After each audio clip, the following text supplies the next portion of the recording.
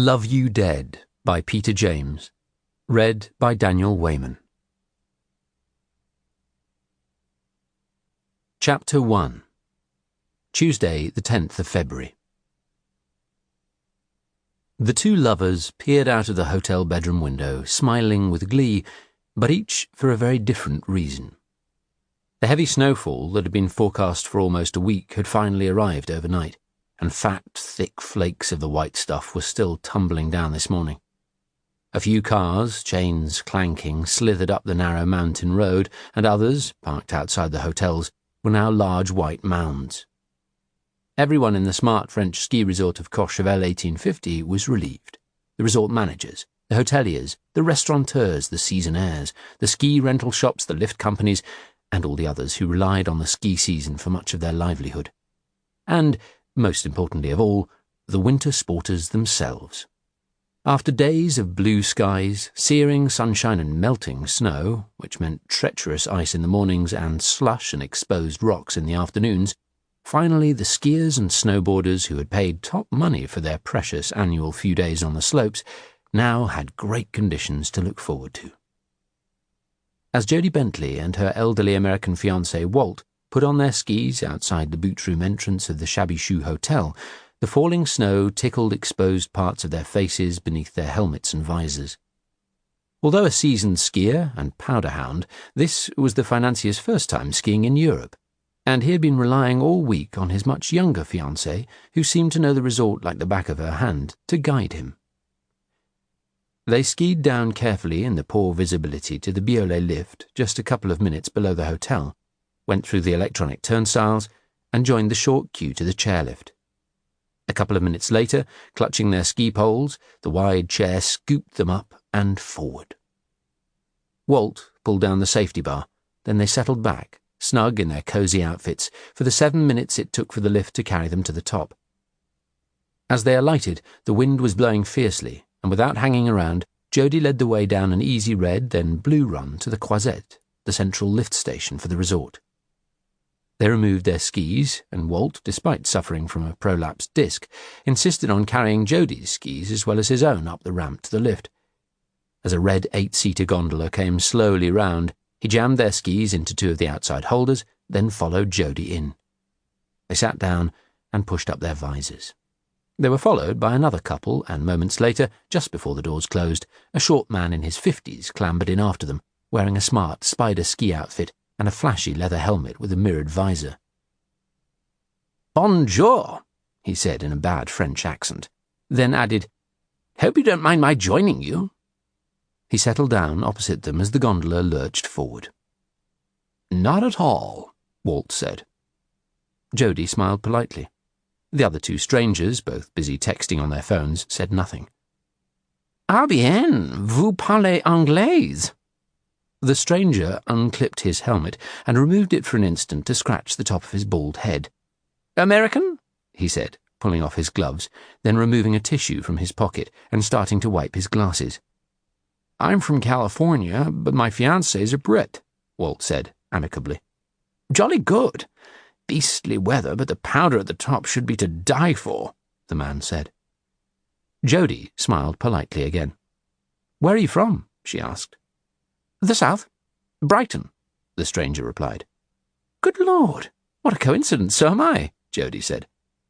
"Small world," he muttered, and suddenly looked uncomfortable. "So, what line of business are you in?" Walt asked him. "Oh, in the medical world. Just recently retired and moved to France. And yourselves?" "I have a group of investment trusts," the American replied. "I was a legal secretary," Jodie said. As the small gondola climbed, rocked by the wind, the snow was turning into a blizzard and the visibility deteriorating by the minute. Walt put his arm round Jodie and hugged her. "Maybe we shouldn't go too high this morning, hon. It's going to be very windy at the top," he said. "The powder's going to be awesome up there," she replied, "and there won't be too many people this early. There are some really fabulous runs, trust me." "Well, okay," he said, peering dubiously through the misted-up windows. "Oh, absolutely," the Englishman said. "Trust your beautiful young lady. And the forecast is improving." As the gondola reached the first stage, he waited politely for them to alight first. "Nice meeting you," he said. "Bye for now." The other couple, still texting, remained on the gondola. With Walt again insisting on carrying Jodie's skis, they trudged the short distance to the cable car. Normally jam-packed with skiers squashed together like sardines, this morning the huge cabin was three-quarters empty. Along with themselves, there were just a few diehards, several boarders in their baggy outfits, two rugged-looking, bearded men in bobble hats wearing rucksacks who were sharing swigs from a hip flask, and a small assortment of other skiers, one wearing a GoPro camera on his helmet. Walt raised his visor and smiled at Jodie. She raised hers and smiled back. He removed a glove, jamming it between his skis, produced a chocolate bar from his breast pocket, and offered it to Jodie. "I'm fine, thanks. Still stuffed from breakfast." "You hardly ate anything." He broke a piece off, put the bar back in his pocket, and zipped it shut, then chewed, peering out anxiously. The cable car rocked in the wind, then swayed alarmingly, causing everyone to shriek, some out of fear, others for fun. He put an arm round Jodie again, and she snuggled up against him. "Maybe we should get a coffee at the top and wait to see if the visibility improves," he said. "Let's do a couple of runs first, my love," she replied. "We'll find some fresh powder before it gets ruined by other skiers." He shrugged. "Okay," but he didn't sound particularly enthusiastic. He stared at her for some moments. "You know," he said, "you're incredible. Not many people can look beautiful in a helmet and visor, but you do." "And you look every inch my handsome prince," she replied. He tried to kiss her, but the top of his helmet bashed against her visor. She giggled, then leaned closer to him and whispered, "Too bad there's other people on here," running her gloved hand down his crotch. He squirmed. "Geez, you're making me horny." "You make me horny all the time." He grinned. Then he looked serious again, and a tad nervous. He peered through a window into the blizzard, and the car yawed in the wind, then swung, almost throwing him off balance. "You have your cell with you, hun?" he asked. "Yes. You know, just in case we lose each other in this whiteout." "We won't," she said confidently. He patted his chest and frowned. Patted it again, then tugged open another zipper. "Geez," he said, and began to pat all over the front of his stylish black Bogner ski jacket. "I can't believe it, how stupid. I must have left mine back in the room." "I'm sure I saw you put it in your top right-hand pocket before we left," she said. He checked all over again, and his trouser pockets. "God damn it, must have fallen out somewhere. Maybe when we were putting our skis on." "We're going to stay close. Just in case we do get separated, then plan B is we both ski back down to the Croisette and meet there. Just follow the signs for Courchevel, 1850. It's well posted all the way." "Maybe we should ski straight back down and go and check it's not lying in the snow outside the hotel." "Someone will find it if it is, darling. No one's going to steal it. Not at that lovely hotel." "We'd better go back down. I need it. I have a couple of important calls to make this afternoon." "Okay," she said. "Sure, fine. We'll ski fast." 5 minutes later, the cable car slowed right down, and a shadow loomed ahead. The car rocked from side to side, bumping against the buffered sides of the station, slowly sliding in before stopping. Then the doors opened, and they stepped out in their heavy ski boots onto the gridded metal walkway. They shuffled along it, then carefully down the steps and out into the ferocious blizzard, their faces stinging from snow as hard as hailstones. They could barely see a few feet in front of them, and the group ahead, ducking down and clipping into their boards, were little more than shadowy silhouettes. As they stood beside a sign mostly obscured with snow, Walt laid their skis down on the ground, kicked the ice away from the bottom of his boots, tapping them with his ski poles to make extra sure there were no lumps of snow stuck there, then stepped into his bindings and snapped them shut. As the silhouettes began to move away, Jodie said, "Hang on a sec, darling. I need to clean my visor." Walt waited, turning his face away from the wind as best he could, while Jodie tugged down one of her zippers, produced a tissue, and wiped the inside of her visor, then the outside. "This is horrible," he had to shout to make his voice heard. "We're almost at the highest point in the whole resort," she said. As soon as we get off this ridge, we'll be out of the wind." "I hope you're right. Maybe we should start with something easy. Is there a blue run back down? I don't fancy anything too challenging in this goddamn visibility." "There is, and it's lovely. There's one tiny steep bit to get into it, then it'll be a glorious cruise. It's my favourite run." He watched the last of the silhouettes disappearing as Jodie pulled her gloves back on, then stepped into her skis. "Ready?" she asked. "Uh-huh." She pointed to the right. "We go down here." "Are you sure? Everyone else has gone that way." He pointed in the direction that the others who had been in the cable car with them had taken. "You want the hardcore black rundown, or a gentle blue?" "Blue," he said emphatically. "That crazy lot have all taken the black." She glanced over her shoulder and could just make out the cable car leaving the station for its return journey. It would be around 15 minutes before the next load of skiers arrived. Right now, they were alone. "Blue?" she said. "Are you sure? I'm sure you'd cope with the black." "Not in this visibility." "Then we go this way," she said. "I can't see any sign pointing this way, hun. There must be a signpost up here, surely." With one ski pole, she began to brush away the fresh powder snow from the ground beside her. After a moment, tracks were revealed beneath it, frozen into the cruddy, icy surface beneath. "See?" she said. He peered at them. They led straight ahead for a couple of yards before disappearing into the swirling white blizzard. Looking relieved, he smiled. "Clever girl. I'll follow you." "No, you go first in case you fall over. I can help you up. Just follow the tracks. Bend your knees and brace yourself because the first 50 yards or so are a bit steep, then it levels out. Just let yourself go." She shot an anxious glance around her to make absolutely sure no one was watching. "Okay," he said with a sudden burst of enthusiasm. "Here goes. Yee-haw!" He launched himself forward on his poles like a racer out of the gate and whooped again. Yee-haw! Then his voice turned into a terrible scream just for one fleeting second, before it was swallowed by the wind. Then silence.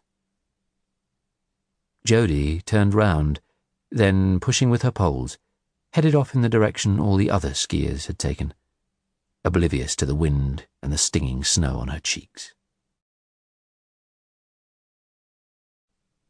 Chapter 2. Tuesday, the 10th of February.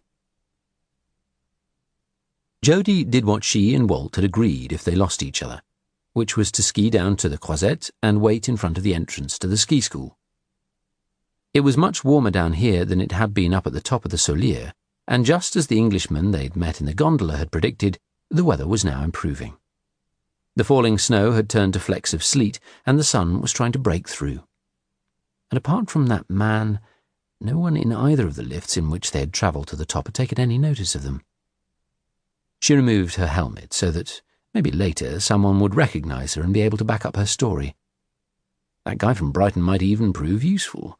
He'd be able to verify she and Walt had both set off skiing together in the poor visibility. A shame she hadn't asked him his name. She glanced at her watch, wondering just how long would be considered a respectable waiting time. An hour, she decided. An hour would be a perfectly reasonable time before she headed into a bar for a nice warm coffee and an eau de vie schnapps, maybe a double, to take the edge off her nerves, somewhere to sit and plan her story carefully. She pushed back her sleeve and glanced at her watch. 11:05 a.m. The day was still young, and more skiers were venturing out of their hotels and chalets now that the weather was clearing and heading into the lift stations around her. Suddenly, an idiot on a snowboard ran over her skis and grabbed hold of her, trying to prevent them both falling over. "Awfully sorry, pardonnez-moi." His apology was as clumsy as his actions. "Dickhead," she said, freeing herself from his clutches. "There's no need to be rude." "Oh, right. I'm just standing here minding my own business, and you crash into me. What do you want me to do? Dance?" She stepped away from him, huffily, and resumed staring up at the slopes, clocking anyone in a black jacket and trousers who might, possibly, be her fiancé. Not that she was expecting to see him. But she continued watching, her story prepared just in case, however unlikely it was, he appeared. An hour and a half later, Jodie stepped out of the bar, pulled on her fur-lined Cornelia James gloves, hoisted her skis onto her shoulder and trudged the short distance up the steep incline towards the Shabby Shoe Hotel. Above her she heard the waka, waka, waka sound of a helicopter and looked up at it. Maybe it was taking a group heli-skiing up to some off-piste powder. Or maybe it belonged to the local emergency services. Had someone found his body already? A bit sooner than she had planned. Damn the weather. She'd hoped for the whiteout to last a bit longer. But no matter. Popping a piece of mint chewing gum into her mouth to mask the smell of alcohol, she placed the skis and poles in the rack by the ski room entrance and went inside and into the ski shop. There were rows of new skis lining one wall, a rack of helmets on another, and several mannequins clad in the latest in skiing chic dotted around. The young, handsome Frenchman, who was the ski shop manager and had kitted them out with their rental skis, greeted her with a smile. In a charming French accent, Simon Place said, "You're not skiing? We have the best conditions here on the mountains in weeks, beautiful powder, and I think this afternoon the weather will be sunshine." "I've lost my fiancé. It was a whiteout at the top when we went up. I don't like skiing on my own. Stupidly left my phone in our room. I'm going to call him to try to find him. That's one problem with this resort, it's so big." As he helped her off with her boots, he asked, "You like the skis?" "Yes, they're good. Sturkey skis they are, you know, the Rolls-Royce skis." "Too bad they don't come with a chauffeur," she said, and walked out into the corridor, leaving him puzzling over the remark. She picked up her key from the hotel's reception desk, telling the receptionist she'd become separated from her fiancé out skiing and was worried because she'd waited for him at the bottom for an hour and he hadn't turned up. She added that he was an experienced skier and she was sure he'd be fine, and asked the receptionist, when Walt eventually turned up, to tell him she'd be in the spa if she wasn't in their room. Then she took the lift up to the 3rd floor. The room had already been cleaned. It looked neat and tidy, and there was a faint, pleasant smell of pine. She removed her phone from the back of the shelf where she had placed her underwear and dialed Walt's number, wanting to be sure that if the police were subsequently to check her phone, she had done what she had said. She heard Walt's phone buzz, and then begin warbling as well.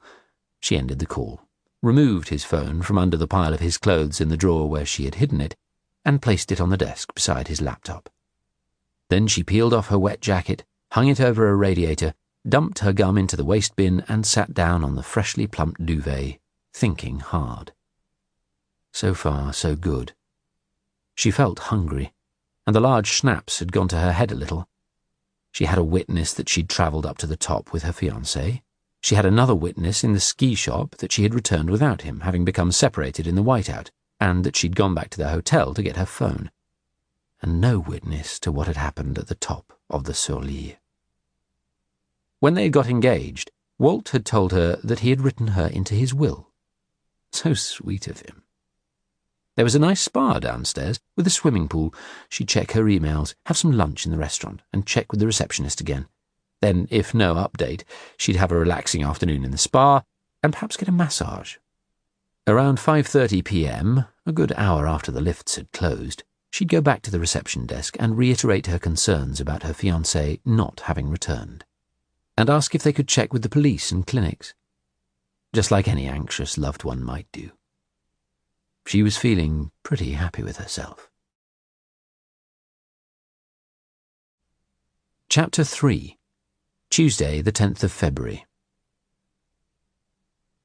Roy Grace was feeling pretty happy with himself too, as he slid off the physiotherapist's table in her small Brighton consulting room, and looking forward to Saturday, Valentine's Day.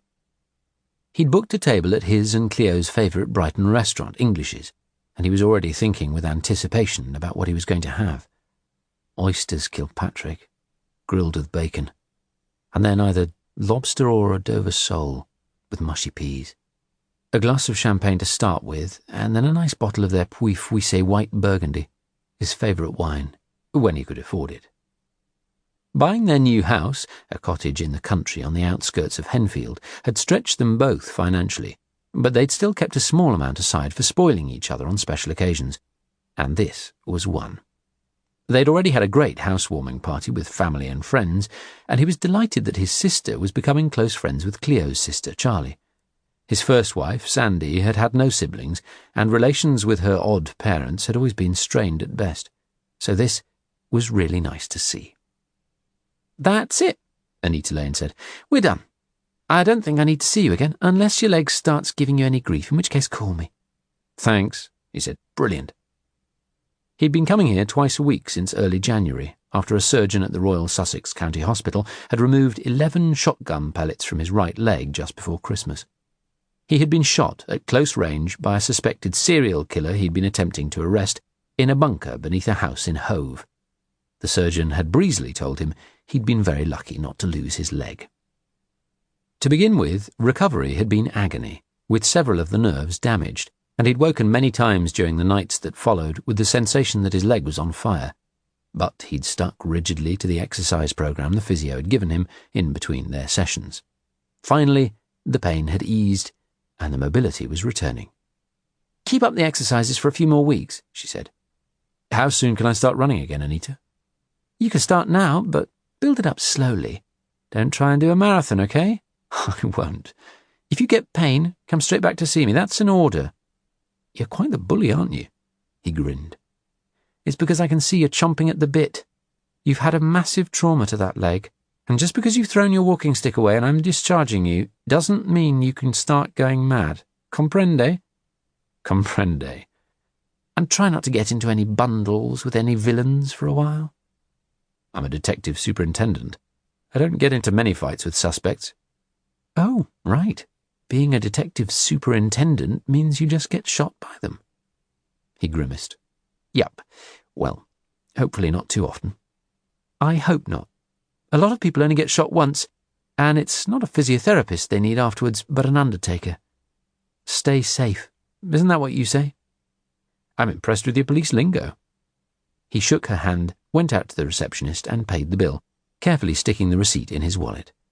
Treatment for injuries sustained whilst on duty were reimbursed out of police funds. 20 minutes later, he arrived back at his office in Sussex House, feeling a sense of an era passing. Although in part a lateral, out-of-the-box thinker, Roy Grace was at heart an extremely methodical man, the quality he had always admired and respected in those he had learned from in the past, and which he sought in anyone he selected to work with him. He was a creature of habit, and didn't like change, which he always found unsettling, and thanks to the government's swinging budget cuts to the police, massive changes had already happened, and there were more afoot. The effect on morale was palpable. A decade ago, he could guarantee that almost everyone in the force loved their job. Now, too many people were leaving before their retirement time, fed up with the freezes on promotion, or with the alterations to their pensions foisted on them midstream in their careers, or with walking on eggshells in fear of the political correctness zealots. Being a police officer had become a job where you were afraid to speak your mind or tell a joke. Yet, Grace knew only too well from his own experience, it was precisely that gallows humour the police were so famous for that enabled officers to cope with the horrors they sometimes saw. In truth, many of the changes had helped to create more tolerant, less corrupt, less sexist and less racist police forces than when Roy Grace had begun his career. There were many pluses. He did still love his job, and he tried not to let the negatives get to him, but there were moments, too, for the first time in the 2 decades he had served, that he had found himself contemplating alternatives, particularly during his month off in January convalescing, when he'd had time to think. But in his heart, he knew nothing could ever give him the satisfaction that solving murders did, despite all the changes. And there was one very big change happening right here, to this building. Formerly the HQ-CID, before the merger of the major crime team with Surrey, this 2-story Art Deco building had been his base for the past decade.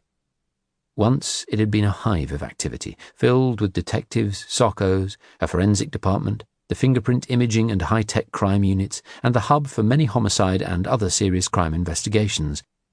But in a few months, it would be no more, thanks to the brutal, and in his view highly short-sighted, government budget cuts inflicted on his and other police forces in the UK. The imaging unit had already moved to Surrey. Soon the high-tech crime unit would be moved a few miles north of Brighton to Haywards Heath, and while nothing was confirmed yet, The rumour was that his branch of the major crime team would be moved to the Sussex Police Headquarters in Lewes. Like most of the officers and support staff here, he had never really liked this building. Stuck on an industrial estate on the edge of the city, with no canteen, far too many people crammed into it, and a heating and air conditioning system that was unable to cope in any weather conditions, he should have been glad of the impending move. But now, with the building beginning to take on the air of a ghost town, he was starting to feel nostalgic for it. All that would remain on this site by this coming autumn would be the custody block right behind it. He walked through the large, deserted, open-plan first-floor office that had until recently been the detectives' room, passing the cleared desks of officers and civilian staff who had already moved elsewhere, then entered his own office, one of the few enclosed ones. He closed the door and sat behind his desk, staring out through the drizzle at the Asda superstore across the road which served as their canteen, thinking about Cleo's first Mother's Day, which was just a few weeks away. He needed to get her a present from Noah. Roy had an ongoing list on his phone of gifts to get Cleo for her birthday and for Christmas, one of which was turquoise earrings, she loved the colour, and a rollerball pen. He added book to remind himself to get down to City Books to pick up a novel she wanted, although he had forgotten the title. He would have to tease it out of her somehow. Then he logged onto his computer terminal and checked the serials and emails that had come in since he'd been at the physio, noting an email trail that referred to the Sussex Police rugby team. It reminded him he needed to find a new captain, as the current one was being sent to work on anti-terrorist training at the FBI's base in Quantico, Virginia. He was also pleased to see that the bread-making machine Cleo and he had ordered for the house was on its way. He fired off some quick responses and forwarded the rugby emails to one of his predecessors, a retired former Detective Chief Superintendent David Gaylor, who had continued to be the team manager. Next, he turned his attention back to the case that had been consuming him ever since his return to work. His assailant, Dr. Edward Crisp. He glanced at the photograph of the Hove general practitioner, who appeared to be staring back at him with a smug grin. Crisp had murdered 5 women in their early 20s, or rather, 5 that they knew about. His tally could quite possibly be higher, maybe a lot higher. They'd had him cornered in an underground lair, but after shooting Grace in the leg with a shotgun, the man had made a seemingly impossible escape. No one knew how. One theory was that Crisp, an experienced potholer and caver, had gone through the Brighton and Hove sewer system and had emerged through one of the manholes in the complex network. Southern Water, who controlled it, were initially adamant that it would not have been possible for anyone to have survived. If Crisp hadn't drowned, he'd have ended up in one of the filters that prevented objects larger than a fraction of an inch reaching the open sea. Yet their searches found no trace of a body. They'd been forced to admit, reluctantly, that it was possible, however unlikely, that Crisp had survived. One thing that Roy Grace was certain of was Crisp's cunning. The man's estranged wife, Sandra, had been interviewed exhaustively and exonerated from any complicity. She seemed very happy and relieved to be away from him. The only one who appeared to be missing the doctor was the family dog, Smut, now living with her and apparently pining. Incredible though it was, for all the years that they had lived together, she had no idea that the derelict house next door to their Brighton mansion, where Crisp had carried out some, if not all, of his atrocities, had been owned by an offshore company set up by her husband. Very recently, the police had received possible evidence that Crisp had survived. It was in the form of a sinister email that the doctor had subsequently sent to one of Roy's team, some weeks after his disappearance and presumed death. The source of the email was apparently untraceable, an anonymous Hotmail account that could have come from anywhere in the world, and which, just possibly, could have been sent on a time delay weeks earlier. Fortunately, so far, February had been a calm time, with no reported homicides in Sussex, leaving Roy Grace free to work doggedly through contacts at police forces throughout Europe, the USA, Australia, Africa, and the Far East for any signs of the doctor. He had also spent some time with the desk officer at Interpol, ensuring that Crisp's details and photograph were circulated around the world. Crisp's MO was to target women in their early 20s with long brown hair. Summaries of every unsolved murder matching this profile from within the UK and overseas were stacked all around Roy and filled numerous folders on his computer. And he was still no further forward. There were around 200 countries in the world, and right now Dr. Edward Crisp could be sitting in a hotel room with his bald head and big glasses and smug grin in any one of them. Although a few, especially Syria and North Korea, could probably be safely eliminated. "So where the hell are you, you bastard?" Grace said aloud in frustration. "Right here, oh master." He looked up, startled, to see his mate D.I. Glenn Branson, a black, shaven-headed man-mountain, standing in front of him with a broad smile. "You're not looking a happy bunny," Branson said. "Yeah? You know why not? Because every time I start to feel a happy bunny, I see Edward bloody Crisp's face grinning at me." "Well, I've got some news for you." "Tell me." Branson reached over and placed an email printout on Grace's desk. Grace read it, then looked up at his mate. Shit. Chapter 4. Tuesday, the 10th of February. Shortly before 6 p.m, Jodie woke up with a start on the big, soft duvet in her Courchevel hotel room to the sound of a helicopter flying low and fast over the resort. She could see through the window. It was almost dark outside.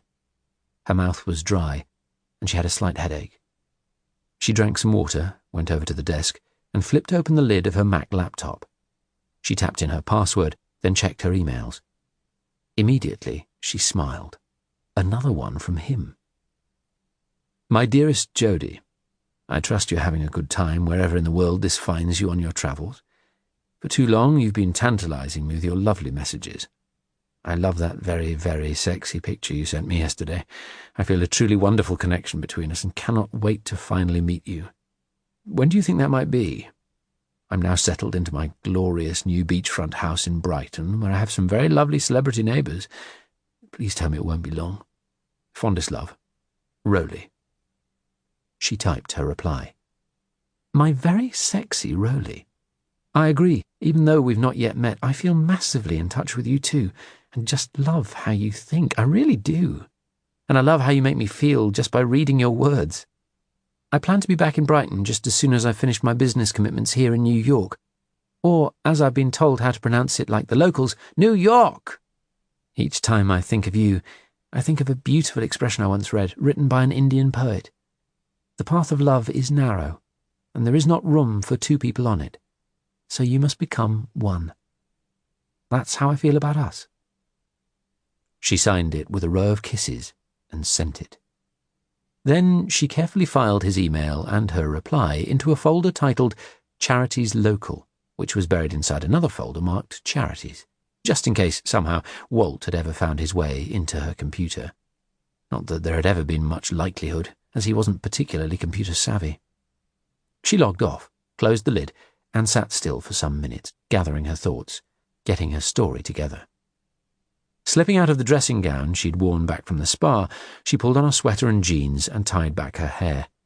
She decided against putting on makeup, wanting to look pale and distressed. She took the lift down 3 floors and walked towards the reception desk. As she approached, she saw a young, fair-haired man standing by it, dressed in a blue fleece jacket, with the word gendarmerie in white across the back of it. The receptionist, to whom she had spoken several times during their short stay, was holding a phone in her hand and replaced it as she saw Jodie. "Ah, Mademoiselle Bentley," she said, looking uneasy. "I was just calling your room." She pointed to the police officer. "This is Christophe Schmiel from the Courchevel Gendarmerie. He wishes to have a word with you." What about?" She turned to the policeman, feeling a genuine prickle of anxiety. He gave her a concerned smile and spoke in good English. "Mademoiselle Bentley, is it possible, please, I have a private word with you?" "Yes. Yes, of course. Is this about my fiancé, Walt? I'm really worried about him. We got separated skiing this morning up at the top in the whiteout, and I've not seen him all day. Please, tell me nothing's happened to him. I've been waiting all afternoon for some news. I'm at my wit's end." The receptionist spoke to the officer in French. "Voulez-vous utiliser notre bureau?" "Oui, bien, merci," he replied. The receptionist led them behind the counter into a small office with 2 computer screens, several filing cabinets, and 2 swivel chairs. Then she closed the door behind them. The police officer gestured to one of the chairs and, Looking as weak and anxious as she could, Jodie sat down. "Please tell me Walt's safe, isn't he?" she asked. He pulled out a small notepad and looked at it briefly. "Mademoiselle Bentley, is your fiancé's name Walt Klein?" "Yes, it is." "And you last saw him at what time today?" She shrugged. "About 10 o'clock this morning. We took the cable car up to the top of the Solier. The visibility was terrible, but he was keen for us to be up early to get the fresh powder before it was skied out." He gave her a dubious look. "You are both good skiers?" "Yes, he's better than I am. He's an expert. I'm a bit nervous because I don't know this resort very well yet, but we were told the weather was improving. We couldn't see a damn thing at the top, but there were some other skiers who were in the cable car with us. I saw them ski off and thought the best thing would be to follow them. Walt told me to go first in case I fell and he could help me, so I set off, trying to keep up with the others, but they shot off ahead of me, going too quickly. I stopped and waited for Walt, but he never appeared. Do you know where he is? I've been terrified he's had an accident. Please tell me he's all right." She began crying. Schmiel waited for her to compose herself. "We are just trying to establish exactly what has happened," he said, then asked, "What did you do when your fiancé did not appear?" "We'd agreed to phone each other, and if we couldn't get through, we'd head down to the Croisette and wait for each other there, and in a worse case, we'd come back to the hotel and meet here. Then I realized that, stupidly, I'd not brought my phone, so I skied on down to the Croisette." She sniffed and dabbed her eyes. "And you waited for him?" "I waited an hour." "And you weren't concerned?" "Not at that point, no. It's pretty easy to lose someone in a whiteout, and he and I come from rather different skiing cultures." "Cultures?" She took some moments to compose herself. "I'm so worried about him. He's always skied in places like Park City and Aspen, American resorts where they have powder all the time. I don't like skiing in zero visibility, but it didn't bother him, so long as there was fresh powder. He knew I hadn't been that keen to go out today, so I figured he'd found himself some great virgin snow and reckoned I'd be just as happy to come back here and enjoy the pool and have a massage." The officer nodded. "Mademoiselle Bentley, I am very afraid to tell you, but this afternoon a body was found at the bottom of the sheer side of the Solier." "Oh, God, no!" she cried out. "No, please, no. Please, no, no, no. Tell me. It's not Walt. Please tell me." "This face? This is not possible to ski.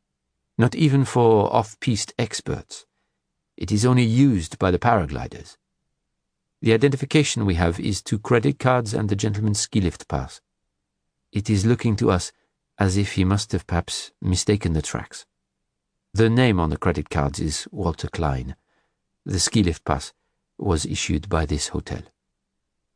"Can you describe him?" she asked, tears rolling down her cheeks. "I have not myself seen him yet. I'm told he's a gentleman perhaps in his 70s, with white hair, quite tall, and a little heavy build." He looked at her quizzically. She began sobbing. "Oh, God! Oh, God! Oh, God, no!" "I'm sorry to ask you this, but would you come with me to Moutier to identify the body?" She crumpled, burying her face in her arms.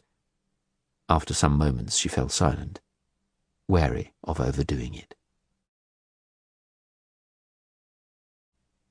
Chapter 5. Tuesday, the 10th of February. Roy Grace had been hoping to get home early in time to help Cleo bath Noah and put him to bed with his favourite picture book story.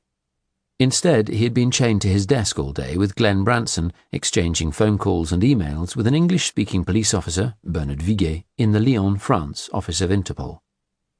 On his desk in front of him lay the email Glenn had brought in earlier that had come from an officer in the Lyon Gendarmerie addressed to the senior investigating officer of Operation Haywain, the continuing inquiry into the missing suspected serial killer, Dr. Edward Crisp. It stated that a sex worker in the city had gone missing 2 days ago after being seen getting into a car late at night in the red light district. A fellow prostitute, who had been shy to come forward at first, had raised the alarm. She had caught a glimpse of the man in the car, and he resembled the image of Crisp that Grace had circulated through Interpol. The colleague had given a description of the car and the part of its registration plate that she could recall. It matched a rental car that had been hired from Hertz and subsequently returned by an Englishman called Tony Suter. Something that had piqued Grace's interest was that Tony Suter was one of the numerous aliases that Crisp had used in past years. Of course, it could have been coincidence. What could also have been coincidence was the appearance of the sex worker. She was in her early 20s, with long brown hair.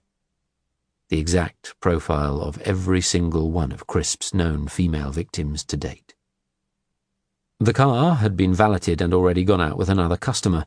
The French police were now urgently looking for it.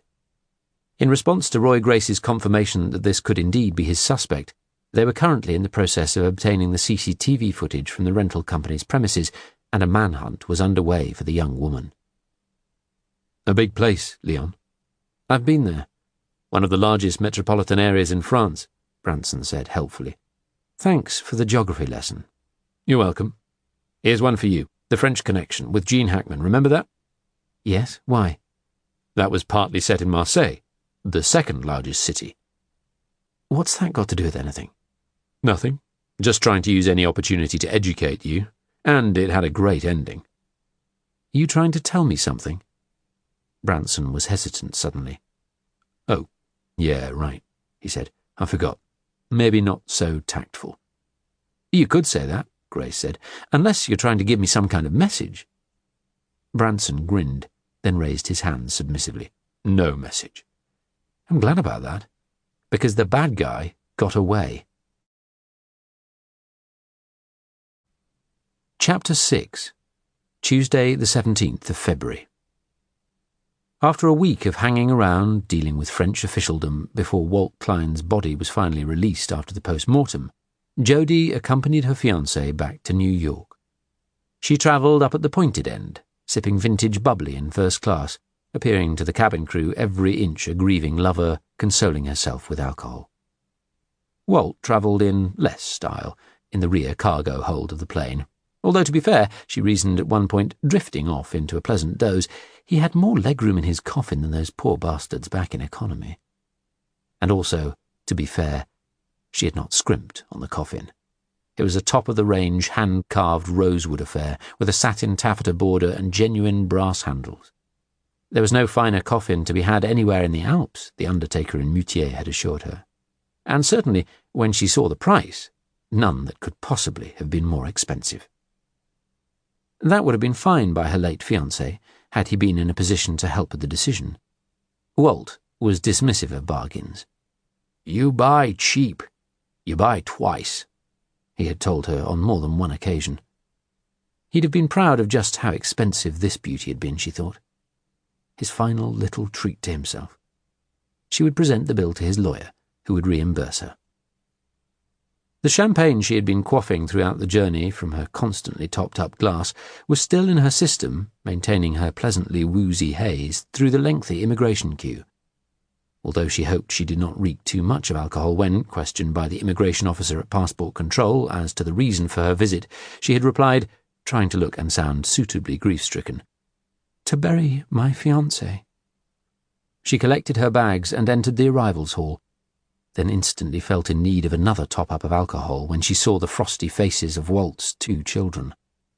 Don, his tall, serious 40-year-old son, and Carla, his softer, warmer 35-year-old daughter, who had come to the airport more out of respect for their deceased father than any love for their gold-digger of a potential stepmother. "Carla," Jodie said, throwing her arms around her. "Oh my God, this is so terrible, so terrible." She burst into tears.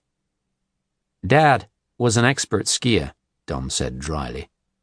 "He's skied off-piste for years. He wouldn't make a mistake."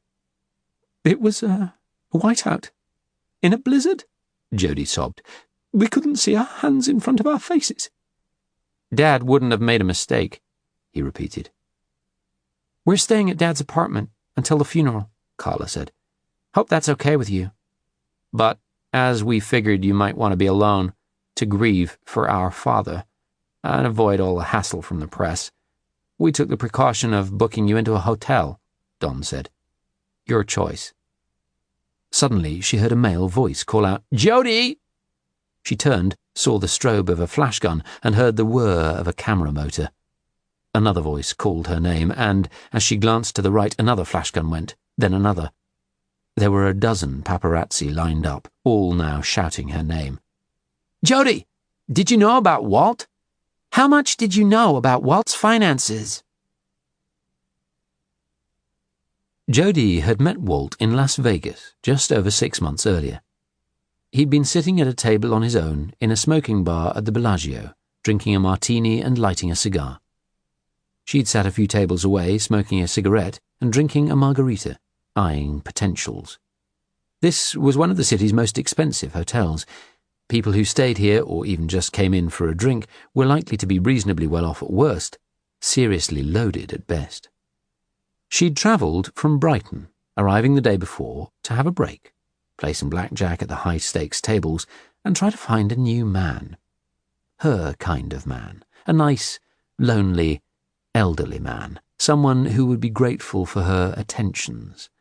But most importantly of all, someone rich. Very rich. This trip was an investment, just like her profiles on the high-end dating agencies were. She chose blackjack because it was sociable. You got a chance to talk to your fellow gamblers, and there was a steady turnover of players. She'd made a study of it, read books, and knew all the tricks of the game. There was no strategy that could guarantee winning, but there was one that enabled her to stay at a high rollers table for hours on end, losing very little money. A small cost for the opportunities it gave her to size up the men who perched beside her at the table. And you could get married in this city, with no fuss at all, any time from 8 a.m. to midnight, on any day. It looked like she was getting lucky sooner on this trip than she had expected. The jackpot on day one? A little overweight and flabby, in his mid-70s she guessed, with a thick head of wavy silver hair, he was dressed in a yellow Gucci cardigan over a shirt with gold buttons and blue suede Todd's loafers. He looked lonely and sad, and had no wedding ring on his finger. Hunched up over the table, he was peering at his phone, reading something. Wall Street prices? After a while, he put it down, ate the olive from his martini, then drained the drink and signalled to a waiter for another. Then he puffed on his cigar, a Cohiba, she could tell from the yellow and black band. She stared at him, holding her cigarette between her fingers, the smoke rising.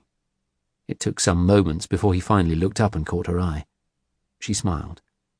He gave her a brief, slightly embarrassed nod of acknowledgement, blinked his heavy-lidded eyes, then made a play of looking back down at his phone and tapping the keys, as if to show he wasn't any kind of Billy No-Mates, but a busy man. Instantly she made her move, crushing out her cigarette, scooping up her glass and her bag. Then she strode across to his table in her silky Ted Baker dress and red Jimmy Choos, and sat down opposite him. Putting on her poshest cut-glass English accent, she said, "You look as lonely as I feel." "That's so?" He lifted his eyes from his phone and gave her a melancholic stare. She raised her glass. "Cheers." Obligingly, at that moment, the waiter produced a fresh martini for him. He raised it, and they clinked glasses. "Cheers," he said back to her, a little hesitant, as if unsure whether he'd just been hit on by a hooker. "Jodie Bentley," she said. "I'm from Brighton, England." "Walt Klein." He set his glass down and folded his arms. Mirroring him, deliberately, she set her glass down and folded her arms too. "So, what brings you to Vegas?" she asked. "You want the trailer, or the full 3 hours with intermission?" She laughed. "I don't have a train to catch. So long as there's ice cream, popcorn, and alcohol involved, the intermission version is fine by me." He grinned. "Yeah, well, right. I'm here to try to forget for a while." He opened his arms and placed his hands either side of his thighs. Instantly, but subtly, she did the same. "Forget?" "I went through a pretty bad divorce. Married 44 years. He shrugged, and his heavy eyelids lowered, like theatre curtains, then raised again. Once more she mirrored him. 44 years? You don't look old enough. Married in your teens, did you?" "Very flattering of you. I'm probably a bit older than you think. What do you reckon? 55? You're being too kind. I like your accent. Love the British accent. Well, thank you, she said, exaggerating it even more. Okay, 57? Try 77. No way. Uh-huh. You look 20 years younger. You must take good care of yourself. He held up the cigar, then nodded at his martini. These things take good care of me. Only kidding. Yep, I work out daily, play tennis regularly, and I like to ski in winter. I like to keep fit too, she said. I belong to a health club back home, and I ski whenever I can. Where do you like to go? Mostly Aspen, Jackson Hole, Wyoming, and Park City in Utah. No kidding. Those are resorts I've always wanted to go to, particularly Aspen. She opened her handbag and pulled out her cigarettes, took one out, and held it up, mirroring him again. You know the place I'd really like to go to is Courchevel in France. It's the best skiing in the world, she said. You know it, do you? Really well. So maybe I should take you there. Tonight? He raised his eyebrows. If you want? He looked at his watch. Okay, so it's 8:30. France is, if I'm working it out right, 9 hours ahead of us, so 5:30 in the morning. If I chartered a jet now, we could be there in time for dinner tomorrow night. There's just one problem, she said. Which is? There's no snow there right now. It's August. Good point. How about a nice dinner here instead, she suggested. That would mean cancelling my dinner plans, he said. Which were? There was a famous gourmet in your country back in the 1950s, way before you were born, a multi-millionaire Armenian called Nubar Gulbenkian. He once said, the best number for dinner is 2, myself and a good waiter. I'm not sure I would totally agree. She gave him a mischievous look. So, you were going to have dinner with yourself? Yep. I waited tables once, she said, when I was a student. You did? It didn't last very long. I poured someone's very expensive wine into a water glass by mistake, and it still had water in it. He laughed. Hope they didn't take it from your wages. Luckily not, but they fired me. She smiled. So, she asked, your divorce, what happened? Walt Klein looked sheepish. Well, after my divorce, I married my second wife, Karen, who was much younger than me. I thought we had a good relationship and that we'd be together forever. My kids and my 5 grandkids adored her. And one day, I guess about 2 years back, she suddenly said to me in a restaurant, "You make me feel old." He shrugged. That was kind of it. She told me she wanted a divorce. I asked her if there was anyone else, and she denied it. And was there? She was into art and had been bored for some while. I'd bought her an art gallery down in the West Village. I heard through a friend she was screwing a sculptor whose work she was exhibiting. I'm sorry, Jodie said. Shit happens. It does. So, what's your story? Do you want the trailer or the full 3 hours with intermission? He laughed. Give me the trailer now, then the full 3 hours over dinner. Okay. She gave him a wan smile. I was married to a wife-beater. Oh, that's terrible. Poor you. It was. It's been a nightmare. Total nightmare. I'm not sure I could ever trust a man again. You want to start from the beginning? Jodie nodded. Sure, if you don't mind listening. I have all evening, he said. Another drink? Yes, thank you, she said, seeing the way he was looking at her, knowing she already had him in the palm of her hand. She made an excuse that she had to visit the ladies. Locked in a cubicle there, she Googled Walt Klein. He was a stockbroker, investment advisor, and financier with a Wall Street securities company bearing his name, and an estimated $8 billion under management. Smiling happily, she slipped her phone back into her handbag and went back out. Walt Klein would do very nicely. Very nicely indeed.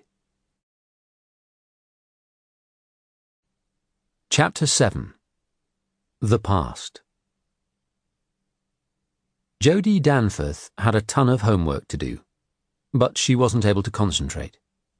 Instead, she sat cross-legged on her bed, barefoot in jeans and a Blur t-shirt, holding her diary in her hand, sobbing in her perfectly untidy bedroom upstairs in her parents' perfect house. It was a square, white-painted mock Georgian villa with green shutters, set in an immaculate garden, still bathed in late-evening May sunlight, in a tree-lined street of almost identical houses on the outskirts of Burgess Hill, a town a few miles to the north of Brighton. Everything was always in its place. Her mother cleaned the house obsessively. Her father cleaned their cars obsessively and proudly. Out at the front, on the drive, sat her father's immaculate new black Jaguar and her mother's Saab convertible.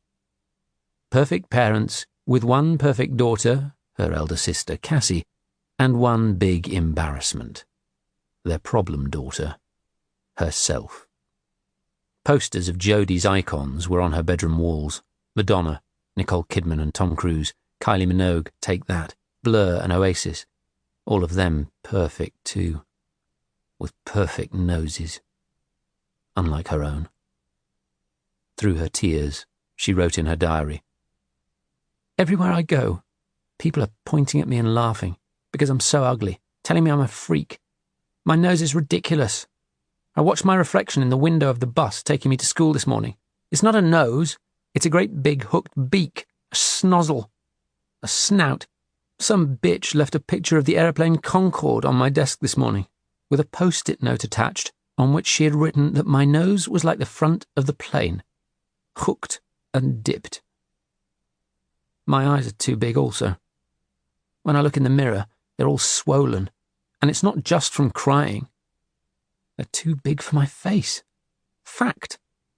And my lips are too fat, like someone's punched me in the mouth and made them swell up, and my ears are too big. It's like someone put my face together using all the wrong parts, like they took them from the wrong box.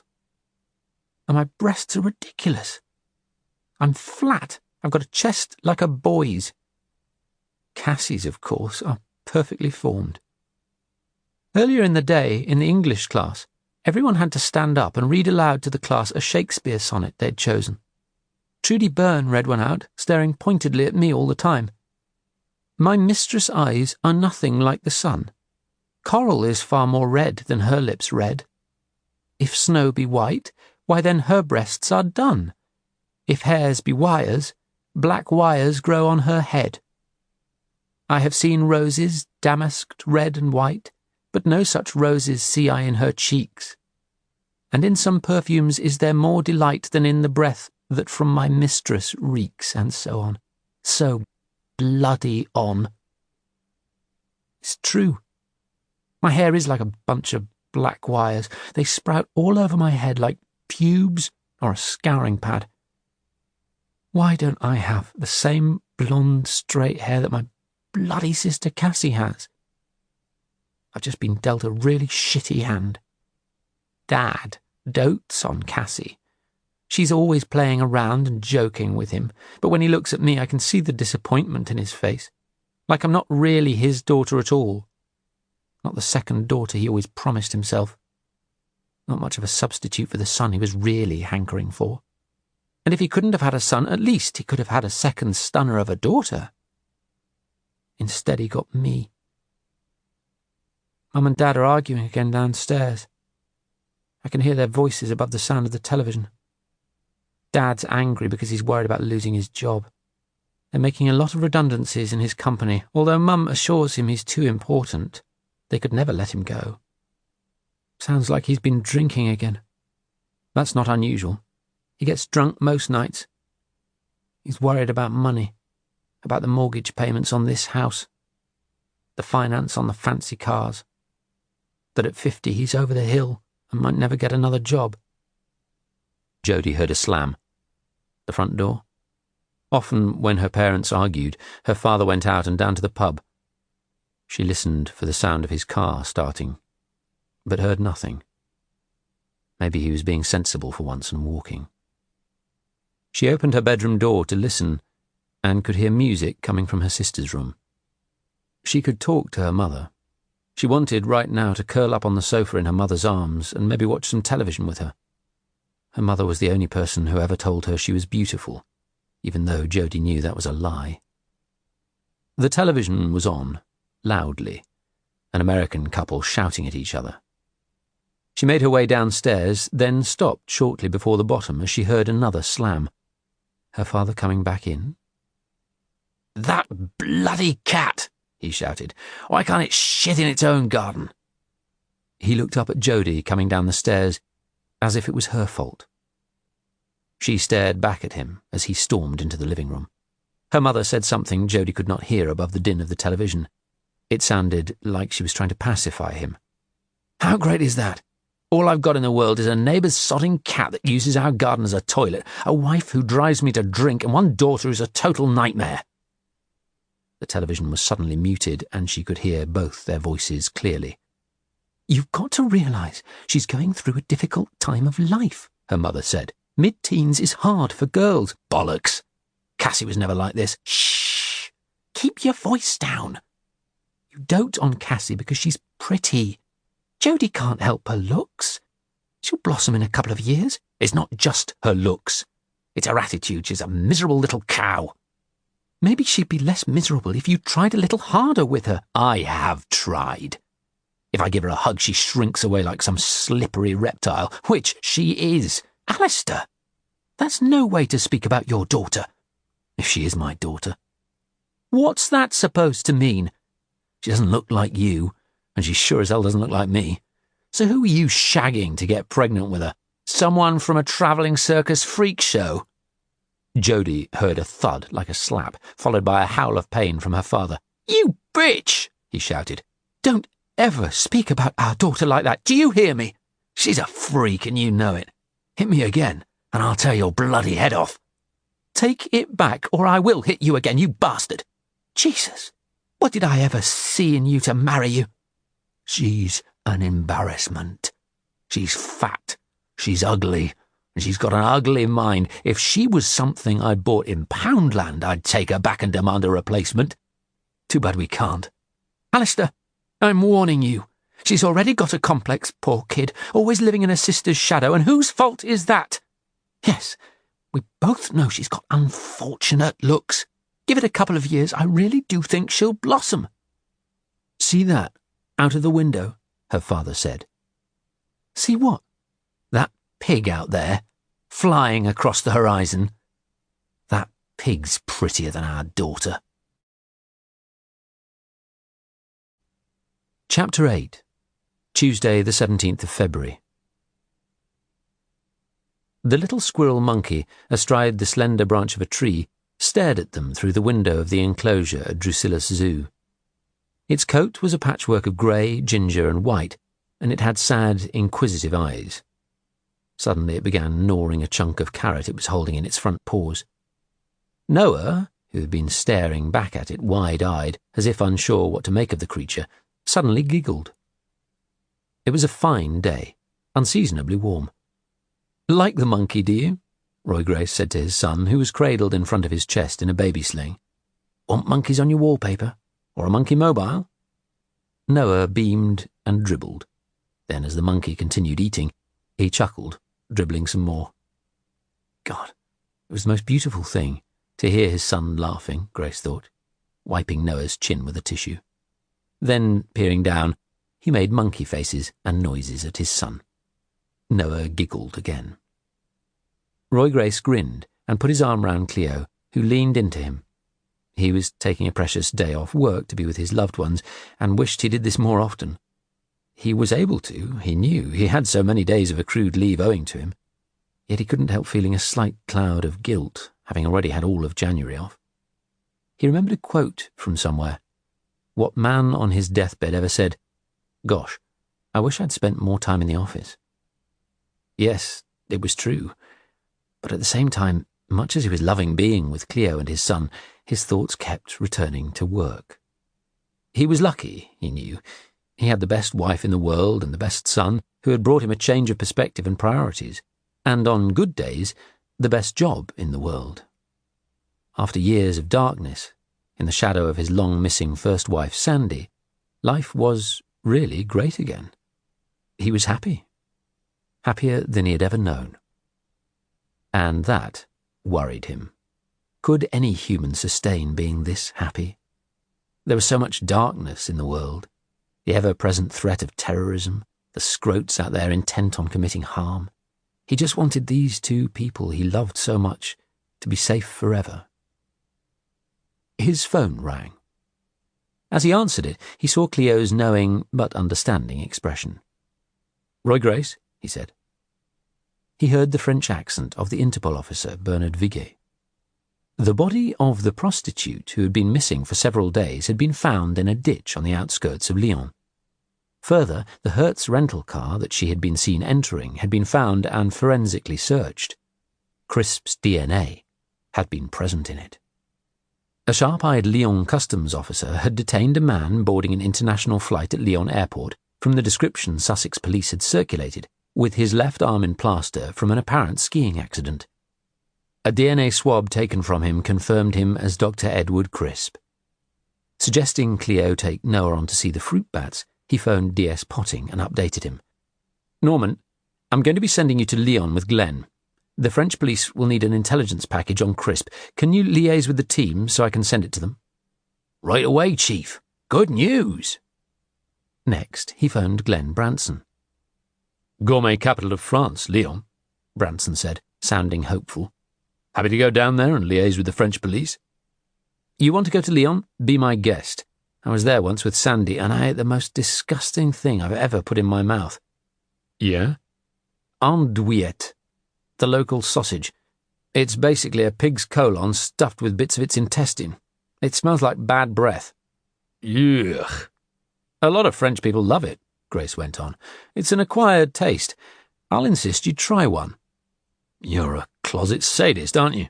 "No, I just believe in the maxim, I look and I see, I listen and I hear, I do and I understand." "What's to understand about eating a pig's colon?" "All part of your education. And the entente cordiale. Never diss other people's cultures. I think a trip to France to liaise with the French police and see Crisp would be good, and you might enjoy the break. You've not really given yourself any time out since Harry died." Glenn Branson's estranged wife, Ari, had died after an allergic reaction to the anaesthetic in surgery following a bicycle accident. Subsequently, the detective inspector had begun dating a bright young reporter on the local paper, the Argus, and was now going to marry her. Glenn had given him the news while Roy had been in hospital. At first he'd been cautious for his mate, marrying a newspaper reporter, but he liked her, and having seen the chemistry between them, he felt they seemed right together. "Yeah, right. I'm serious. And come home to Siobhan with that on my breath." "So you've gone off Lyon now, have you?" Grace chided. "No, I'll go." "We'll apply for an extradition order, but almost certainly they're going to want to keep him in France at least until that trial is over, and there'll be a ton of bureaucracy to work through for the extradition procedure. There are various protocols involved with a European arrest warrant. First, we need to get the Crown Prosecution Service to agree that he will face charges prior to starting the whole process. He'll have to appear in front of a French magistrate before being released to the British police. The National Extradition Unit will be responsible for bringing him back to the UK, but the French police want you to travel to Lyon to share the intelligence we have on Crisp. They've informed me there's been a development in Crisp's involvement. I've got a pile of paperwork that's arrived from France in French, which we'll need to get translated, so we'll need to find out who the preferred external translation company is." "That's good," Glenn Branson said. "Why's that?" "It'll give me time to go to a chemist and buy some breath freshener. For the sausage thing." "Yeah. From past experience dealing with French police bureaucracy, you'll have plenty of time." Chapter 9. Wednesday, the 18th of February. Jodie sat tearfully in the huge, old-fashioned office of Paul Muscat, the senior partner of the Manhattan law firm of Muscat, Williams and Wooding, and executor of the estate of the late Walter Irwin Klein. 27 stories above Fifth Avenue, and with a glorious view through the window to her left, directly down onto St. Patrick's Cathedral. She was trying to mask her excitement. Warm sunshine streamed in. Jet lag was helping to take the edge off her skiing tan, making her look something of the pale, grieving widow she was trying to be. Holding her lace-edged handkerchief, she sipped her strong coffee. Muscat, who had momentarily been called out of his office, strode back in through the door and headed towards her. In his 40s, conservatively dressed with neat brown hair, he had a no-nonsense, business-like air. He shook her hand firmly. "My deepest sympathy, Mrs. Bentley." "Thank you," she said, sounding as if she was stifling a sob.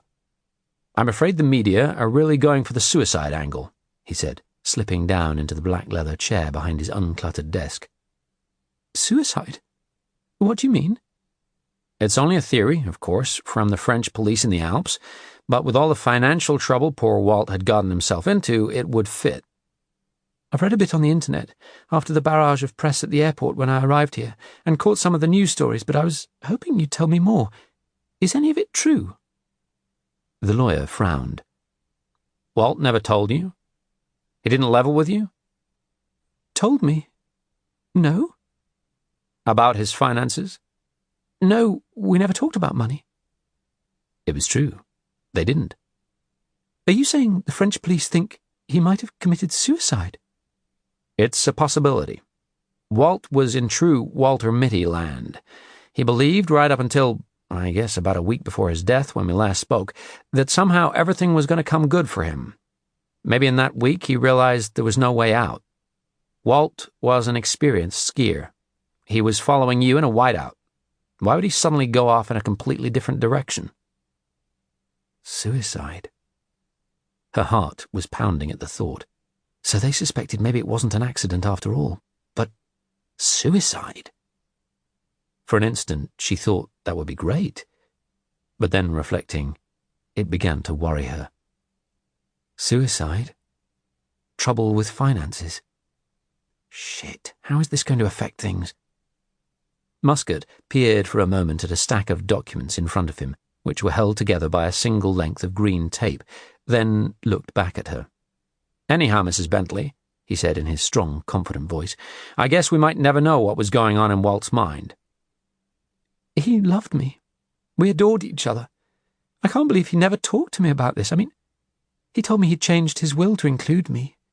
What do you mean, exactly, financial troubles?"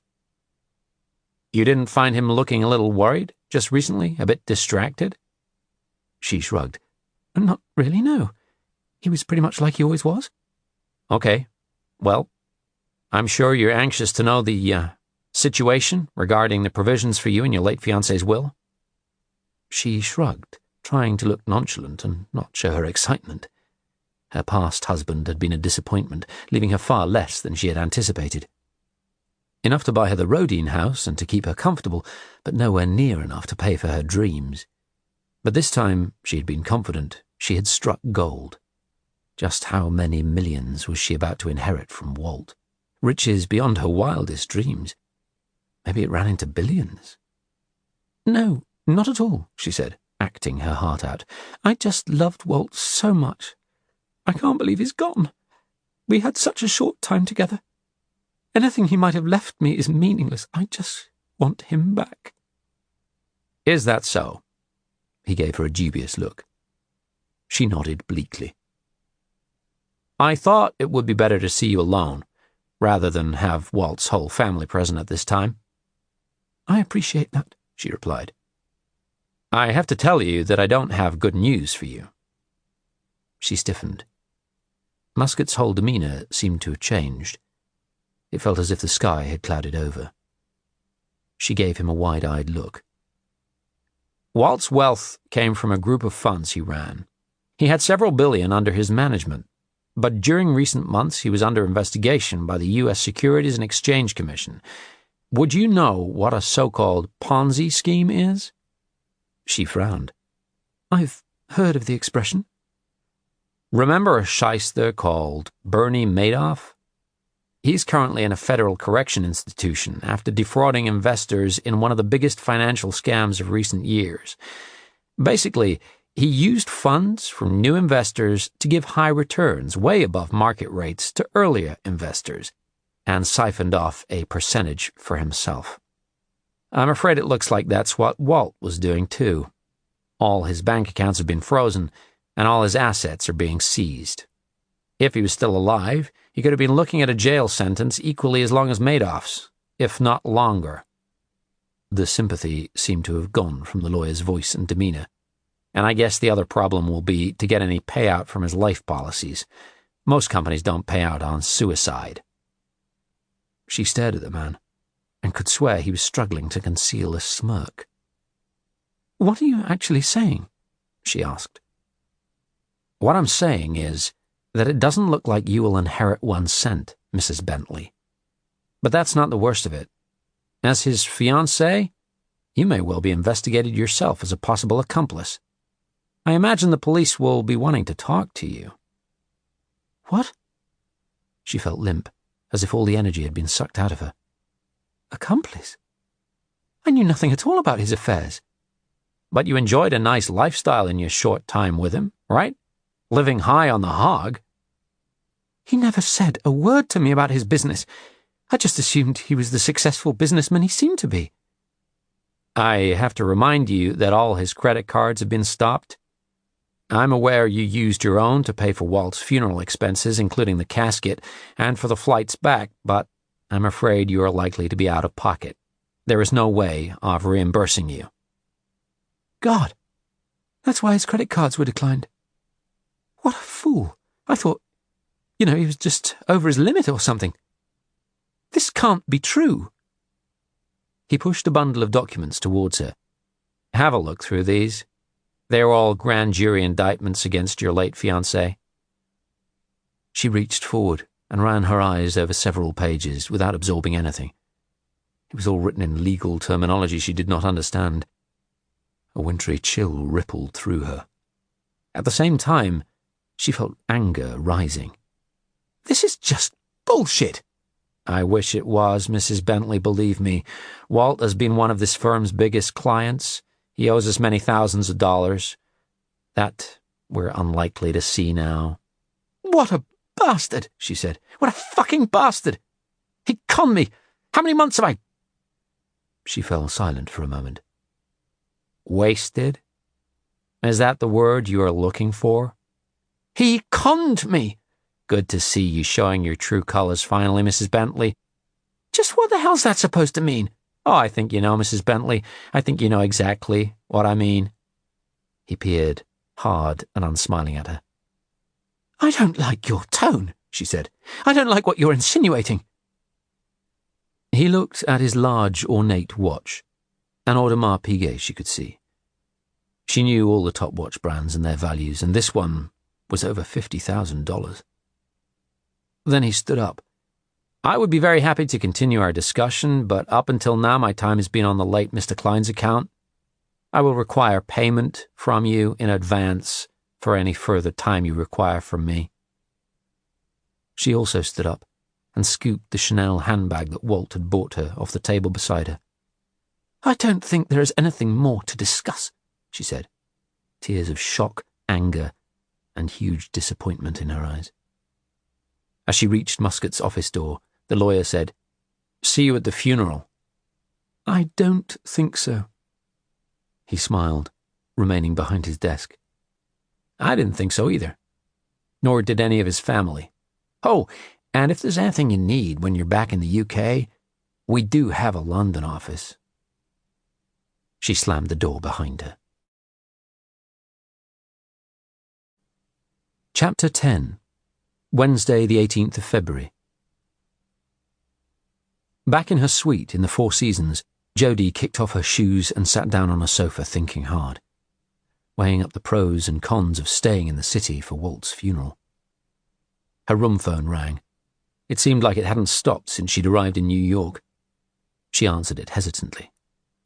"Hello?" "This is the front desk, Mrs. Bentley. I have a Dave Silverson who'd like to speak to you." "Dave Silverson? I don't know anyone of that name." "From the New York Post?" Her brain raced for a second. No thanks. Thank you." She hung up. The phone rang again almost immediately. It was a different voice this time. "Mrs. Bentley, I have a Jan Pink from the National Enquirer. Can I put her through?" "Shit. No," Jodie said emphatically. "I did ask before. I want privacy, okay? No calls." Then her phone rang again. She let it ring on.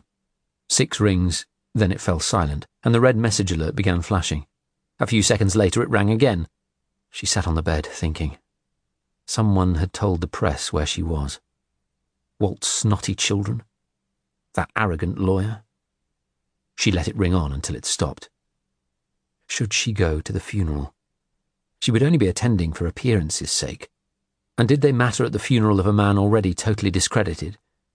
There would be major press and media coverage for sure, which she could do without. There was also the risk of her being arrested because of her association with Walt. The more distance she put between herself and New York, and the quicker she did it, the better, she decided. Starting by getting out of this suite. There was a hotel she'd stayed in a couple of years back, overlooking Central Park. She called them, and to her relief, they had availability. She checked out and took the hotel's limousine the few blocks to the Park Royal West Hotel. 20 minutes later, checked in under a carefully created alias she'd used on occasion, Judith Forshaw, and giving her address as Western Road in Brighton, she was comfortably installed in a suite on the 42nd floor. She phoned down to the concierge for the number of British Airways and booked herself on the day flight to Heathrow, leaving Kennedy Airport at 8 a.m. the next morning.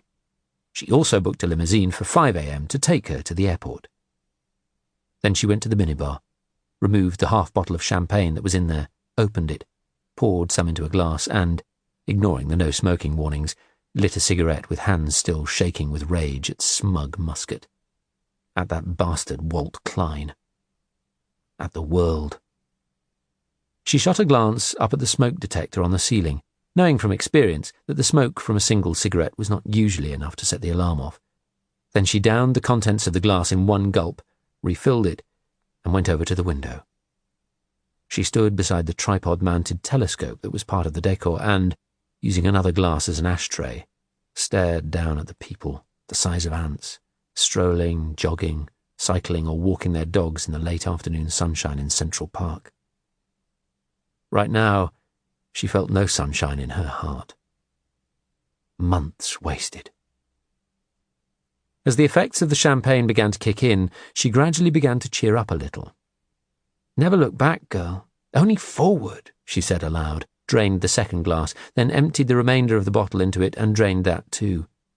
She flushed the cigarette butt down the toilet and rinsed out the glass, then sat on the edge of the bed. Walt Klein was history.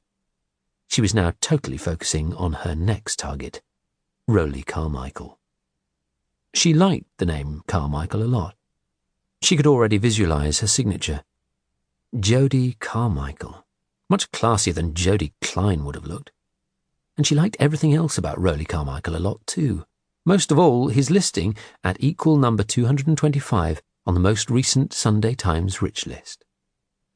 She took an apple from the bowl of fruit on the table, cut it in half with the knife provided, and bit into it hungrily.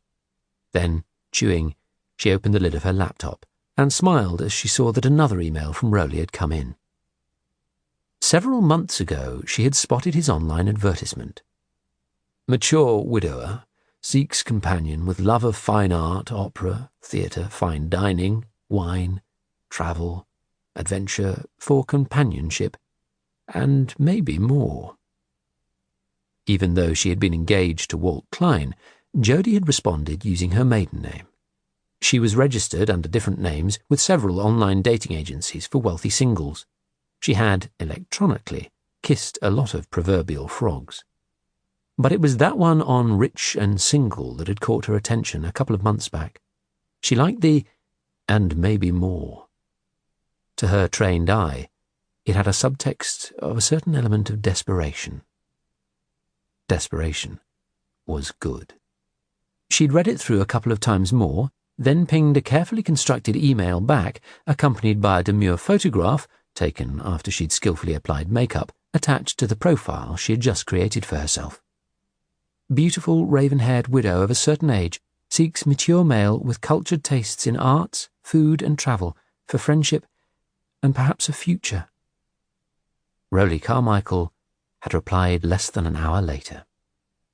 Since then, in preparation for Walt's eventual demise, she had secretly and very carefully been reeling Roly Carmichael in. Now he was ready, and she was free.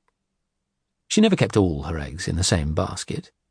Although Walt appeared vastly wealthy, she'd always had a plan B, and that was to get rid of him as quickly as possible and move on. She yawned. It was just after 4 p.m., and it would soon be growing dark outside. She was increasingly feeling the effects of jet lag and the champagne. At the same time, she didn't want to waste an evening in New York. You never knew what might happen. Maybe she'd meet someone for a one-night stand. Right now, she didn't much care who, so long as he was good-looking and not a slobbering geriatric like Walt. This was a city of singles bars famed for one-night stands. That's what she fancied right now. A one-night stand with a hunk who would screw her brains out for a few hours. God, she'd not had decent sex for a year. More than a year. And the good news was that one of the city's hottest singles bars was right here, downstairs in this hotel. She set her alarm for 6 p.m., lay back on the bed, and crashed out. Chapter 11. Wednesday, the 18th of February. Shortly before 7 p.m., showered and wearing the most revealing outfit she had with her, a short black dress and black leather ankle boots, Jodie perched on a red chair at the long, darkly lit bar and ordered a Manhattan. She was slender and beautiful, with all the confidence to go with it. She had styled her dark hair in ringlets and was classily, if just a tiny bit too revealingly, dressed. But her best asset of all had always been her eyes. They were wide, cobalt blue, and crystal clear. You can trust me, eyes. Come to bed, eyes. Dangerous eyes. She sipped her drink slowly, pacing herself. But sooner than she had anticipated, all that was left of it was the maraschino cherry at the bottom. Already she was feeling a warm glow from the alcohol. As she raised a hand to signal one of the bartenders, she became aware of a figure beside her, a man easing himself onto the next chair. "Allow me to buy you another?" he asked in a richly charming voice that was part American, part Middle European, and part very drunk. She shot him a glance. He was in his late 30s or early 40s, with Latino good looks beneath short, black, tousled hair, and beautiful, almost impossibly white teeth. He wore a black jacket over a white shirt, with a gold chain around his neck, and he looked wasted, either on drugs or booze. "Sure," she said, smiling back. "A Manhattan, straight up, with 2 cherries." He ordered 2, then turned back to her. "My name's Romeo," he said. "Juliet," she replied, thinking on her feet. "You're kidding." "Nope." His eyes widened in a smile, large hazelnut irises. With very dilated pupils, she noticed. He was definitely off his face on something. "But soft, what light through yonder window breaks? It is the east, and Juliet is the sun. Arise, fair sun, and kill the envious moon," he said theatrically. "Who is already sick and pale with grief," she replied. "You know it," he said with astonishment. "You know Shakespeare?" "Of course." "Well, I am impressed. Romeo meets Juliet in a bar. How often is that going to happen?" "Meant to be," she replied, locking eyes with his. "So, what's your full name?" "Romeo Montiano." Their drinks arrived, and he raised his glass. "That thou, her maid, art far more fair than she." "Be not her maid, since she is envious." Jodie tilted her head. "Well," he said, "I think anyone would be envious of us at this moment. The 2 most beautiful people in all of New York, seated in a bar together." "So, you're a modest man, are you, Romeo?" "Truth before modesty." He clinked his glass against hers, and they drank. So what brings you to this city? Family business, she said. You? Yeah, business, too. What business are you in? Oh, import, export, that kind of thing. She picked up on his evasive tone. Sounds interesting. Where are you from? Romania, Bucharest. Have you been there? Locking eyes with his again, she said provocatively, Not yet. Their drinks slipped down easily and quickly, and he ordered a second round. So, do you work for a Romanian company? She asked. International, he said. International company. I travel constantly. I like to travel. Me too. He lifted one cherry out of his glass by the stalk, held it up in the air and moved it towards her mouth with a quizzical look.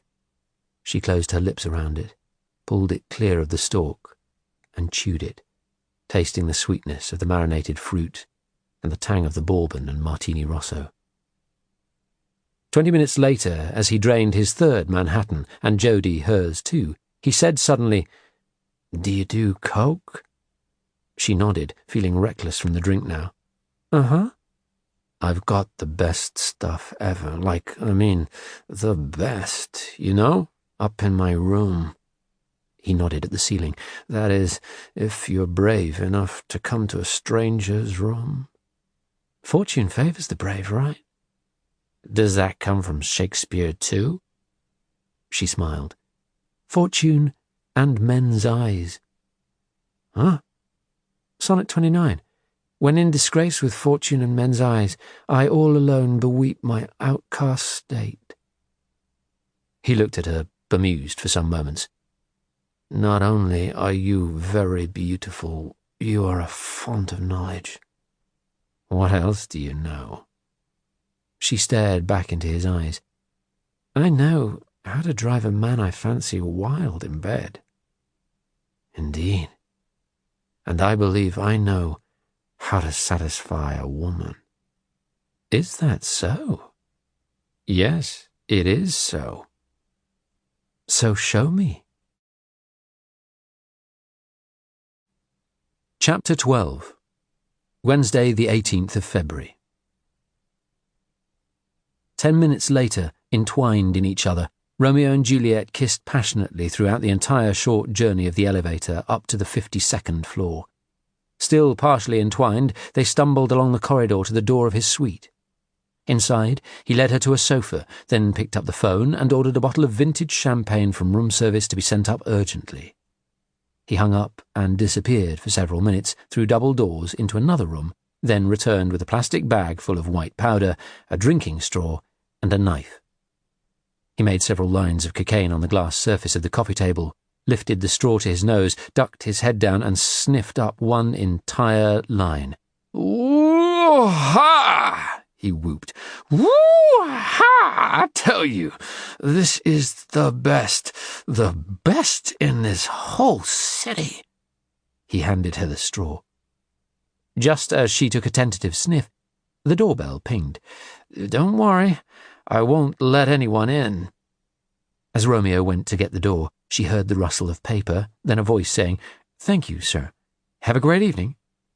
Moments later, Romeo reappeared, holding a silver tray with the bottle of champagne in an ice bucket, 2 flutes, a bowl of nuts, and another of olives. He set them down on the table next to the cocaine, kissed the back of her neck, and sat down beside her. Then, without warning, he grabbed the straw from her and sucked up another line, followed by another. Shouting, "Woo-ha!" he hauled her to her feet and began kissing her wildly. So wildly it alarmed her. She tried to back off. "Hey," she said. "Hey, gentle, okay?" "Don't gentle me. I know what bitches like you want." His voice was slurred. "You'll like it rough, yes?" "No." He pushed up her skirt and fumbled for her underwear. "Hey!" He shoved her back violently. She stumbled and crashed into the wall. He was pressing himself against her, pulling her knickers down. "Stop!" she said, increasingly frightened by his sudden mood switch. He was grinning demonically now, his eyes glazed with alcohol and the drug. "You want it, bitch. You want me to fuck you hard, don't you? You like it rough." With one hand, he held her against the wall. With the other, he was unbuckling his belt. His eyes were crazed. He was scaring her. She headbutted him on the bridge of his nose. He staggered backwards and sank down onto his knees, blood spurting from his nostrils, his face a mask of confusion. Instantly, she lashed out as hard as she could with her right foot, the pointed toe of her Louboutin catching him beneath his chin, snapping his head sharply up and shooting a loud grunt from deep inside his throat. His eyes stared unfocused for an instant, then closed. He fell backwards and lay still. Shaking, aware she had drunk far too much, she staggered forward and looked down at him. He was out of it, but still breathing. Blood streamed down his cheeks from his busted nose and onto the carpet. She grabbed her clutch bag from the sofa, rubbed her head, which hurt, and glancing at him again, walked quickly over to the door. Then she stopped, realizing the opportunity she now had. She turned and went through the double doors he had gone through some minutes earlier into a large bedroom with a walk-in closet leading off it. She peered around in search of his wallet. There was an open, partially unpacked suitcase on a metal and leather stand close to the bed. She rummaged through it, and at the bottom found another plastic bag full of white powder. It was sealed shut. Her nerves jangling, she looked over her shoulder. Might as well take it, she decided, and put it into her clutch bag. Then, and she had no idea what made her do it, she dropped to her knees, lifted the valance of the bed, and peered under it, and saw a large Louis Vuitton suitcase. She ran back to the doorway. Romeo was still totally out of it. She returned to the bed, pulled out the case, popped the two catches, and lifted the lid. Despite her drunken state, she began to shake with excitement. It was packed with bundles of new $100 bills wrapped with paper bands. Shit! She looked over her shoulder again, closed the lid, snapped the catches shut, then picked up the case and went back cautiously to the doorway. The Romanian hadn't moved. She glanced at the opened bag of cocaine on the table, tempted to take that too, but he had slit it open messily and some of the powder had spilled onto the table and floor. She let herself out of the door as silently as possible and closed it behind her. Then, gripping the case tightly, sprinted along the deserted corridor towards the fire exit sign. She hurried, stumbling, down the bare concrete steps for 10 floors until she saw the number on the door of her own floor. 42. She pushed the fire door open. The corridor was empty. Stepping out, she strode along it as nonchalantly as she could. Moments later, safely back in her suite, she switched on the lights, closed the door, and slipped on the safety chain. Her heart was hammering, her brain racing. Music was playing on the television, and the curtains were drawn. She looked around warily, her nerves all over the place. The turn-down service had been, she realized. Hurriedly, she put the suitcase on the bed, then began to check the money. It was in bundles, each wrapped with a paper band marked $10,000. She counted 20. Jesus! $200,000! A very nice surprise and sweet compensation after the shit she had been through in Muscat's office today. She removed the bundles of bills and stashed them, spreading them between her own 3 large suitcases, interweaving them with her clothes, as well as putting some in her hand luggage. She was wondering whether to take his case with her, to avoid it being found here, then stopped and decided to check it for any tracking device that might be in it. She unzipped the side pocket, but it was empty. Then she ran her hands round the interior lining and felt a small lump. She went over to the fruit bowl, which had already been replenished, the knife replaced with a clean one by the turn-down service. Picking up the knife, she cut open the suitcase's lining, shooting a nervous glance towards the door every few moments. How long before Romeo woke up and found out what was missing? She slipped her hand inside the lining and pulled out a plain white envelope with a small object inside it. She slit it open and saw inside a shiny black USB memory stick. Why was this hidden in the lining? She looked at her watch. 9:40 p.m. Was it too late to get a night flight out of here? She put the memory stick back in the envelope and zipped it securely in a pocket inside her handbag. She had a feeling that to have been so carefully hidden, it must have a value. She would call Romeo Montiano when she got back to England, she decided in her addled mind, and find out how much he would be willing to offer for the return of the memory stick. Or maybe not. After all, 200,000 greenbacks at today's exchange rate wasn't a bad return for one evening's work. Hardly the millions she'd been expecting from Walt Klein, but not to be sneered at. She hastily finished packing her bags, transferred the packet of white powder from her clutch to her handbag, then looked at the suitcase, debating what to do with it. She stepped out, looking around cautiously, went a short distance down the corridor and put it in the laundry room, then hurried back and phoned down for a porter. For the next few minutes she paced around, nervously waiting. When the doorbell pinged a few minutes later, she checked the spy hole before opening the door. She asked the porter to get her a taxi to Newark Airport, gave him a $20 bill, and said she would see him outside. Again, warily, she went out into the corridor and took the elevator down. She scanned the almost deserted lobby before she stepped out, feeling relieved it wasn't under siege from the paparazzi. She cancelled the limousine she had booked for the morning, checked out, fearful that Romeo Montiano would appear at any moment, and hurried out through the revolving door into the bitterly cold Manhattan night. The porter showed her the suitcases safely stowed in the trunk of the yellow cab before slamming the lid. Moments later, she sat back in the cramped rear as the elderly, turbaned driver headed out across Columbus Circle. "Newark?" he said. "Which airline?" "Change of plan. I'll tell you in a minute," she said, tapping the Google app on her iPhone, searching for any flights out of here on any airline to the UK tonight. Or, alternatively, any flight out of here tonight to anywhere. Chapter 13. Wednesday, the 18th of February. 3 minutes later, Jodie said to the cab driver, "LaGuardia, please." A siren wailed. Shit. Her nerves were jangling. A police car screamed alongside them. Jodie held her breath. But it carried on past them down Central Park South and bullied its way through the stoplights at the junction with Fifth Avenue. She pulled her laptop out of her handbag, opened it, and inserted the memory stick she'd found in the suitcase. After some moments, a new icon appeared on her desktop. She double-clicked to open it, and, as she had suspected it might, a password request popped up. She pulled the stick out and zipped it in an inside pocket in her bag. She knew someone in England who'd be able to discover its contents easily enough. Then she looked at the bag of white powder. The high partition in front of her, with its television monitor showing the news silently, and the perspex shield, made it impossible for the driver to be able to see her. She looked around carefully to ensure there was no CCTV camera in the rear, then opened the seal, wetted her finger, dipped it in, and put it in her mouth. Cocaine. Shame to waste it, she thought. Shame to chuck it. But she'd be mad to keep it. She balled her hand and put a pinch of powder onto it, cursing as the cab braked sharply, nearly throwing the bag and the laptop out of her grasp. Then she sniffed hard, with each nostril in turn, and felt the instant rush. It was good. From past experience of buying cocaine, she had some idea how much street value this bag contained. Thousands of pounds worth.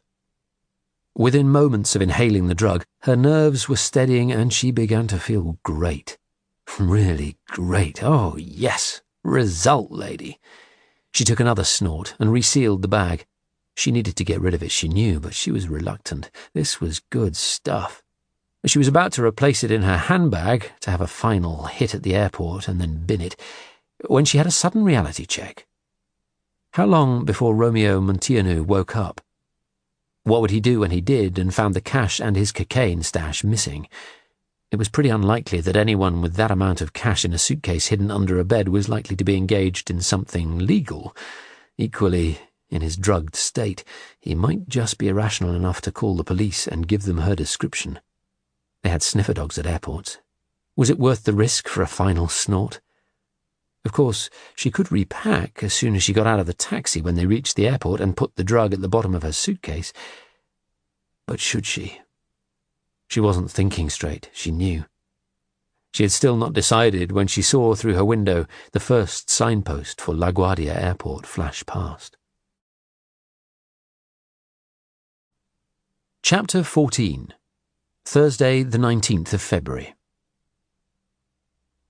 It was barbecue night at the Shark Bite Sports Bar, which meant that in a while the regulars would be drunk and stuffing their faces with charred chicken, cremated steaks, and disintegrating fish and crustaceans. Tooth, a short, wiry man with a shaven head and an angry face, sat out on the deck area overlooking the creek at the south end of Turtle Cove Marina, accompanied by his associate, Yossarian. He was constantly slapping his exposed legs and arms, which were under assault from mosquitoes. Smoke from the barbecue was getting in his eyes and really pissing him off. The Caribbean evening air was 36 degrees and the humidity was high. Dressed in khaki shorts, a singlet printed with a picture of Jim Morrison, and flip-flops, he was perspiring. He was smoking a Lucky Strike cigarette and drinking a Maker's Mark bourbon on the rocks. Yossarian sat beside him, twitching his nostrils at the smell of the meat, and occasionally lapping water from a bowl on the wooden decking. The dog was an ugly mutt. It had different-coloured eyes, one bright red, the other grey, and looked like the progeny of a Dalmatian that had been shagged by a pug. It had started following Tooth along a street in Beverly Hills a few years back when he was casing a house for a hit, and had ignored all his attempts to shoo it away. So he had ended up bringing it back to this island with him. He wasn't sure who had adopted who, and he didn't care. It was getting to the end of happy hour right now, and the air-conditioned interior of the bar was full of expat Brits, Americans, and Canadians who mostly knew each other and got drunk together in here every Thursday night, and most other nights too. Tooth never talked to any of them. He didn't like drunks. He was content to be with his loyal, sober associate. There was a roar of laughter from inside the bar. It was wild some nights.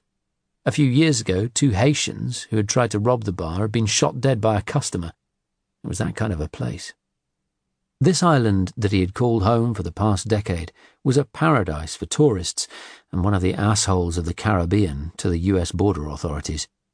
Around 17 miles long and 5 wide, Providenciales, or Provo, as it was known to the locals, sat midway between Haiti, Jamaica, and the southern tip of the Florida Keys. The British made a pretense of policing it and had put in a puppet governor, but mostly they left it to the US Coast Guard, who had a base there to deal with, or ride roughshod over, the corrupt and inept local police. It was why Tooth chose to live here. No one asked questions, and no one gave a damn. They left Tooth and his associate alone, and he left them alone. He lived in a ground-floor apartment in a complex on the far side of the creek, and his cleaning lady, Mama Missick, looked after the dog when he was away on business. The mosquitoes were particularly bad tonight. He didn't do mosquitoes, hated the critters. He'd long ago decided that if he ever met God, unlikely as he didn't believe in him, the first question he would ask was why he had created mosquitoes. To piss everyone off? He was pissed off right now. His right ankle, where he had been bitten a short while ago, was itching like hell. Given the chance, he would nuke every mosquito on the planet. But right now he had another, more important issue. Business. Or rather the lack of it. Tooth had left school early and eventually ended up in the army, where he had served 2 tours in Iraq. It had changed his life forever, because it was there he discovered his real expertise as a killer, and in particular, as a sniper. It had served him well. He drank 2 more bourbons and smoked 4 more cigarettes, then headed home along the dark, deserted road with Yossarian to grill some bonefish he'd caught earlier on his boat, Longshot. He could do with another good contract. 2 of his primary sources, both American, had gone, one doing life without parole, the other shot dead. He had executed the man himself. Now he had 2 new sources of business, but he hadn't heard from either in several months. His stash in his Swiss bank account was running low. Fueling his 35-foot launch with its thirsty twin Mercedes engines, which took him out hunting for his food most days, was expensive. And one day, he might need the boat to make a fast exit from this place. With a top speed of 54 knots, not much at sea could catch it. Besides, his days out on Longshot were his life. And he never knew how they were numbered. He just lived each year to see if he would get past his next birthday, which was not for several weeks. He had developed a kind of ritual on each birthday. He would leave the shark bite and drive to Q-Town to visit his regular hooker. There were no drink-driving laws on the island. Afterwards, he would drive home and play Russian roulette.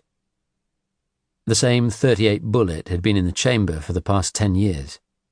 He had dum-dummed it himself. 2 deep cuts in the nose. These would cause the bullet to rip open on impact, punching a hole the size of a tennis ball in whatever it hit.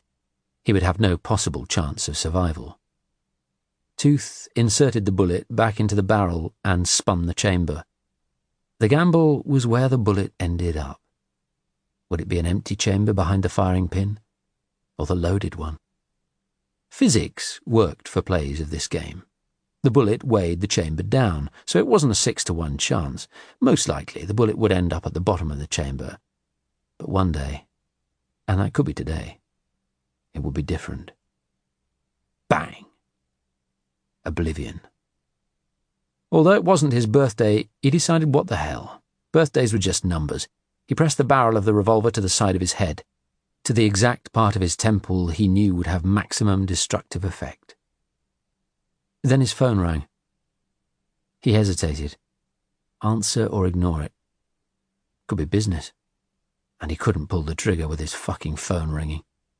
He answered it, and heard the harsh accent. In recent years, his paymasters had changed from American mobsters, who all sounded like they had chewing gum jammed up their nostrils, to these Eastern Europeans who were humourless but precise. "Call you back," he said, and instantly hung up. He went over to a locked closet, selected a fresh pay-as-you-go phone from the 10 that he had bought on his last trip to mainland USA, and returned the call to his contact. He listened to the instructions, carefully, committing them to memory, reminded his client of his terms, 100% of the cash now to his Swiss bank account, then hung up. He didn't do negotiation. Then he picked up his gun again and pressed it to his temple. Yossarian looked at his master and barked balefully. "You want the bullet?" Tooth asked. "That what you're telling me? You don't need to worry about me dying. You'll be all right when I've gone. Got you taken care of. Mama Missick likes you. Dunno why, but she said she'd take care of you if anything happened to me. My lawyers have my will. I've left everything to you. You'll be taken care of." Yossarian looked at him with his one grey and one red eye, staring him out. "Playing mind games with me." He put the gun back to his temple and, still staring at the dog, pulled the trigger. Click. As he lowered the gun, he could swear the goddamn creature was grinning at him. "Think that's funny, do you?" He aimed the gun at the dog's head and tightened his grip on the trigger. The dog continued to grin. Then he raised the gun in the air and pulled the trigger all the way back. There was a loud bang. Plaster from the ceiling showered down on him. Yossarian continued grinning. Like his master, the dog didn't do fear. Chapter 15. Thursday, the 19th of February. Jodie had plenty of time to think on her journey back to England. She'd caught a late flight at LaGuardia to Washington and checked into an airport hotel before returning to the airport first thing and buying a ticket on another internal flight to Atlanta using another alias, Gemma Smith. From there, she bought a ticket on a Virgin flight to London. She figured people would be less likely to be looking out for her here in Atlanta, although due to the US immigration system, she would have to leave under the same name that she came in on, Jodie Bentley. She had bought a thriller by a British writer called Simon Toyne because she had liked the cover. It helped to distract her, but with all the thoughts going through her mind, it was hard to concentrate for any length of time. She had made use of her enforced stay in Washington, having her hair dyed blonde at a salon she found in the airport, and she bought some new clothes. Several times she'd thought about phoning Romeo Montierneux through the hotel to see how much he'd pay to have the memory stick returned, but held back. She needed to know what was on it before making a move, if she made one at all. One thing she knew for sure was that it had a value to someone. Otherwise, he would not have gone to such trouble to conceal it in his suitcase. And she knew for sure, too, he would be trying to track her down, although she was pretty certain, with what she had done, that she'd bought a time advantage. On the plane to London, whilst waiting for boarding to be completed, she flicked through the airline magazine. There was a travel article on Venezuela. It brought back a memory. Emira del Carmen Socorro, her Venezuelan-born best friend at the posh school Jodie's parents had sent her to, but could barely afford, the Towers Convent. Unlike Jodie, Emira Socorro was genuinely posh. Like Cassie, she was beautiful, and like Cassie, boys flocked around Emira at parties, charmed by her exotic accent. Emira's parents had a huge Georgian country house with both an indoor and outdoor swimming pool, a tennis court, a lake, and a butler.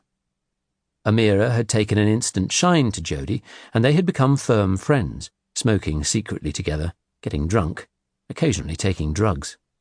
It wasn't until some years later that Jodie realised quite why it was that Emira stuck to her so closely. It was because she was useful to her in many ways. Her plain looks made Emira shine. She lost count of the times that she played gooseberry to Emira's endless conquests with guys, and she learned, at the age of 16, that the one way she could keep up with Emira was to put herself out to guys. She became a regular one-night stand merchant, the easy shag for drunken guys at parties who'd failed to pull the girls they were actually after. Unceremonious humps behind sofas, on piles of coats in a spare room, in the back of their mummy or daddy's cars, and once in a potting shed that smelled of mushrooms. She found she actually enjoyed her reputation as the local bike. She enjoyed it a lot more than the sex itself, which she didn't mind. She carried a stash of condoms in her handbag, and used to delight in boasting of her own conquests to an often astonished Emira. When they were 18, they lost almost all contact. Emira went off to finishing school in Austria. Jodie went to Southampton University to study sociology, and to get away from her parents. The last time she saw Emira was at her friend's 21st birthday party, a swanky affair at her parents' Sussex mansion, filled with beautiful people, and where the band The Manfreds had been hired to play. Hardly anyone she knew was there, and Jodie wandered around getting increasingly pissed and aggressive. Eventually, she found herself staggering up the driveway to her family home sometime after dawn had begun to break, unsure whether she had just shagged the guy who'd given her a lift or not. 2 years later, she'd opened a copy of Hello and seen a 6-page spread of Emira's society wedding to a young, gorgeous, aristocratic rock promoter who owned a chunk of prime London real estate, a stately home in Scotland, a cliff-top mansion in Barbados, and a villa on Cap Ferrat. "It's just so nice having a private jet. It means not having to share one's plane journey anywhere with a bunch of strangers," Emira was quoted as saying. Then she was further quoted, making Jodie cringe. "I'm really not a snob. I have friends from all walks of life. Those are the kinds of people I grew up with, you know. Just ordinary people." Chapter 16. Friday, the 20th of February. Landing at Heathrow at 6:30 a.m. on Friday, Jodie had a slight hangover and was red-eyed from tiredness. She'd been too wired to sleep, so instead had watched a couple of movies, but had been unable to concentrate on them. Now, after a shower and breakfast in the arrivals lounge, her top priority was to go home, get into her Mercedes, and drive to the cattery at Corrie Collie's kennels near Lewes to collect her beloved cat. Her second was business. Graham Parsons had been waiting for her at the rear of Morocco's on Hove seafront, seated beneath a huge painting, almost the width of the wall, of a happy-looking fat man tucking into a lobster. The front part of the establishment was a colourful ice cream parlour. The rear, smart and subdued, with comfortable seating and modern art on the walls, was a seafood restaurant. A bottle of champagne sat in an ice bucket, and he had a plate of oysters in front of him. He was a solidly built, hard-looking man, just shy of his 60th birthday, so he had told her the first time they met, in the downstairs bar one Saturday night in Bohemia. It was one of the few cool places in Brighton for middle-aged singles, and he was drunk, having gone out after an argument with his wife. He had poured his life story out to her. A career villain, Parsons had spent the first half of his criminal life as a professional armed robber, for which he had clocked a total of 18 years behind bars before seeing the light. Cybercrime. For the past 20 years, both in prison and out, he'd been an internet criminal mastermind, running a ring that made millions out of mortgage frauds with non-existent properties and further millions by cloning credit and debit card details from cash-point machines. But as with so many criminal masterminds, proceeds of crimes legislation had clawed back much of his gain. He was comfortably off, but needed an income to maintain his lifestyle, which came in the form of a number of lucrative sidelines. One of these was creating identities to accompany the highly authentic passports he could provide, thanks to 5 years of sharing a cell with a master forger at the maximum security prison Parkhurst on the Isle of Wight. Jodie was a good customer. Parsons was living testimony to the old saw that British prisons were universities of crime. He was smartly dressed, as always, today in a pinstriped suit, shirt and tie, sporting a gold wedding band, a rhinestone ring on the opposite hand, and a fancy watch. His hair was jet black, from a bottle she'd deduced from the grey roots that were showing. Yet he wore a permanent, slightly lost expression, as if freedom never really agreed with him, and the only place he had been truly comfortable in his life was behind bars running prison rackets. "Jodie, doll, how are you?" He stood up, embraced her, and gave her a smacker on both cheeks. As she settled into the chair opposite him, he tugged the bottle out of the ice bucket, wiped the drips with the cloth, and filled her glass. "Have one." He indicated the oysters. She eyed them dubiously. "Thanks, I'm good." He shook some Tabasco onto an oyster, squeezed some lemon, then spooned some vinaigrette on, lifted the shell, and tipped the bivalve into his mouth. "They're in season." She smiled. "I'm told they make you randy." "Probably why they never served him in prison," he said, and grinned. "So, you wanted to see me urgently?" Even though she knew they were in a safe environment, Graham never chose the same place twice to meet, she looked around discreetly before slipping the envelope across the table to him. "Yes." In an almost magician-like sleight of hand movement, it disappeared into his inside pocket. "So, what can you tell me about it?" "I was given it by a friend in the States. He thought I might find it interesting, but it's password protected." "Leave it with me, doll." Then he shoved a menu at her. "Great seafood here. I like this place. Been here before?" "Bought an ice cream once, years ago." "Pistachio. I recommend the pistachio."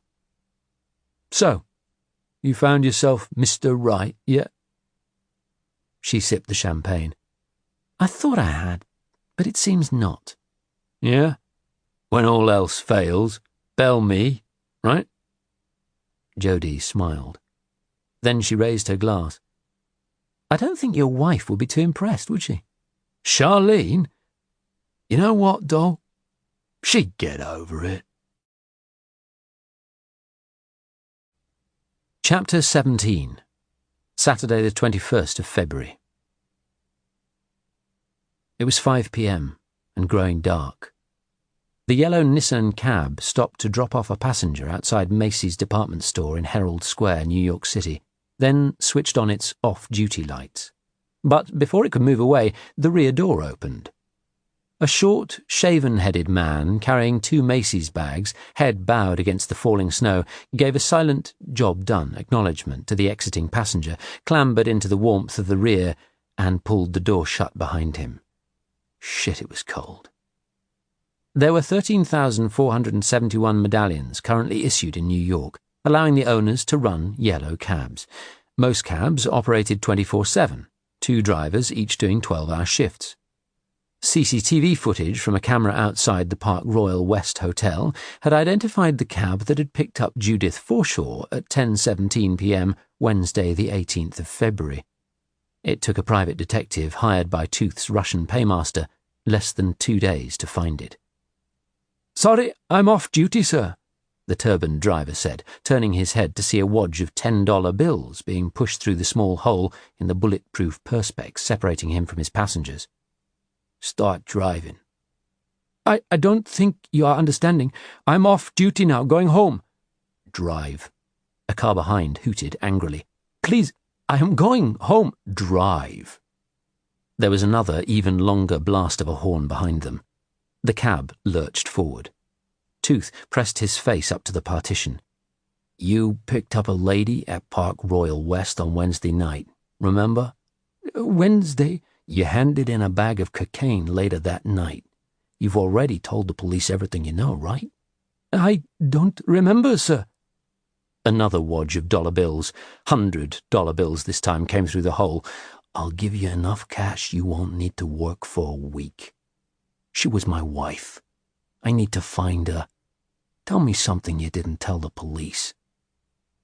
As they pulled up at a stoplight, the driver said, I told them everything. Before he knew it, the front door opened, and a moment later his passenger was sitting beside him with a stiletto blade in his hand.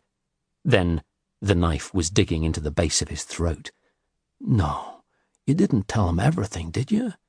Please, yes, I did, he said, terrified.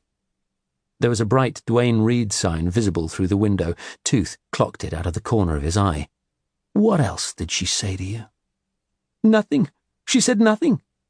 Can you feel how sharp this is? The driver gave a terrified nod. Tooth pressed the blade in between the man's legs. You want me to cut your dick off? The driver shook his head. No, please. What did you talk about? You and the bitch. Nothing. Please, sir, nothing. I am swearing. Want me to cut your testicles off and ram them down your throat? Or would you prefer a $1,000 tip? A van hooted loudly and swerved in front of them. Please, what do you want? She gave you a big tip, yes? You told the police, when you handed in the cocaine, that she gave you $100 tip, right? Yes, sir, yes, she did. Where is that $100 bill now? I... Don't fuck with me. Where is it? This isn't your cab, right? No, sir. You're a journeyman. You drive this for someone else. What's your name? Vishram, sir. Vishram what? Singh. Okay, Vishram. Where is it? The banknote, the $100 bill, at home? You didn't hand it to the cab owner, did you? No, he stammered. No, I didn't. You didn't bank it either, did you? You wouldn't want to have to pay tax on that. Did you spend it? No, not yet. So you still have it? In my home, sir. Where is that? Queens, sir. Tell you what, Vishram, I'll do a deal with you. I'll give you a $1,000 tip if you drive to your home right now. Give me that bill, then drop me off back in downtown Manhattan. Or would you prefer I tell the cab owner you ripped him off on this tip? No, please, this money I need. My wife is very sick. No insurance. I need the money for her medical bills. Do we have a deal? Yes, sir. Deal. Yes, please. Tooth suddenly wrinkled his nose in disgust at a vile stench filling the interior of the cab, and opened his window as the man drove on. Chapter 18. Sunday, the 22nd of February. My darling Jodie, I cannot believe we are going to meet on Tuesday. Just 2 more sleeps. Isn't that what they say these days? I'm as excited as a teenager. You said in our previous correspondence that you love fish and seafood, so I've booked a restaurant I've heard good things about. GB1 at the Grand Hotel. Meet for a drink in a bar first? How does 7:30 p.m. sound? Your lover in waiting. Roly. Kiss, kiss. Jodie, sitting in her den on the first floor of her house, blinds drawn against the darkness of the cold winter night, and just in case anyone might be lurking out there watching her, typed her reply, then sent it. As she did so, she heard scratching out in the corridor behind her. "Tyson!" she called out sternly. "Tyson, stop that!" The room was functional, comfortably furnished in the modern style she liked, all in white and beige, with abstract prints of no value on the walls. There were just 2 photographs, no memorabilia. A flat would have been more convenient, but at this stage in her career path, as she liked to think of it, a flat would not have been practical, not for what she kept here. After her bad experience with Walt Klein, she was being more careful with Rowley Carmichael. He'd checked out fine. A high-profile London art dealer specialising in impressionists. He seemed genuinely to have amassed a fortune and sold out to a major auction house at the top of the market. Nowhere on any of the sites on which he was mentioned was there any hint of scandal. My gorgeous, handsome lover-in-waiting. Love it! 7:30 p.m. Tuesday, in the bar of the Grand, cannot come a moment too soon. Don't quite know how I'll be able to wait until then. J. Kiss, kiss, kiss, kiss. She heard more scratching. This time, exasperated, she stood up. The cat, Tyson, whom Jodie had picked up from the cattery straight after returning home, scratched the wall at the end of the first-floor landing repeatedly. He could smell something intriguing and possibly tantalising on the other side. To his owner's annoyance, Tyson came up here and did this every day. He had scratched away the paint and was now starting to wear away the plaster behind. That's how desperate he was to find what was on the other side. Hearing her footsteps approaching, he turned and greeted her with a plaintive meow. "Tyson!" she said with real fury and some panic in her voice. "Tyson, I told you to stop scratching." She'd tried everything, from spraying the wall and the carpet in front of it with stuff she had bought from a pet shop, to putting up a child gate on the stairs, to locking him out altogether. But he always got in, always found his way back up here, always scratched away at that very same place, because there was something on the other side, something with a strong smell, something that was clearly driving him insane with curiosity. You know what they say, don't you, about curiosity, Tyson? Hey? Is that how you nearly died before? Curiosity? Well, just stop bloody scratching, okay? She had found the grey and white Moggy as she had arrived home one night 3 years earlier, when the headlights of her car had picked out something lying by the curb at the entrance to her driveway. It had been this cat, one she had never seen before, lying there barely conscious, making tiny little crying sounds. He'd had blood leaking from one ear, a broken leg, and such a swollen area around his eye she thought he had lost it. He'd clearly been hit by a vehicle and just left there. She'd scooped him up, brought him into the house, wrapped him in a blanket, then found a local 24-hour emergency vet service and phoned them. When she'd told them the symptoms, they'd said to come in right away, but that it didn't sound good. The vet scanned the cat for a microchip to see if its owner could be traced, but there wasn't one. The unfortunate animal had a fractured skull, broken leg and ribs, bruised spleen, and a number of minor injuries as well. The vet was doubtful it would last the night. But it did, making a surprisingly rapid recovery. She'd never owned a cat before and had had no desire for one, but when the vet told her it would be put into a local animal rescue centre, she had softened and taken him home herself, regardless of the high veterinary bills yet to come for the creature's continued recovery. She'd done a tour of the neighbourhood, heavily disguised so no one would subsequently be able to identify her, trying to find out if anyone had lost a cat or knew who he might be, but had drawn a blank. Then she gave him every chance to wander off to his home, but he just hung around, not interested in going anywhere. She named him Tyson, after the boxer, because he was clearly a tough guy. He was sullen, too, never quite giving her the unconditional love and affection she thought that maybe, considering what she had done, she deserved. Instead, generally regarding her as little more than his personal can-opener, he spent much of his time outside in the garden, in all weathers, or else scratching away on that wall upstairs. Just occasionally, if she left her door open, he would stroll into her room in the middle of the night, jump onto the bed, and then, purring, nuzzle up against her face affectionately, licking her and waking her up.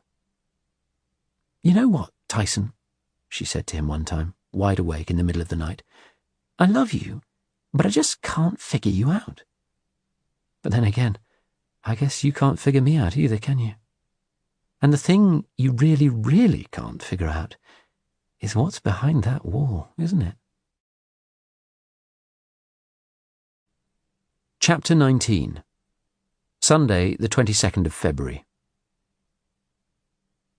Tooth, in a leather jacket, black t-shirt and chinos, sat on a sofa in a quiet corner at the rear of the Macanudo Cigar Bar on 63rd Street in New York, whiling away the Sunday evening by chain-smoking his Lucky Strikes and drinking Diet Cokes. A group of guys sat in front of the wall-mounted television screen at the far end of the room, watching a rerun of the Super Bowl. He didn't do football games. He didn't do cold, either, and right now, outside at 7 p.m., it was freezing cold, dark, and sleeting. He shot a glance around the room, which was decorated like a gentleman's club and dimly lit. It was the way bars used to be in the years before the smoking ban had turned smokers like him into exiles in most places in the Western world. Apart from the waitress, who occasionally came over to check on his drink, no one took any notice of him. He took from his wallet the $100 bill that Vishram Singh had handed him, and looked at it. Looked again at the serial number printed on it, 764-58348. One phone call yesterday evening had established it came from a sequence of numbers from the new $100 bills totaling $200,000 that had been in the suitcase apparently taken from the Park Royal West suite of a scumbag Romanian called Romeo Munteanu. He was a bagman for a bunch of Russian businessmen based in the enclave called Little Odessa down in Brooklyn, near New York's Brighton Beach, who had become his main paymasters in the past year. The first part of this job, for which he had been paid his requisite total fee of $1 million in advance into his Swiss bank account, had been accomplished. It had been to teach Romeo Munteanu a lesson that would send a signal to anyone else that his bosses were not to be messed with. That had been easy. The next part was more challenging. $5,000, handed over in the back office of the night porter, had secured him a copy of the videotape of the woman who had checked into the hotel under the name Judith Forshaw, and a copy of the registration form she had signed. But the porter reckoned he knew who she really was. Just as he was about to tell Tooth, a news bulletin came on the small television in the office. It featured further revelations of indicted financier Walt Klein's misconduct, stating that the scale of his fraud was even greater than at first thought. It referred to the arrival back in the USA the previous week of his body, accompanied by his distraught fiancée, Jodie Bentley. The images showed Jodie looking bewildered in a storm of strobing flashlights in an airport arrivals hall, then subsequently entering the New York Four Seasons Hotel. "No question, buddy," the porter had said. "She was all nervous, had a British accent. I think that name was a cover or something. Guess maybe she's trying to escape the paparazzi, you know?" The blade of his stiletto, which still had fresh blood on it from Romeo Munteanu, accompanied by his threat that the trembling porter would end up the same way as the man in suite 5213 if he breathed a word to anyone, had also secured him the man's silence. The address Judith Forshaw had put on the registration form was in Western Road, Brighton, England, a seaside city he had gotten to know. He'd been there twice before, once to kill an Estonian sea captain who'd attempted to run off with a cargo of drugs in a harbour to the west of the city, and on a second occasion to avenge the death of the son of a New York mobster, which had nearly ended badly for him. If he needed to make a transatlantic trip to Brighton, at least he would be returning to a city he knew. Most of his assignments were to places totally alien to him. With earphones plugged in, he played the video of her in the foyer of the Park Royal West Hotel. Judith Forshaw. She had taken $200,000 that wasn't hers, as well as something much more important to his paymaster, something worth more than the $1 million fee he had been paid. A USB memory stick that his paymaster needed back. Urgently. Tooth studied her face for some moments. He would remember it now forever. He never forgot her face. Judith Forshaw or Jodie Bentley. He would find her. She might have gone to LaGuardia Airport, but he reckoned that was a false trail. Her fiancé, Walter Klein, was dead. Klein was a Jewish name. He knew the Jewish tradition was to bury their dead very quickly. He imagined the funeral would be taking place sometime this coming week, assuming his body was released by the medical examiner. As his grieving fiancée, Jodie Bentley would surely attend. Or would she? Walt Klein was all over the news. His assets had been frozen. Clearly Jodie had been left high and dry. Why else would she do a dumb thing like robbing a stranger?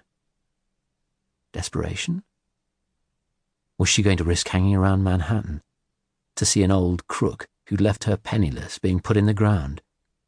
Would he have hung around in her situation? He didn't think so. He'd have gotten the first plane out of this freezing hellhole. Chapter 20. Monday, the 23rd of February. Shelby Stoner's mate, Dean Warren, had sat opposite him in the pub a few weeks ago.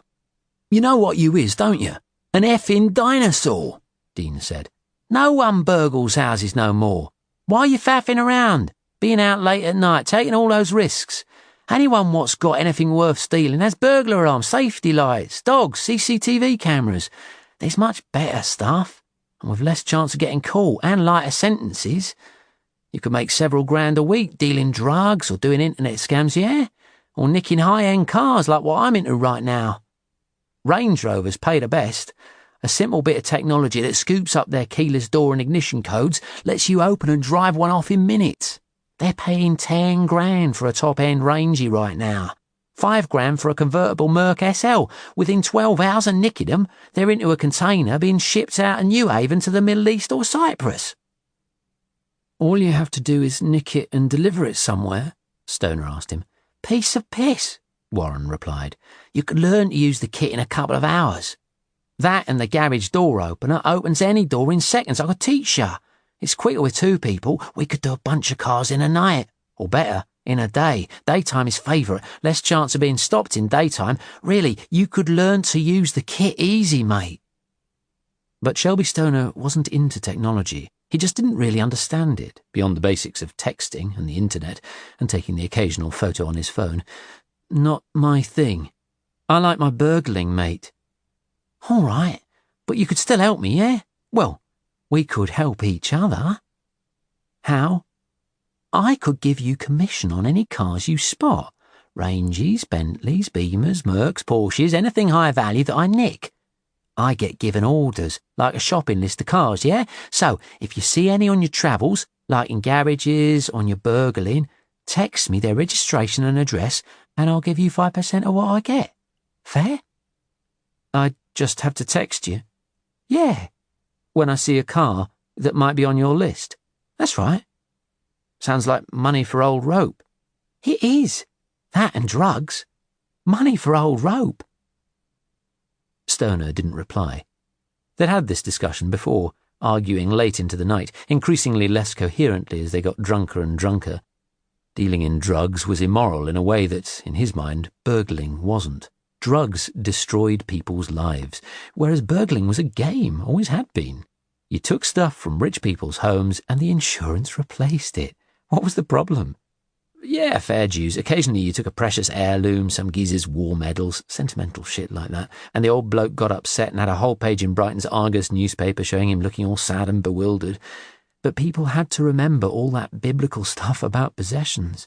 We all come into this world with nothing, and we leave with nothing. Shelby hadn't had much in his life to be sentimental about. Taken into care by social workers at the age of 7 from his alcoholic mother after her divorce from his father, he had been shunted from foster home to foster home up until the time of his first incarceration. Shelby didn't have much understanding of sentiment. Nobody ever got a meal paid for by sentiment, but he'd had a lot of meals paid for from burgling.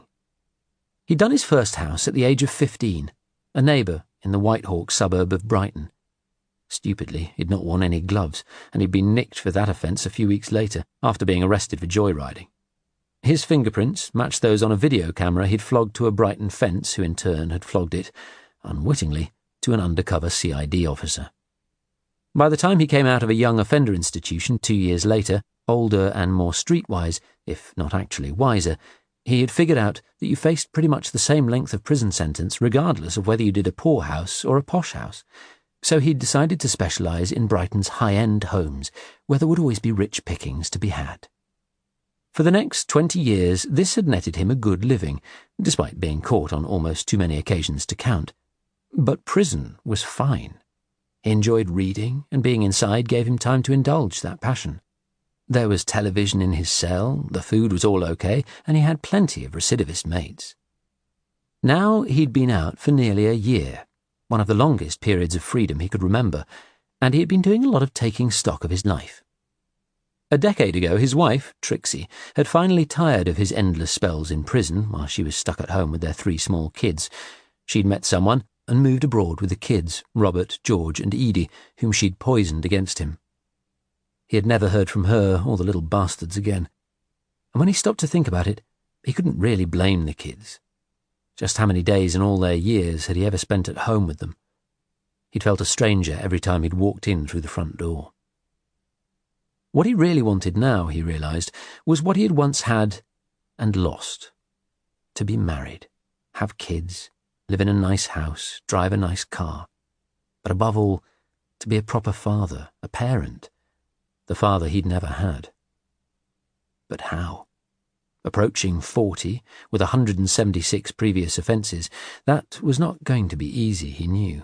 Not many people would give him a job, and most of the limited options were menial and poorly paid.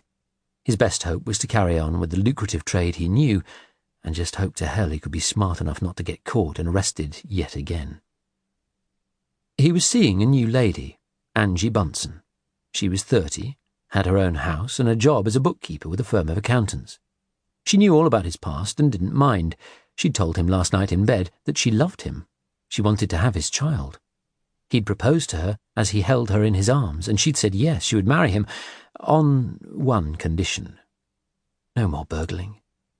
She didn't want a husband she'd only get to see in a prison visiting room. She didn't want to have to fib to their children that Daddy was away on business, or, worse, have to take them to see him in his prison clothes and with his prison complexion. So he'd promised her, previously.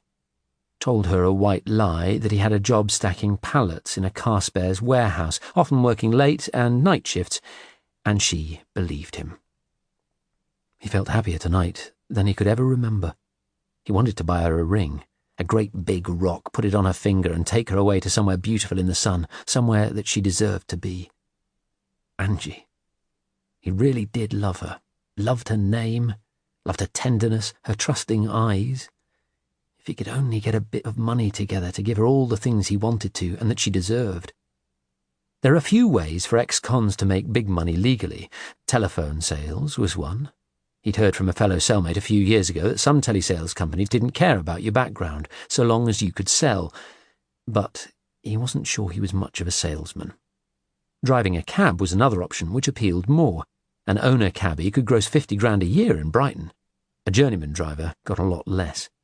But to buy a taxi plate in the city was currently £48,000, and the gap at this moment between that and what he had in his bank account was precisely £47,816. He could probably get another few £100 towards it from flogging his shit heap of a car, his 15-year-old clapped-out rust bucket of a Fiat Panda, but for a while longer he needed it. £48,000 wasn't an insurmountable gap. The Argus from time to time very obligingly printed a list of the top 20 most expensive properties in the city. It was as if they printed it just for him. He'd wised up in this last year out of prison. There was no point stealing cheap shit, just like the lesson he'd learned when he'd been caught burgling in Whitehawk. So, he'd been doing his research on the internet, learning to identify expensive jewellery and high-value watches.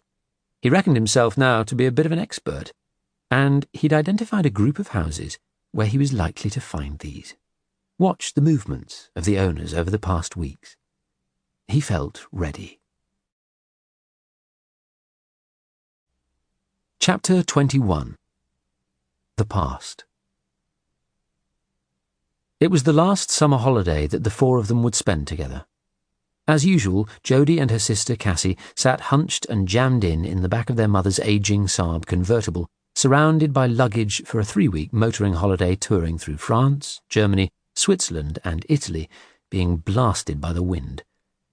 They'd have been more comfortable in their father's much bigger Jaguar, but he was adamant that a convertible was more fun for their holiday. It was a cold, damp August day, and their father insisted on keeping the roof down as they travelled along the French auto route. The 2 girls, hair feeling like it was being torn from the roots, had a flapping tartan picnic rug over them for warmth. As their father drove, their mother attempted to keep their spirits up and boredom at bay by playing endless games. I Spy was their default game. Sometimes, instead, they would make up words from the letters on the number plate of the car in front of them. And the other game they played was spotting green Eddie Stobart and red Norbert D'Entresangle lorries. Cassie was 5 lorries ahead of Jodie. Cassie was always ahead of her in everything.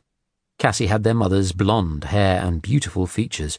Jodie had her father's dark brown wirebrush hair and hooked conch of a nose. I spy, with my little eye, something beginning with R, their father said, glancing in the mirror. They were 2 hours south of Calais in the Champagne region. Reims? Cassie shouted out as a sign for the city loomed ahead. No, he replied. Road sign, said their mother. No. A large crimson limousine with GB plates glided past them. Jodie saw in the back seat a snotty-looking girl of about her age wearing Walkman headphones, looking down at them disdainfully. Rolls-Royce, Jodie said. Yep, her father said as the Rolls pulled away into the distance. Jodie stared at it enviously. Why weren't they in that car instead of this crappy old Saab? Your turn, Jodie, her mother said. I'm bored with this silly game, she replied sullenly, still watching the sleek car that was now barely a speck on the horizon. Where were those people going? To somewhere special, with swimming pools and discos. They wouldn't be staying in the kind of crummy hotels they stayed in every night, she bet. She should be travelling down through France in a beautiful roller like that too. One day, she vowed, she would. One day, people would be staring up at her with envy as she passed them in the fast lane. It wasn't a dream, she knew. It was her destiny. The following week, they stayed 3 nights in Como. Not in the famous Villa d'Este on the waterfront of the glorious lake, the kind of place where the girl in the crimson Rolls-Royce would have stayed, but in a B&B in a narrow, dusty back street, where she was kept awake in the small bed she had to share with Cassie by the constant blatter of mopeds and scooters. As a treat, their parents took them for a drink at the Villa d'Este the first night. At the table next to them, at the lake's edge, sat a beautiful family. The tanned father wore a silky white shirt, pink trousers and black loafers. The mother looked like a contessa, or maybe a movie star. They had a daughter, a few years older than herself, who was wearing a very cool dress, Manolo Blahnik shoes, and had an elegant Chanel handbag. Jodie wondered if they were famous, because a waiter in a smart red jacket fawned over them repeatedly, topping up their glasses from a bottle of champagne, then replacing it in the shiny silver ice bucket. The 3 of them were talking animatedly. The father puffed on a large cigar, and the mother was smoking a slender filter-tip cigarette. There were beautiful people at other tables, too. Elegant women with silk scarves and jewellery, handsome tanned men in white shirts and sleek trousers. Her parents seemed so drab in comparison. Her father was wearing a yellow shirt with a fish pattern, boring grey chinos, socks and sandals. Her mother was looking a little smarter, but the effect was ruined by a dreary white cardigan. Cassie wore an Oasis t-shirt and jeans. It took her father an age to attract the attention of a waiter, and when one finally came, he seemed so aloof, as if he could tell they did not belong there. God, Jodie wanted to slide under the table and vanish. These are not my parents. This is not my family. I don't know these people. Really, I don't. At least the weather was better here, sunny and hot. On the second day, they went on a cruise on a tourist lake boat. She sat with her parents and Cassie on the upper deck, listening to the running commentary from the boat's guide as they sailed from Como to Bellagio, where they were due to stop for an hour for lunch. Rising up behind the shoreline of the dark green water of the lake were steep green hills, dense with olive, oleander and cypress trees. There were small towns and villages with yellow, pink and white houses, apartment blocks, church towers and factories, printing silk for the world's scarf trade, the guide said. Then, right on the waterfront, with their private docks and moored launches, were the grand villas of the rich and famous. The guide pointed out each spectacular house in turn. The Versace villa, the Heinz holiday home, the Avon Cosmetics family's summer residence, a vast extravaganza under construction by a Russian oligarch, another vast and slightly vulgar edifice being restored by a London hedge fund gazillionaire. While her father took endless photographs and Cassie, bored, played Tetris on her Game Boy, Jodie stared in awe. She'd never in her life seen houses like this. Their home felt like a shack in comparison. She wanted one of these places, felt a yearning, a pang of desire deep inside her. This was the kind of place she was born to live in. She could picture the chauffeur opening the rear door of her crimson Rolls-Royce as she stepped out onto the driveway with a clutch of designer carrier bags from Gucci, Versace, Hermes, and Yves Saint Laurent. As the guide talked about an island they were passing on their right, which had a famous restaurant with no menu, Jodie turned to her father. "Daddy, how do you become rich?" "What do you mean?" "How do I get to afford a place like any of those villas we've just seen?" She could see the same envy she had reflected in her father's face. It was as if he was looking at all he had never achieved in his life, she thought. "How do you get to afford one of those?" "The way you do it, Jodie, is you marry a millionaire." "Yeah, but," Cassie said, raising her head from her computer game, "only beautiful women marry rich men." She turned to Jodie. "Which kind of rules you out?" Jodie glared at her sister. Cassie was almost 17, 2 years older than her. It was always Cassie who got the new bicycle, which would then be passed on to her 3 years later. The new music system, again, handed down to her when Cassie was given a newer, more modern one.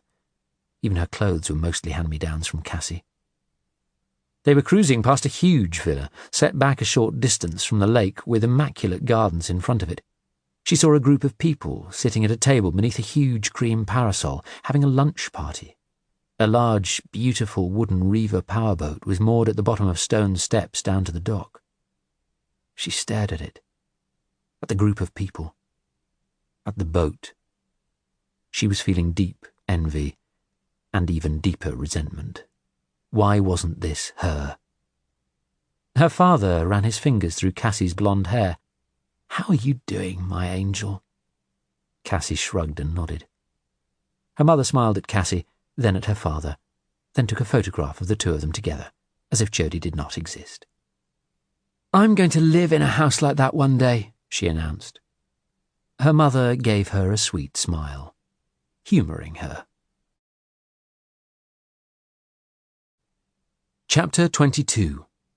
Tuesday, the 24th of February. "Where the fuck did you get this, doll?" Graham Parsons held up the memory stick. They were seated at a corner table in the Hove Deep Sea Anglers Club on the seafront, with a blurry view through a salt-caked window of upturned fishing boats on the pebbled beach. In front of him was a pint of beer. In front of Jodie was a half-pint of lime and soda. A handful of other tables in the pub-like room were occupied on this wet Tuesday lunchtime. There was a quiet murmur of conversation in the room and a smell of fried food. "Does it matter, Graham?" she asked. He sat in his smart suit and tie, a silk handkerchief protruding flamboyantly from his breast pocket.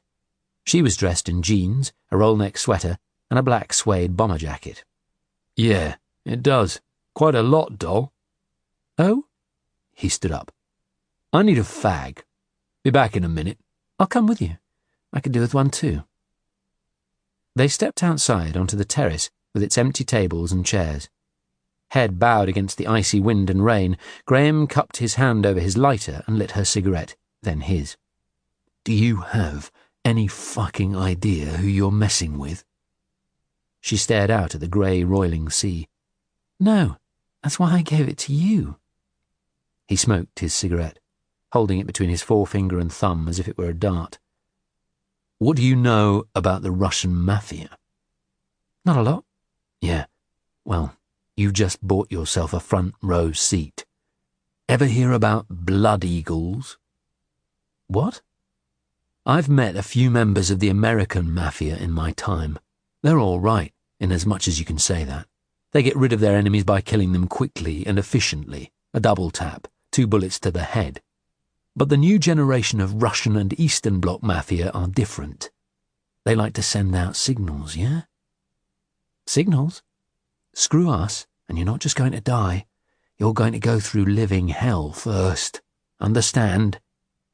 What kind of living hell? You really want to know? Yes. Someone pisses them off, they'll go into their home, torture and kill a child in front of the family just to teach them a lesson, or they'll make the kids watch their parents being tortured to death, so they'll know never to mess with them. I'm not scared, Graham. Yeah? Well, you should be. They finished their cigarettes and hurried back inside. Their place and chips was waiting for them. As they sat down, he picked up the bottle of ketchup and shook it over his chips. I heard from my sources there was a low-life Romanian found in a posh hotel room in New York a few days ago. He'd been blood-eagled. What does that mean? Believe me, you don't want that happening to you. It was what the Vikings used to do to their enemy leaders. Place them on their stomach and flay all the skin from their backs. Then they'd use their axes to chop all the ribs away from their victim's spine while he was still alive. Next, they'd pull his ribs and lungs out with their bare hands and leave them sticking out between his shoulders so they looked like the folded wings of an eagle. If he suffered in silence, he'd be allowed into Valhalla. But if he screamed, he'd never enter. She shivered. That happened to... That's how the police found him in his suite at the Park Royal West. A bloke called Romeo Montierneux. Name ring a bell? She felt sick. A deep unease swirled through her. Romeo What? Montierneux. She shook her head vigorously. No, never heard that name. Good. Good to hear that. He gave her a long, hard stare. Then he held the memory stick up in front of her again. If you don't want to wake up one morning with your innards all pulled out, you get rid of this pretty smartly. You don't want to mess about with these people. What does it contain? Names and addresses of the Premier League Eastern European and Russian organised crime members in the US and their associates around the world, together with their phone numbers and email addresses and their bank account numbers in several countries. There are police forces around the globe that would have all their Christmases come at once if they got hold of this. She reached forward and took the memory stick from him, slipping it into her handbag. Thanks for the warning. So, you cracked the password? I cracked the password. Let me have it. You want me to hand you your death warrant? I said I'm not scared. Not of anyone, Graham. You bleeding well should be. I'd much prefer to think they should be scared of me, she said. If they've gone to those lengths to torture and kill, it tells me that someone wants this back rather badly and might be willing to pay serious money for it. That's not how these people do business, he replied. Well, it's how I do. She tipped some ketchup onto her plate, speared a chip, and dunked it in the red sauce, then ate it hungrily. You're playing with fire. So what's new? Chapter 23. Tuesday, the 24th of February. Roy Grace was seated behind his desk with a sandwich beside him, scanning the weekly Brighton and Hove Independent newspaper. When he ate alone, he always liked to read, particularly about the city, and to get as balanced a view as possible from different sources. When he had finished the paper, he turned to the ream of paperwork from the Lyon police via Interpol on their processing of Dr. Edward Crisp. It had come through, frustratingly, in French. A local firm he'd used before, tongue-tied, did a fast turnaround translation job for him. Attached was the DNA and fingerprint confirmation that this was, without doubt, the Brighton serial killer. As Grace began to eat, a prawn fell out of the sandwich onto a sheet of the report, marking it. Cursing, he picked the prawn up and put it in his mouth. His phone rang. "Detective Superintendent Grace?" he answered, chewing. "Hey, pal, how you doing?" Instantly he recognized the Brooklyn accent of his NYPD friend, Detective Investigator Pat Lanigan, who was on the New York mafia-busting team. "Doing good, thanks. How are you? How's Francine?" He dabbed the smear off the printout as best he could with a paper napkin. "Yeah, she's good. Listen, Hope you don't mind my calling you direct." "Of course not. Always." "I kind of guessed I'd get a quicker answer from you than by going through the Interpol bureaucracy." "Tell me." "I'm dealing with a homicide here in New York, a pretty nasty one involving torture. It's looking organized crime-related, a courier for a Russian mafia organization we've had under observation for some months. He was found dead in his hotel room at the Park Royal West. Name's Romeo Munteanu, a Romanian national. But that's probably not going to mean anything to you. Word on the street is he lost a bag containing a large wad of cash he was carrying for a drug deal, and no one believed his story." "How much?" $200,000. We're trying to trace an English woman who was with him in the bar of the hotel, we believe under an assumed name, the last time he was seen alive. Probably a long shot, but I thought you might be the person to help us find her. We're not sure she's necessarily connected. The bar staff we've interviewed say he appeared to have picked her up in the cocktail bar around 7 in the evening on Wednesday last. They left the bar together around 7:30. Then she checked out of the hotel just after 10 that night. According to the staff, she seemed pretty agitated." "Do you have her name?" Grace asked. "The name she checked in under was Judith Forshaw, but we're pretty sure her real name is Jodie Bentley. It looks that way from the CCTV footage. Earlier in the day, she had checked into the Four Seasons under her real name and gave her address as her fiancé's apartment on Park Avenue. We think she was being hounded by the media and may have switched hotels and identities to get away. Although we don't have all the details yet. The Four Seasons had a problem with their video. They're trying to recover it, but I can send you a copy of the Park Royal CCTV footage if that would be useful." Grace jotted the names down on his pad. "What do you have on this Jodie Bentley, Pat?" "Her fiancé was a big-time financier, Walter Klein, who was under investigation by the Securities and Exchange Commission and about to be charged. Rather conveniently for him, he died in a skiing accident 2 weeks ago, possibly suicide. According to Klein's lawyer, she was a fortune hunter, but knew nothing of his true financial situation. The lawyer told us she's from Brighton, which is why I'm calling, in case she's on your radar. The address the Park Royal has for her is in a street called Western Road in Brighton." "Doesn't ring an immediate bell," Grace said, "but she sounds quite the grieving bride-to-be, picking someone up in a bar barely 2 weeks later under a different name." "Oh, I hear she's a regular sweetheart. It gets even better. Her first husband died from a snake bite some years back." "She might be very unlucky, or perhaps there's more to it," Grace said. "Well, that's what I'm hoping to find out, Roy. There's 2 other things that may or may not be related to this.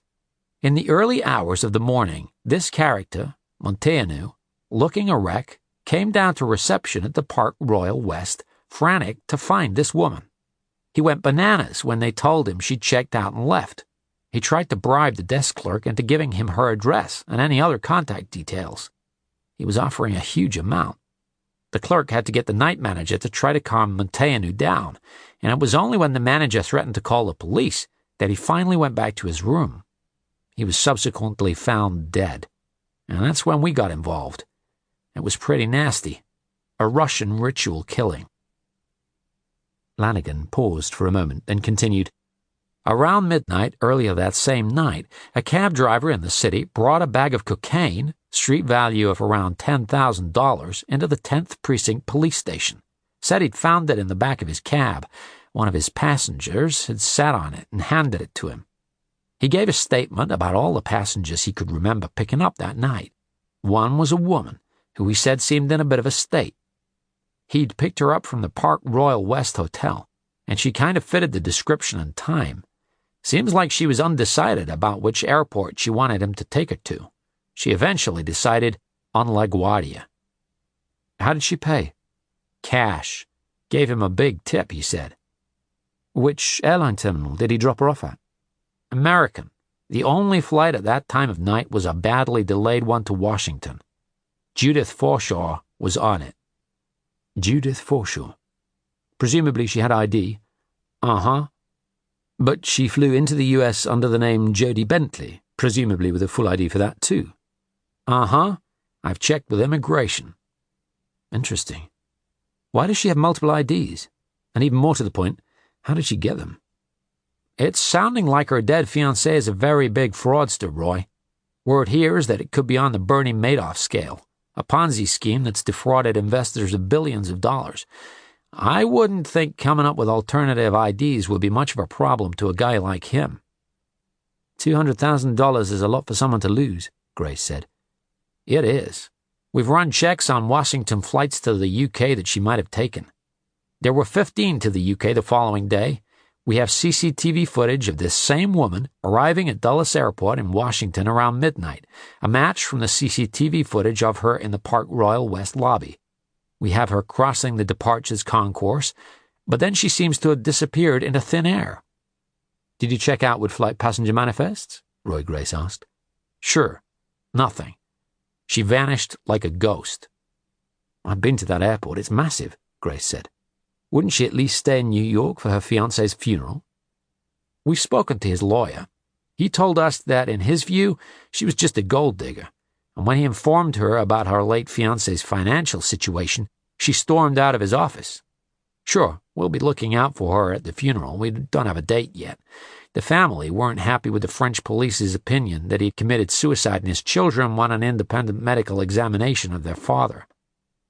So either she went back into the city by cab or bus or train, or she took a flight to England from another airport, Grace said. Both are possible, Lanigan replied.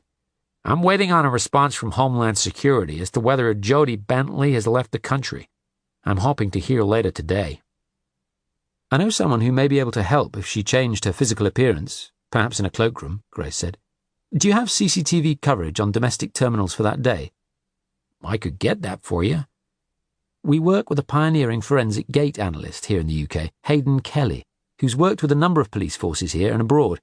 Whatever her appearance, he could pick her out in a crowd. You serious? Forensic gate analyst? You don't use this technology? I don't know about it, Roy. If you could send me all the footage you have, I could get Hayden Kelly to check it over. However much she might have changed her appearance, he'd still be able to pick her out with his technology. I'll get it to you in the next few hours. She may be innocent, but we'd like to talk to her as soon as possible. Ping it to me as fast as you can.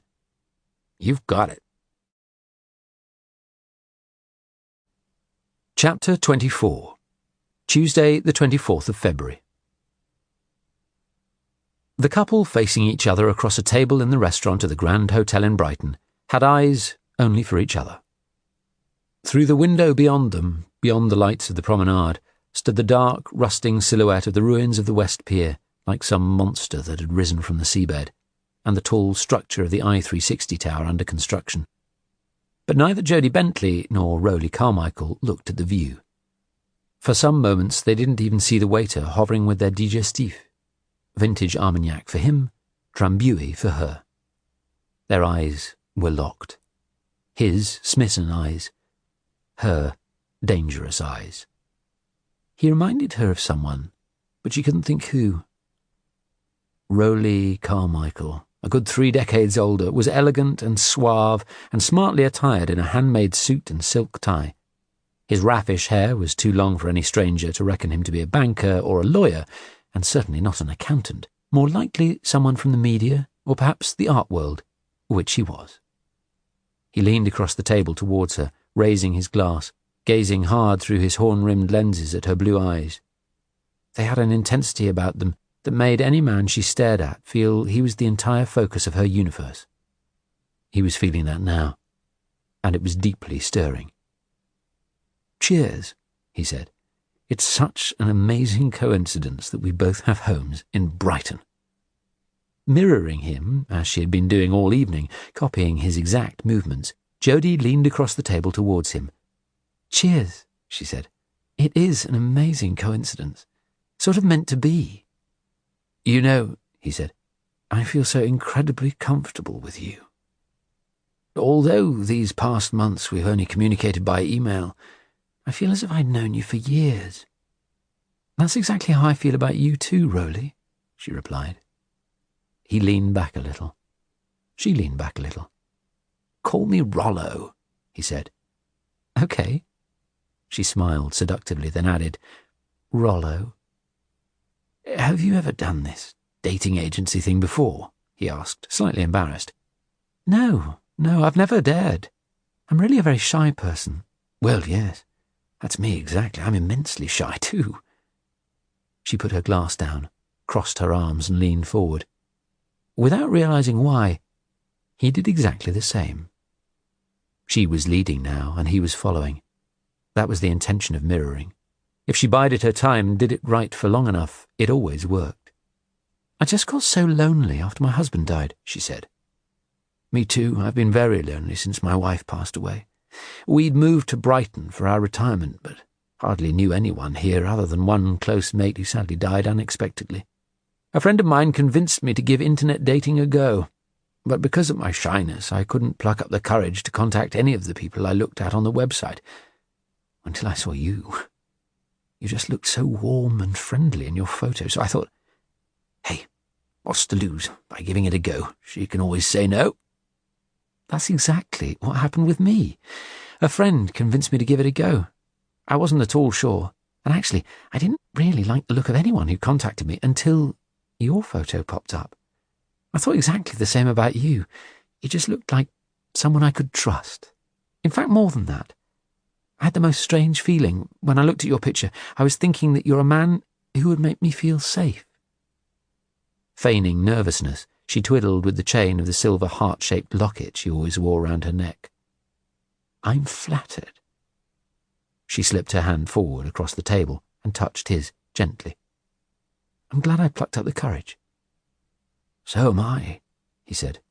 "I'm so glad. But you wrote in your profile of a certain age. I think you're doing yourself a disservice. I would take a certain age to mean someone in their 60s. You look decades younger than that." She grinned. "Maybe it's because I changed my hair.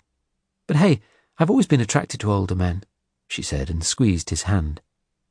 "So, tell me, how did your wife pass away?" "Alzheimer's. She had a particularly brutal strain of it that killed her within 5 years." "How dreadful." "It was. How about your husband? How did he die?" "Cancer. I nursed him for 2 years. Then he had a bad fall." "A fall. That can be a big setback for elderly or ill people. It can be the thing that precipitates death." "That was exactly the case," she replied. "I'm so sorry to hear that." He shrugged and then gave her a smile that was full of hope. "Must have been hard for you." "How old was he?" 52. Started with colon cancer and then it spread everywhere." 52. That's no age." He shook his head. "You know, I'm a lot older than that." She smiled. "I don't feel any age difference. And, as I said, there's something about you. You make me feel secure." "It's so beautiful, that connection I felt through our emails, Jodie. It's as if I've been given a second chance. And now I've found you, I would die happy." "Don't die too soon, please. We've only just met." "I'm not planning to," he said. "I'm hoping to be around for a long time yet." She smiled again. Chapter 25. Tuesday, the 24th of February. Result. Oh, yes, definitely. Seated in his beat-up Fiat Panda, looking around at his surroundings, at all the flash metal parked in the driveways, Shelby Stoner was suffering serious car envy. He stared longingly at a gleaming Ferrari 488, at a BMW i8, at a white Bentley Continental. His dad, whom he had known only briefly before the bastard had pulped his mother's face and left home for good when he was just 4 years old, had been a car nut. He had named Shelby after one of his idols, the American car designer and racing legend Carroll Shelby. Ironic, he thought, that he was now sitting in a vehicle his namesake would not have been seen dead in. He was dressed in a black anorak and black trousers over a skin-tight bodysuit and rubber balaclava, something he had learned from watching CSI, to avoid leaving any skin cells or hair that DNA could be obtained from, with black leather gloves and a black beanie. He was parked in the darkness in the street that wound past the secluded mansions of Rodine Crescent, with their fine views, in daylight, out across the cliffs to the English Channel. One of the houses on the most recent Argus Top 20 list was just up to his left. He'd eyed that mansion for over a month, but dismissed it as too difficult. A huge place, lit up by floodlights and protected by electric wrought iron gates and cameras. A black Range Rover Sport and a matching black Porsche 911 Targa sat ostentatiously on the driveway, as if in a further statement of their owner's wealth. They shouted out, "Steal me if you dare." In the hope of getting his 5% commission, he dutifully texted his mate Dean Warren details of all the cars he had spotted on this prestigious road, including their registrations. Then he turned his focus back to his real reason for being here.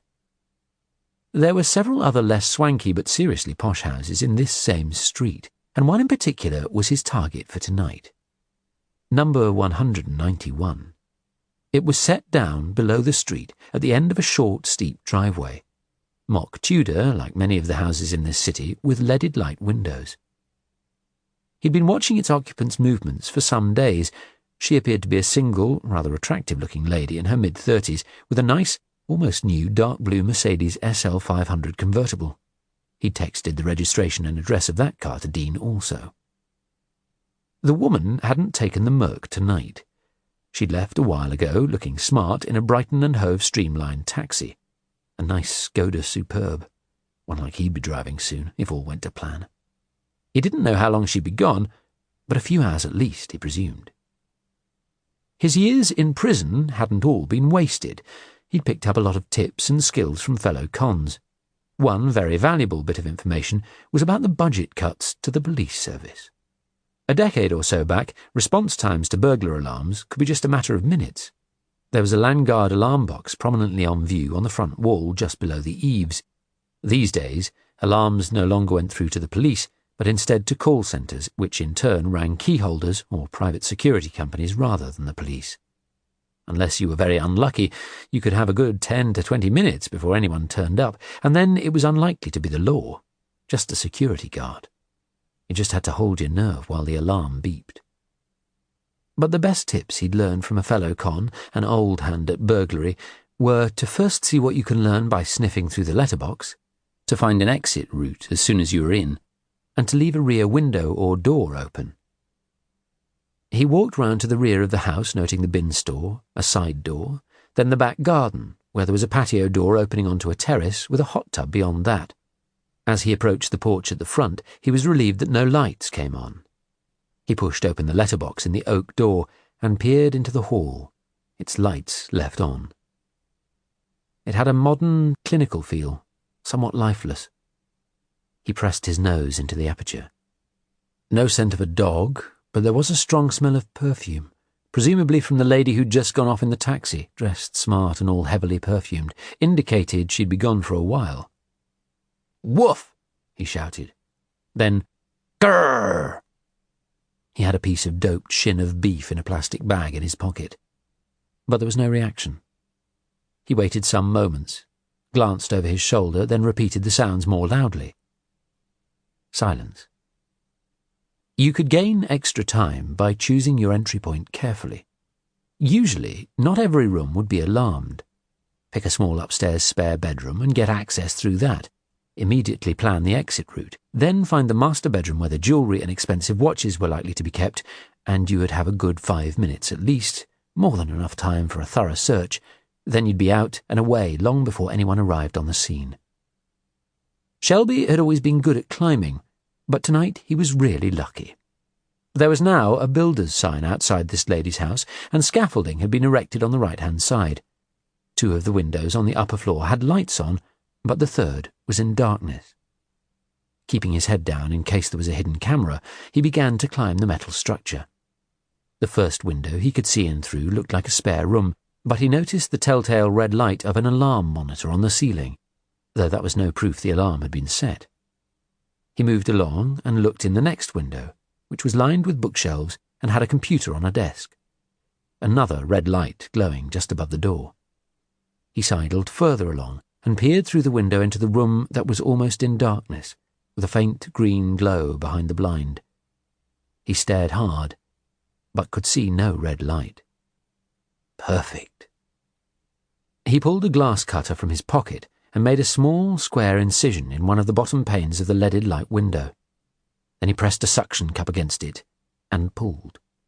But instead of coming neatly away, the glass splintered, and he felt a stab in his right arm as it pierced his anorak sleeve. "Shit!" he cried out in pain, then pressed his lips against his arm and tasted the metallic tang of blood. He stood still, holding the scaffold pole with his left arm, and sucked again, scared of leaving any drops, knowing the police had his DNA on record.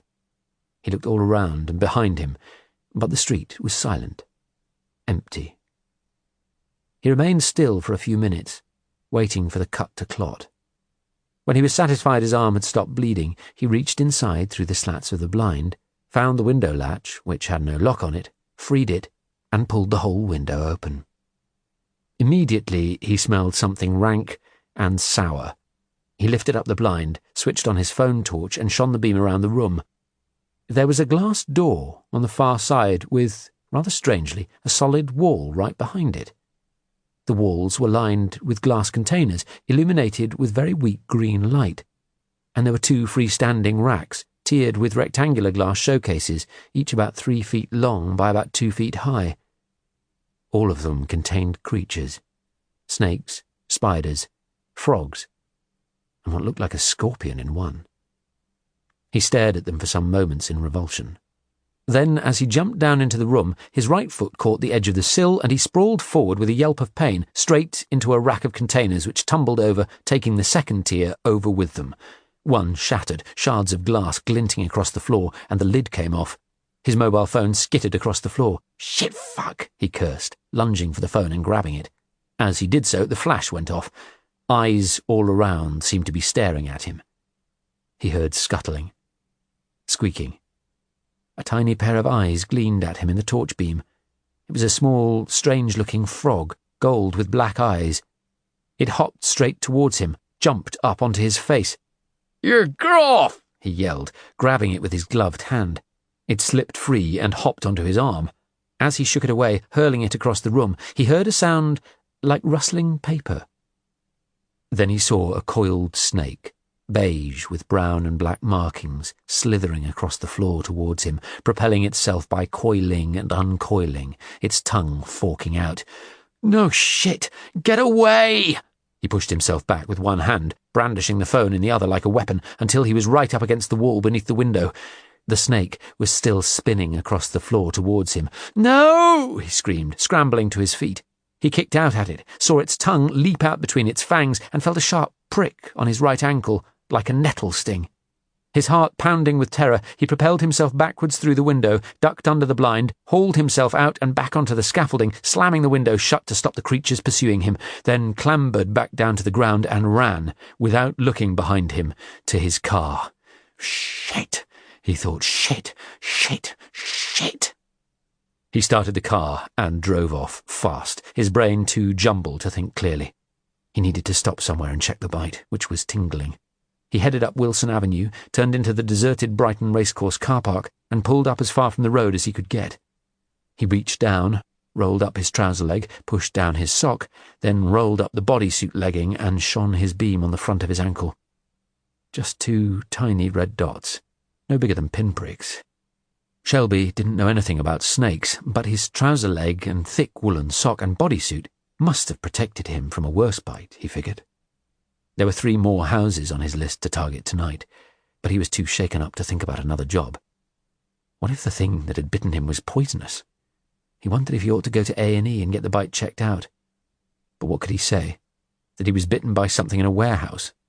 Or while walking his dog across a park? There would be questions he couldn't answer. He removed his glove and rubbed his finger over the bite marks. No blood smear. That was good. Angie would never notice them. He could tell her he'd gashed his arm on a strip of loose metal on a crate. That would work. He looked at the car clock. He couldn't go home now, because he'd told her he was working a late shift, and besides, he badly needed a drink to calm his nerves. He'd drive to the Royal Albion pub, and maybe Dean would be there. Have a couple of pints with him, then, to explain the booze on his breath, tell Angie it was one of the lad's birthdays, and he'd brought in a crate of beers to celebrate at the end of the shift. Yeah, that was a plan. He'd check the bite again in an hour or so and see if there was any swelling. But Jesus, who the hell kept all those horrible creatures in their home? He started the car and headed over to Hove, and the enticing prospect of a couple of pints of Harvey's, followed by the even more enticing prospect of a night in bed with Angie. Chapter 26. Wednesday, the 25th of February. It was a bright, sunny but chilly London morning, the kind when the city looked at its most beautiful. Forensic podiatrist Hayden Kelly had only recently arrived back from a long stint in humid Asia, and it looked even more beautiful than ever to him. He had always enjoyed the long walk along Harley Street with its sternly handsome red-brick Georgian properties, something he had done for many years before he went international. He was pleased to see old Blighty again. A sturdily built man in his 40s, he had brown hair cropped short and a tanned, amiable face. Conservatively but elegantly dressed in a fine black suit, light blue shirt and brushed silk black tie, he sat at his desk in his spacious consulting room with 2 floor-to-ceiling windows at one end, staring at the 15 video files that had just arrived in his Dropbox folder from Detective Superintendent Roy Grace. He had a clear diary for the morning. He had recently been elected as Dean of Podiatric Surgery, his charity work, as he referred to it, as it was not a paid position, but still took up a big chunk of his time, and the committee's too, in helping podiatry advance. With over 2 decades in the profession which had been so good to him, he was pleased to give something back. He had kept the morning open in order to deal with the stack of emails that he knew would be waiting. He buzzed through to reception, asking them to hold his calls for the next couple of hours, then opened the first video, which was titled Park Royal West, New York, Lobby, 22:12 p.m., February the 18th. He saw the woman that the detective superintendent had described after some moments. She was in her mid-30s, dressed in a smart black coat and knee-high tan suede boots. She exited from a lift and strode over to the front desk, where she appeared to be checking out. After that, she went out through the revolving door. He ran the video through his forensic gait analysis software and opened the next video file. It showed an arrivals area at Washington Dulles Airport. He picked up within a few minutes the same woman he had seen in the Park Royal West, pushing a luggage trolley, and began to work his way through the rest of the files. Each covered the domestic departure gates. After over an hour of working his software, the image froze on the gate for a 13:05 Delta flight to Atlanta. A woman walking towards the gate, wearing a grey felt trilby, dark glasses, and a cream-coloured trouser suit. Kelly perked up and took a big gulp of his black, piping hot Colombian blend coffee, put the footage into slow-motion mode, and clicked to enlarge her. Then clicked again. And again. Her image became fuzzy, and it was impossible to tell if it was the same face as the woman at the Park Royal West and in the other photographs he'd been sent. There was very little hair visible below the hat. Either she had crammed it up inside or had cropped it short. He ran his eye down the various stats his software had thrown up, the different points of a gait match. Since he had first created forensic gait analysis, the identification of a person by their gait or by features of their gait, involving assessment of whole body movements from head to toe, he had provided many expert opinions and forensic reports and had helped others do so too. In the 5 years since he had developed his most recent advance of the technology, the reliability had been established beyond any possible doubt. His textbook, the first ever on the subject, had recently been published. Every human being walked in a different way, and some people were more distinctive than others. Everyone's gait was as unique as their DNA, but the quality of the footage was a factor in reducing the accuracy, or, as Kelly described it, when presented with very poor quality footage, quoting the old computer maxim, garbage in, garbage out. It was only a matter of time before he and his team successfully built more technology into the system to take account of the cheapskate companies that deployed low-grade CCTV and never bothered updating it, and then expected law enforcement agencies to work miracles with footage of such a lousy quality on occasion that it was impossible to decipher a tree from a lamppost, let alone one person from another. He sometimes wondered if they had ever even heard of digital. The added time and expense of companies not having up-to-date technology was costly in more ways than one. Even from analysis of a single foot position, the software had the capacity to pick someone out in a crowd with reasonable accuracy. When good quality footage was provided of a person actually walking, certainty of identification could be very high. The technology could help determine whether a person was or was not present at a crime scene. It not only looked for similarity, it assessed for dissimilarity too. It could be used to seek particular aspects of a person's gait, and the process of exclusion was a vital one. Fortunately, the quality of these images was good. The woman he was looking at was, without doubt, the same woman who had checked out of the Park Royal West. With a very satisfied smile on his face, he picked up his phone, sat back in his leather swivel chair, and called Roy Grace's mobile number. Chapter 27. Thursday, the 26th of February. Tooth didn't much like reading. He'd named Yossarian after a character in one of the few books he'd ever read all the way through, Catch-22. It held him because it captured pretty much what life in a war zone in the military had been like, in his personal experience. A lot of assholes fighting an unwinnable war. Mostly, he watched television. Recently, back home, he had been curiously fascinated by an English TV series, Downton Abbey, and the place he entered now was pretty much what he imagined a stately home in England would be like. Except, as he stepped out of the elevator, walking between two suits of armour into an oak-panelled hall, the walls hung with stern, gloomy old masters, he was on the 9th floor of a New York Park Avenue East apartment block. As the short, creepy-looking uniformed butler bowed unctuously, he could smell cigar smoke and fresh coffee. Two large goons materialised, all in black, with earpieces on coiled cables, and frisked him, removing the hunting knife strapped to his left ankle and the Heckler and Koch from his shoulder holster. Tooth stood, silent and sullen, until they had finished. He kept the weapons in a locker he rented in a storage depot in Brooklyn. He had weapons in storage lockers in several cities around the world. "This way, please," the butler said. Tooth did not move. "I want a receipt," he said. "You get them back when you leave," one goon said. "I'm leaving now." "I don't think so," the other goon said, producing a large Sig Sauer with a silencer attached. Tooth brought his left leg up hard between the goon's legs. As the man doubled up in pain, he grabbed the Sig, head-butted the second guard, then with his right foot delivered a roundhouse kick, swinging the instep through the man's knee, sending him crashing to the ground. As both guards lay on the floor in pain, Tooth covered them with the gun and said, "Maybe you didn't hear me right. I said I'm leaving." He recovered his own gun and the knife, reholstering them. "Please, Mr. Tooth," the butler said. "Mr. Egoroff would really like to talk to you." "Yeah? Well, I'm here." The two men stared at each other for some moments. Then the butler said, "Mr. Egoroff is unable to walk." Tooth remembered. His client had been shot by someone he'd upset, paralysing him from the waist down. He tossed the Sig on the floor contemptuously towards the two goons, then followed the butler. Tooth didn't do art, but the long corridor he walked down was hung with oil paintings of landscapes, piles of dead game, and portraits of stiff-looking men and women, all in ornate gold frames that he figured hadn't come from a garage sale. He was ushered through double doors into a grand room with curtains held back with tasselled ties, antique furniture, and more paintings adorning the walls. 4 men sat at a long dining table which was laden with silver baskets full of croissants, decanters of orange juice, silver coffee pots, plates, and tiny pots of jam. 3 of them, who all looked faintly Neanderthal, though dressed in business suits, stared at him warily. The 4th, Sergei Egoroff, was in a wheelchair.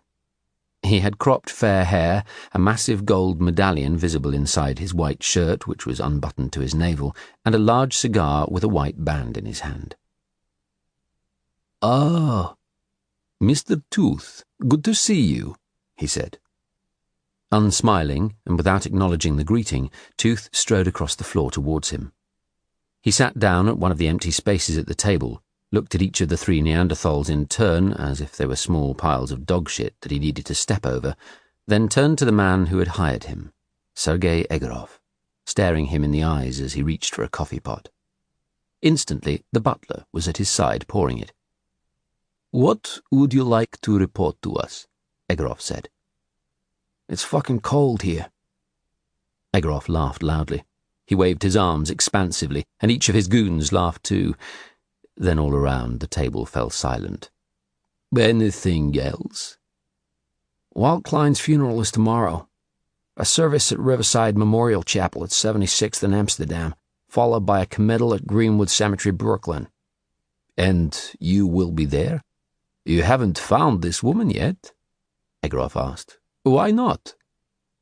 "I've been to every hotel in this city where she might be staying," Tooth replied. "So far, no." "Why not?" "Like I told you before, she's not here anymore." "It's her fiancé's funeral. You don't think she'll be there for appearances?" "Well, that's what I thought at first, but now I don't think so. Why would she be?" Tooth replied. "Klein's family despise her. She's not going to inherit a cent. I think she's back in England, as I've already told you." Tooth pulled his cigarettes from his pocket and tapped one out. He put it in his mouth and lit it. "It's a week now," Egorov said. "Are you trying hard enough?" Tooth sipped the coffee the butler had poured. Then he looked back at his paymaster. "Give me your bank account details." "My bank account details? Why?" "I don't like you." Tooth looked at the other three. "You can always judge a man by the friends he keeps. You keep shit company." All three bodyguards stirred, and it took a sharp hand in the air by Egorov to calm them. "I'll repay you the $1 million. No charge for expenses. You don't want to listen to me? Fine. I'm gone." Okay, Egorov said. "I'm listening to you." Tooth eyed him for some moments. He was also weighing up just what this job meant to him. He needed the money, so he held his temper as much as he could. "What part of 'she's not here anymore' don't you understand?" "Mr. Tooth, we need back what this woman has. We need that memory stick. Don't bother about the cash. It's counterfeit. And we'd like you to teach that woman a lesson, you understand? One of your lessons. We'd like to see it, too." He raised one hand in front of his eyes, and with the other made a cranking motion, miming filming. "If it's so important to you, who the hell entrusted that Romanian moron with it?" "It is really important," Egorov said, ignoring the question and puffing on his cigar. "I want you to go to the funeral. If she's not there, fine. That's my bad call. Then you go to England, get the memory stick, and kill the bitch. I'm told you are good at filming the death of your targets. We'd really enjoy seeing that film. Understand what I'm saying?" Tooth hesitated. He didn't like dealing with assholes who didn't listen to him. They were the people who got you caught. But he needed the money.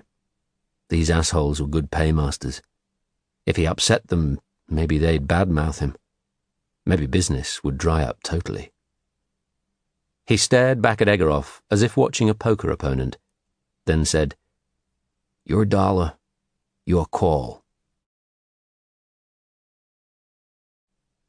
Chapter 28, Thursday, the 26th of February. It was 5:30 p.m. and pelting with rain outside his window. Roy Grace shuffled together a bunch of papers on the prosecution he was preparing for Dr. Edward Crisp's eventual return to the UK, which he was going to take home and read later this evening.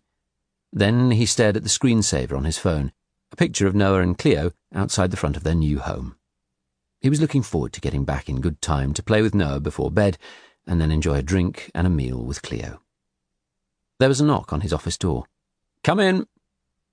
Following Hayden Kelly's report, he had, the day before, asked Jack Alexander to find out urgently from the US authorities what he could about Jodie Bentley's movements at Atlanta Airport. Had she or Judith Forshaw travelled anywhere else within the USA, or did their system show Jodie Bentley leaving the country? The DC came in, beaming, clutching a wad of papers on which were rows of names, as well as the blurry, blown-up image of the suspect woman's face from CCTV footage at Atlanta Airport, and a memory stick, which he put down on the detective superintendent's desk. Grace indicated a chair in front of him. "Sir," Jack said, sitting down, I found out that Jodie Bentley appears to have travelled from Washington Dulles to Hartsfield-Jackson Airport at Atlanta using the name Gemma Smith. She then flew out of Atlanta as Jodie Bentley on a Virgin Airlines flight to Heathrow last Thursday at 17:35, scheduled to arrive in London at 6:30 a.m. on Friday the 20th. I've obtained her address from her credit card details. Where does she live? Now we get to the interesting bit, sir, Alexander said. I've checked it out. It's a rental mailbox address, the same as she used when she booked into the Park Royal West in New York. What did you find out about it? I've been to see them and spoke to the manager, who wasn't too helpful, until I threatened her with a search warrant. Grace smiled. He liked this detective's attitude.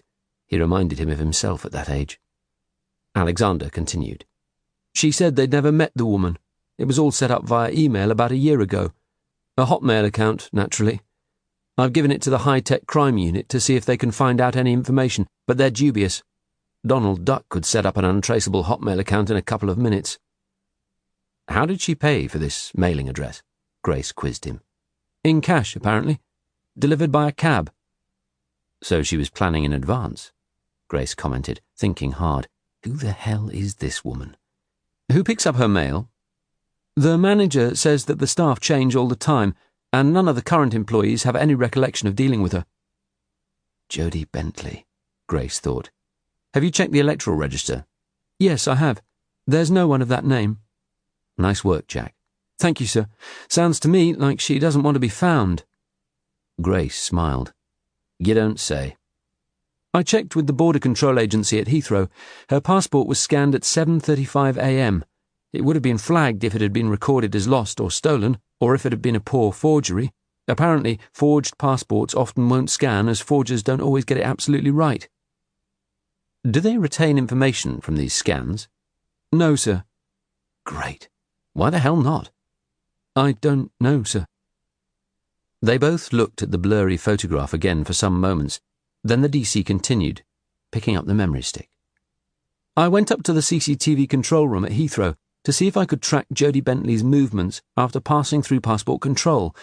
I've got her heading to the escalator down to baggage reclaim, but then she vanishes. Vanishes?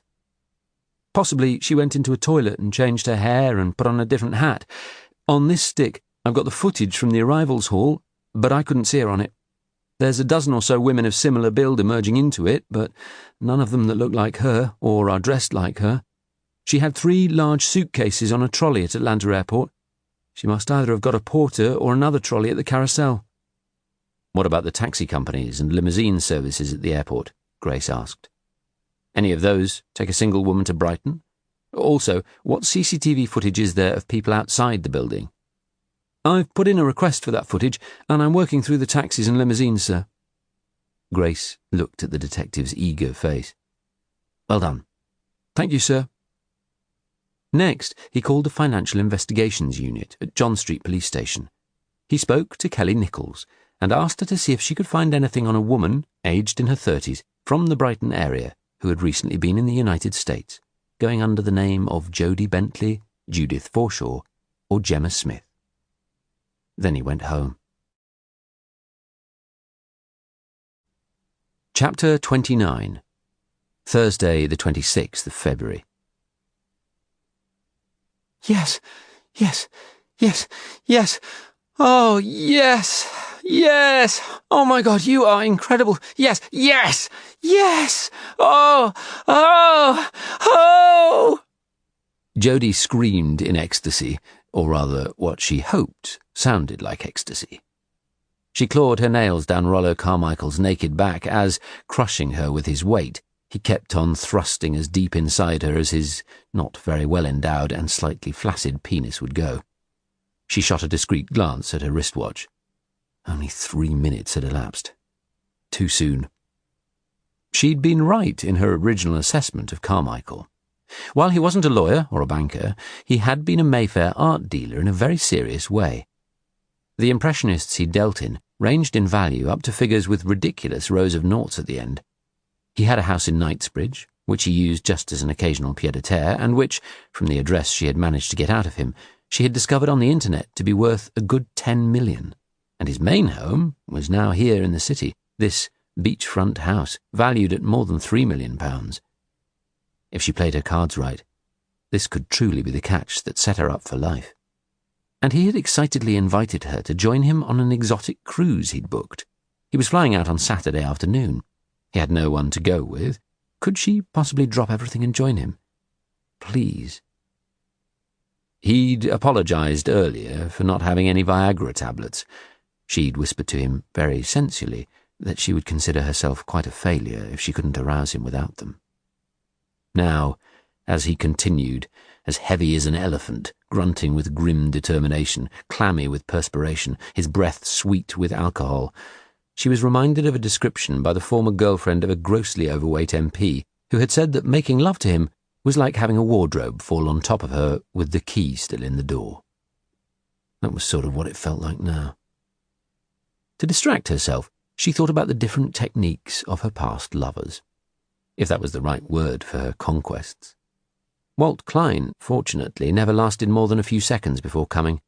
Before him, Martin Granger, short and wiry, had used a curious rocking motion, as if drilling a borehole. And before him, God, Ralph Portman was big on what he thought was erotic foreplay, repeatedly biting her nipples so hard she screamed in pain. She glanced at her watch again. Coming up to 4 minutes. A respectable time. She needed him to feel a man, to believe that he was satisfying her, because that would make him feel so good. Their first time. In this gorgeous house with huge bay windows overlooking the sea, champagne in the ice bucket on the coffee table. Alcohol. Alcohol made these things bearable, doable, and, just occasionally, although not right now, enjoyable. It was their second date this week.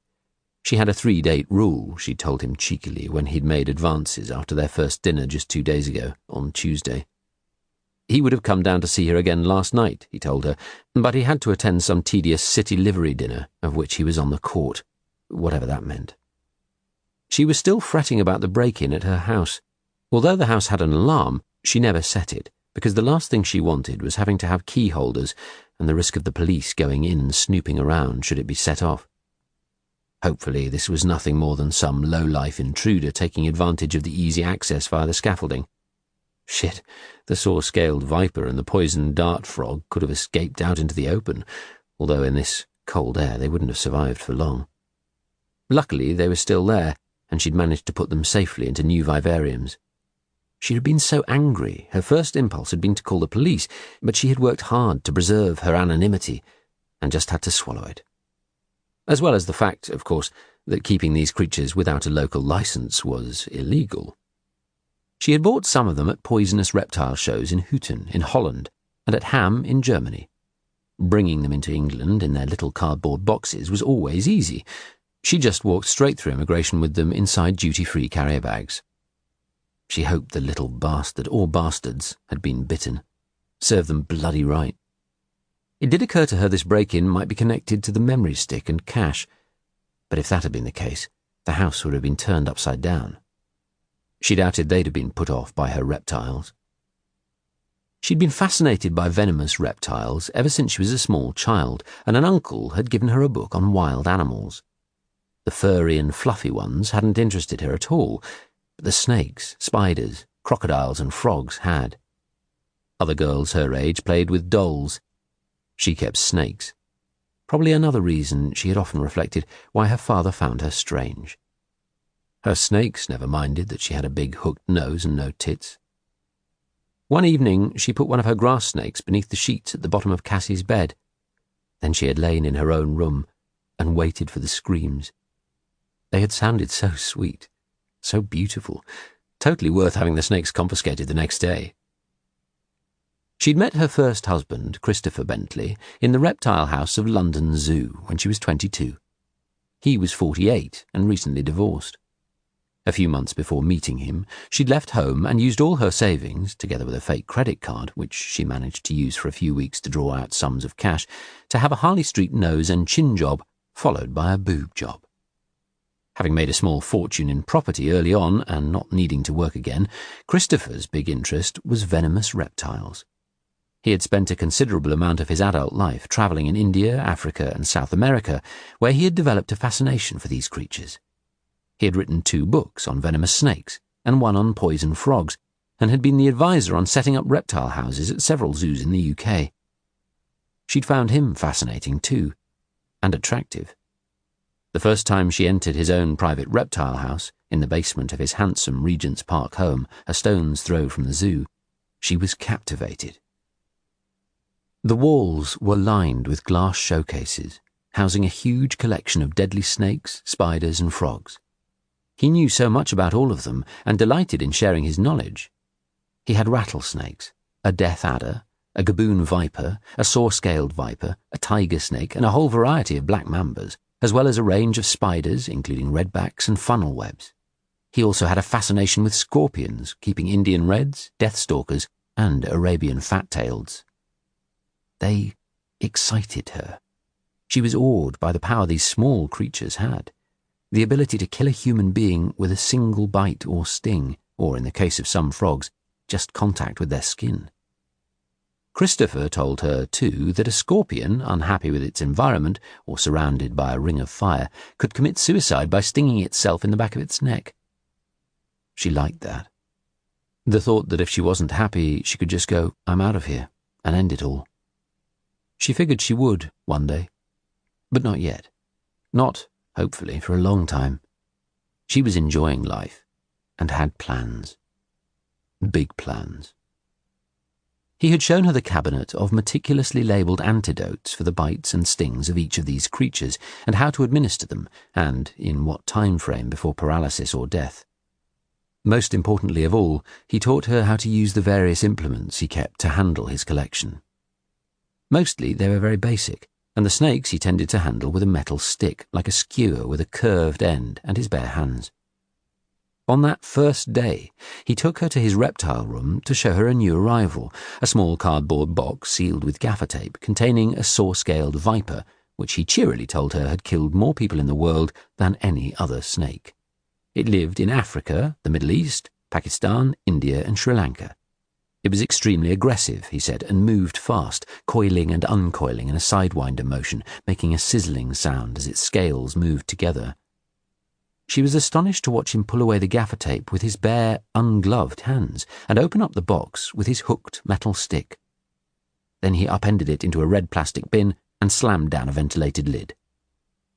She'd noticed that even he had looked nervous during this last part of the operation. "What's your fascination with these creatures?" she'd asked him. "Their power," he had replied simply. "Here we are, us humans, with all our sophistication, yet any of these creatures, some with brains the size of a pinhead, can kill us. Some in hours, some in days." He had delighted in talking her through the biochemistry of their bites and stings, all the different ways that the venom acted on the human body without the antidote. For some reason, she found herself particularly drawn to the saw-scaled viper, the way its bite was fatal, and that there was only a 2-hour window in which to administer the antidote. Too bad, 8 years after they were married, that Christopher had missed an antidote window. Well, not strictly true. She'd jolted his arm when he'd been holding a saw-scaled viper by the neck, and she had previously substituted the antidote with a placebo. Hey-ho, so much for the so-called placebo effect. By the time he'd been admitted to the toxicology unit at Guy's in London, he was already bleeding through his eyes and every orifice. He'd had to go.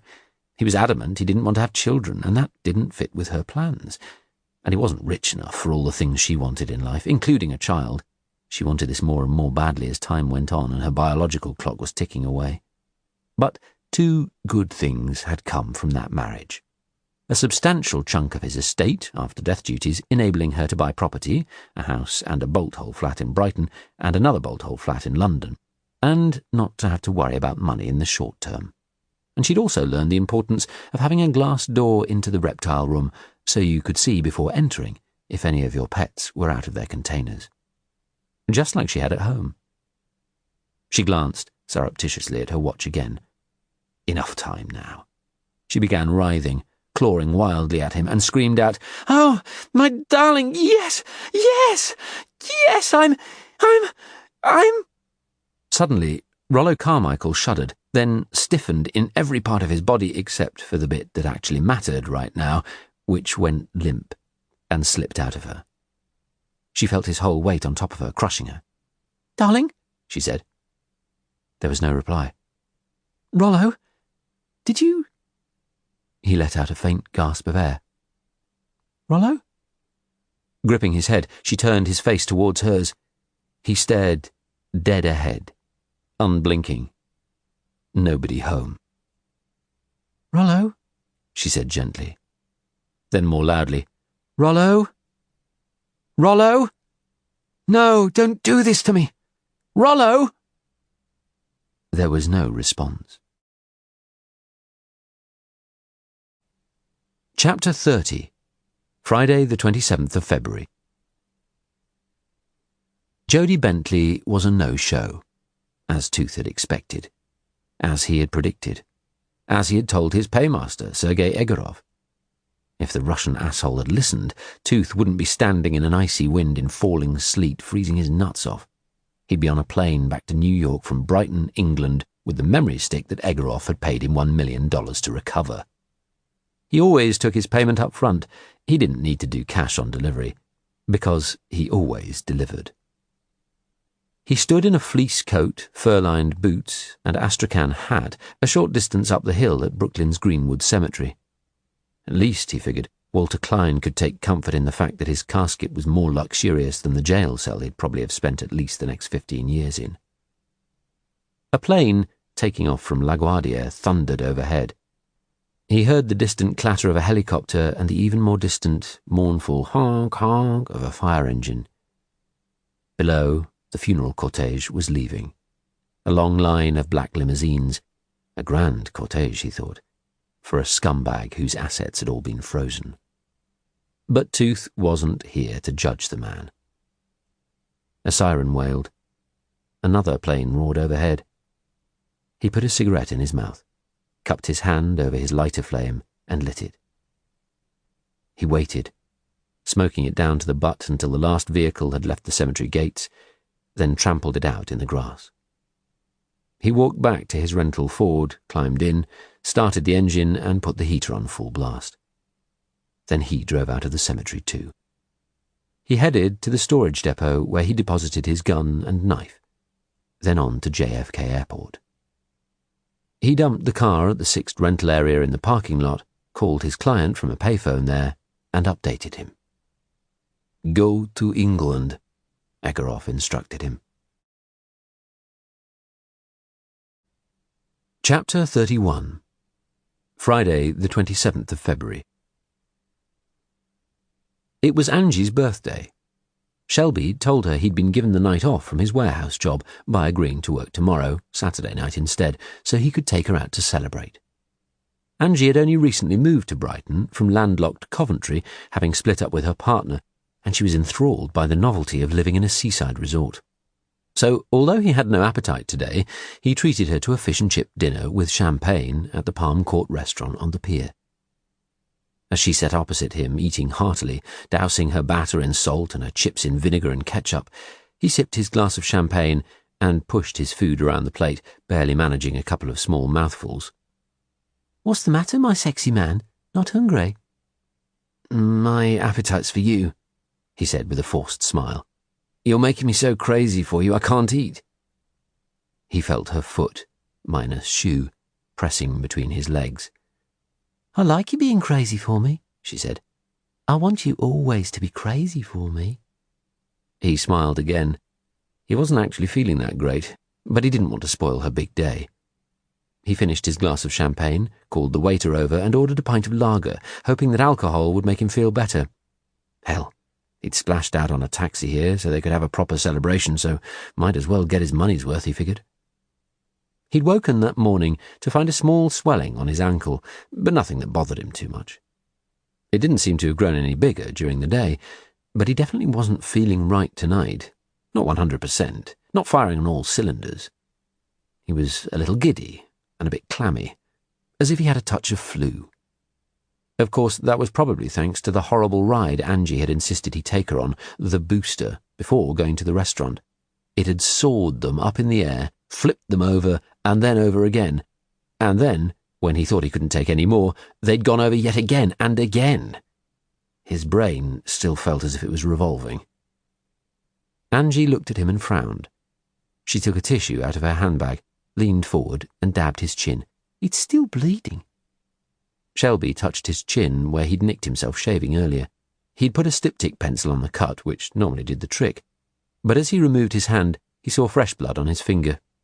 He pressed the tissue to his chin, called a waitress over, and asked if she could find a small plaster for him. Then he downed the lager fast and ordered a second pint. Angie's plate was clean, he realised, as she picked up her last chip, mopped up the blob of ketchup on her plate, and popped it in her mouth. "Was it the ride?" she asked, chewing, looking at his huge, barely touched portion of cod. He nodded forlornly. "Afraid so. Never been very good with them."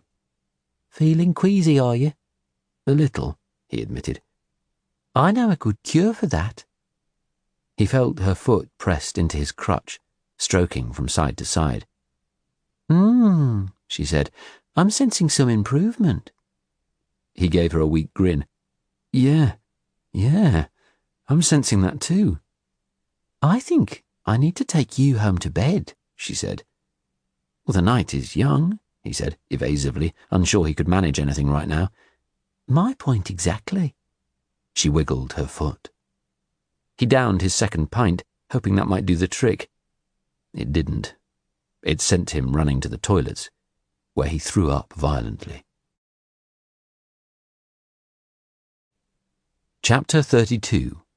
Friday, the 27th of February. Tooth sat in the back of the limo taking him to JFK Airport. Whenever possible, he took limousines in New York. He hated yellow cabs. He hated the often erratic nature of the drivers and the cramped rear quarters of many of the vehicles, sitting with his face pressed up against the scratched perspex screen, having to endure an endless loop of advertising videos. He only took a yellow cab when he needed to. Like last Saturday. He wasn't looking forward to his shitty continental night flight to London in coach. He always flew coach, because no one took any notice of coach-class passengers. None of the cabin crew remembered them, and he had always survived by being a chameleon, by not being noticed or remembered, just as he had in his days as a sniper in the military. He was good at being patient, waiting. He had nothing else to do with his time. No one to care for or worry about, except Yossarian. And Yossarian was fine right now. Mama Missick would be spoiling the dumb mutt rotten.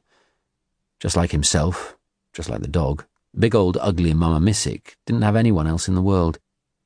They were three of a kind, stuck together, riding the carousel that was spinning at 1,040 miles per hour, this meaningless planet Earth. Riding and waiting for oblivion. Well, Mama Missick was different. She was waiting to go to heaven. Luckily for her, Tooth figured, one day oblivion would take care of her disappointment. Tooth didn't do heaven. Chapter 33. The Past. It happened 18 years ago, but Jodie could remember it vividly. It was funny. Whatever her parents thought, Jodie found it funny, almost hysterically funny. It still brought a big smile to her face, a smile of glee, a smile of satisfaction, a smile at the whole ridiculousness of it all. But of course she hadn't dared to smile at that actual moment. She'd managed to look every bit as shocked as her parents. It was the first anniversary of Cassie's death. Her sister was receding into the past in both her memory and in the photographs around the house. She was pleased to see that the really big portrait photograph of her, the one that sat in its frame on the windowsill in the lounge, the one in which she looked so truly beautiful, was starting to fade significantly. There were so many photos of Cassie that the house had the feeling of a shrine to Cassie, beautiful Cassie, Daddy's pet, Mummy's pet, teacher's pet, perfect Cassie. Jodie often wondered whether, if it had been her instead of her sister, would there have been this same outpouring of grief, this same kind of shrine? She didn't think so. Neither of her parents noticed that she had discreetly moved the big photo from its original, shaded position into the bay window that got direct sunlight for hours. Already the colour was starting to leach out of her skin. In a while, Jodie thought, she'll just look like a ghost, and that will be one less picture of her to haunt me. The family went to visit Cassie's grave that afternoon. Her father took the day off work. Her mother hadn't been back to work since Cassie died. She was still too distraught, still recovering after her breakdown from the shock. "Come on, woman, get over it," Jodie thought silently. "You believe in God. You go to church every Sunday, so what's your problem? Cassie's in heaven. She's probably the angel Gabriel's pet, Jesus' pet, God's pet." Not that Jodie believed in any of that stuff. She didn't think her sister was any of those things. In her view, Cassie was just a bunch of rotting, desiccated skin, bone, and hair in a fancy coffin that was rotting too, 6 feet under, in the huge cemetery off the old Shoreham Road, where her grandparents were also buried. Best place for her. Good riddance, she thought privately as she stood sobbing and sniffing and pretending to be all sad that her sister was gone, cruelly snatched away, just as the wording said on her neat white headstone with a fancy carved script. Cassie Jane Danforth, beloved daughter and sister, cruelly snatched away from us. Cruelly snatched. Well, that bit wasn't strictly accurate, she thought. Fell to her death whilst walking along a coastal cliff path on a family holiday in Cornwall during the October half-term. Pushed? Actually. But that was another story. Best not to go there. Later that evening, home in bed, Jodie wrote in her diary, "We went for a pub supper after visiting the grave. Mum was too upset to want to go home right away, and the poor thing was in no fit state to cook. So we drove out into the country to a gastropub that Mum and Dad like, which serves the most horrid prawn cocktail I've ever eaten. Tiny little things, not much bigger than the maggots that are eating Cassie, and a lot of them still half frozen, and all smothered in a Mary Rose sauce that's had a flavour bypass. Mum has it every time, and insists I should have it too. It's a very generous portion, she always says. A very generous portion of cold maggots in ketchup-flavoured mayo. Can't believe I ordered it again tonight. It was even worse than before." Even though he was driving, Dad drank 2 pints of Harvey's and ate a steak pie and beans and ordered a glass of red wine with it, a large glass. Mum had a small sherry, and they had an argument about who would drive. She insisted she would drive back. The food arrived, but I had to run out of the room and into the toilet to get away from the nauseating atmosphere. It was just so ridiculous. The whole day and evening. Mum's driving for a start. She drives like an old woman. Well, she is an old woman, I suppose. 46 is pretty ancient, but she drives like she's 146, at a steady 46. She never goes over 50, not even on the motorway. She never overtakes anything, not even bicycles, unless she can see 10 miles of clear road ahead. She just sits behind them, irritating me. But not Dad. He even told her to slow down tonight. We were doing 15 miles per hour behind a bicycle, and he actually said to her, "Susan, slow down, you're too close." My family, my embarrassing family. The things they say. But this really made me laugh. Mum suddenly said she wanted to light a candle for Cassie, have it burning on the table with us during our meal. So my dad went up to the bar and asked if they had a candle they could light for his daughter. 10 minutes later, the chef and 2 other members of staff appeared with a small cake with a candle burning in the centre of it and walked towards us, all smiling at me and singing, "Happy birthday to you." I'm still laughing about that, even though it's nearly midnight and I've got homework to do for tomorrow that I've not even started yet. But honestly, I have to say, I've not felt so great in a long time. Chapter 34. Saturday, the 28th of February. 6 hours late. An hour out of JFK, the flight had turned back because of a technical fault. They'd been deplaned and sat in the goddamn terminal for over 4 hours before finally boarding again. They'd originally been scheduled to land at 7 a.m. Now it was 1:30 p.m. Most of the day wasted. Standing in the long, snaking queue for passport control at London's Heathrow Airport, Tooth yawned. He could stay awake for as long as he needed, and sometimes, concealed in enemy territory back in his days in the military, that meant staying awake for 48 hours or longer, waiting for a target to appear. But right now, he was looking forward to a few hours' sleep in the room he had booked at the waterfront hotel on Brighton's seafront. Maybe he was getting old.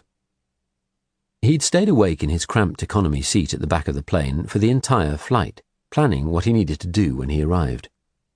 Once the plane was taxiing at Heathrow and he was able to get an internet connection, he'd pulled up a street map of Brighton and Hove on his phone, reminding himself of the layout of the city, looking up the street Judith Forshaw had put down on the hotel registration form. Western Road. Was it a real or false address? Whatever. The news stories about Walt Klein said his fiancée was from Brighton, a city of just 275,000 people. New York was a city of 8.5 million people, and he never had a problem finding anyone there. It would be a slam dunk to find her in Brighton. He slipped his passport out of his pocket and checked the details he'd filled in on his immigration form. His name, for the purposes of this visit, was Mike Hinton. He didn't like travelling on false documents. They added a layer of risk that wasn't usually worth it. But with his recent history in Sussex, there would be a marker on his real name for sure. Hinton. Mike Hinton. Accountant. 10 minutes later, the immigration officer studied his passport, then asked him to remove his cap.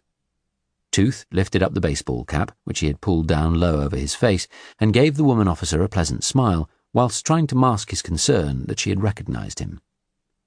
She looked at his passport again, back at his face, back at his passport, then closed it and handed it back to him. "Have a nice day in the UK, Mr. Hinton," she said, and smiled back. Tooth stepped forward without replying and took the escalator down into the baggage reclaim hall where he had his hold-all to collect. He didn't like to let it out of his sight, but some of its contents would have been confiscated if he'd tried to take it as carry-on baggage. When it arrived, he picked it up off the carousel and strolled across to the green exit channel, his laptop bag and hold-all both over his shoulder. He always travelled light. It was easier to buy clothes wherever he was and bin them before leaving. In 15 years of globe-trotting, he'd never owned a suitcase, and for most of his jobs he was in and out of a place without even needing to unpack what little he had with him. New York had been an exception. He'd been stuck there far too long, because he'd had to deal with assholes. He was on his own here, just himself and a woman who thought she was smart. But clearly she wasn't that smart. She'd been engaged to a crook with frozen assets, and now she'd stolen, clumsily, something she could never sell, and for which she was going to die.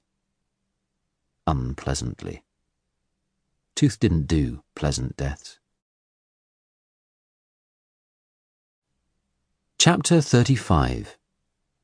Sunday, the 1st of March. A friend of mine told me many years ago that the secret of life is to know when it's good, Rowley Carmichael said, his arm tightly round Jodie's waist, wind whipping their hair about their faces. And right now it's really good, incredibly good. She stared up into his eyes, her own sparkling brightly in the stern lights of the ship, as brightly as the stars above them, like gemstones in the velvety darkness of the warm night sky, like the diamond engagement ring on the black velvet pad of the ship's jewellery store that he had bought for her just a few hours earlier, the price of which she had pretended not to notice, although she was already thinking of a couple of shops in Brighton's lanes where she would get a good price for it in a few weeks' time. "I know it's corny, my darling, but I feel like that couple on the Titanic. Remember that film? Jack and Rose, weren't they called?" he said. She nodded. "Leonardo DiCaprio and Kate Winslet." "Weren't they on the prow of the ship?" he said. "Want to go up to the prow?" "Here's fine." Smiling, he raised his flute of vintage Roederer Cristal and clinked it against hers. "Cheers, my darling, to the future unsinkable Mrs. Rowley Carmichael." "Cheers to my unsinkable husband-to-be," she said, sipping her drink, then standing on tiptoe to kiss him. A long, long, lingering kiss, as they both leaned against the stern rail, whilst she struggled not to let her revulsion show. His mouth was slimy, and his tongue felt like a foraging rodent running amok inside her own mouth. 50 feet below them, the wake of the ship glistened with phosphorescence, before fading into the darkness of the Indian Ocean. "I still can't believe you agreed to marry me," he said. "Incredible. We've only known each other properly for a few days." "I still can't believe you asked me," she replied with a smile. "I couldn't be happier. It wouldn't be possible," he said. Looking adoringly into his eyes, she was thinking that she could be much happier. "Wouldn't it be romantic to be married on this ship?" she said. "On this ship? You mean on board?" She nodded enthusiastically. "Yes. Wouldn't that be amazing? Just so romantic. I read somewhere that ship's captains can marry people." "I love your wildness," he said. "How spontaneous you are. This is crazy. Okay, let's do it. Let's go and find the purser and ask him the procedure." "God, I love you so much," she said. "I just love looking at you." But as she continued staring at him, she suddenly realized who it was he reminded her of. That faint flash of recognition she'd had on their first date. Her father. Below her feet, she could feel the slight thrumming of the engines. She breathed in the scents of varnish, fresh paint, the salty tang of the sea, and the occasional whiff of diesel fumes. It was their first night at sea.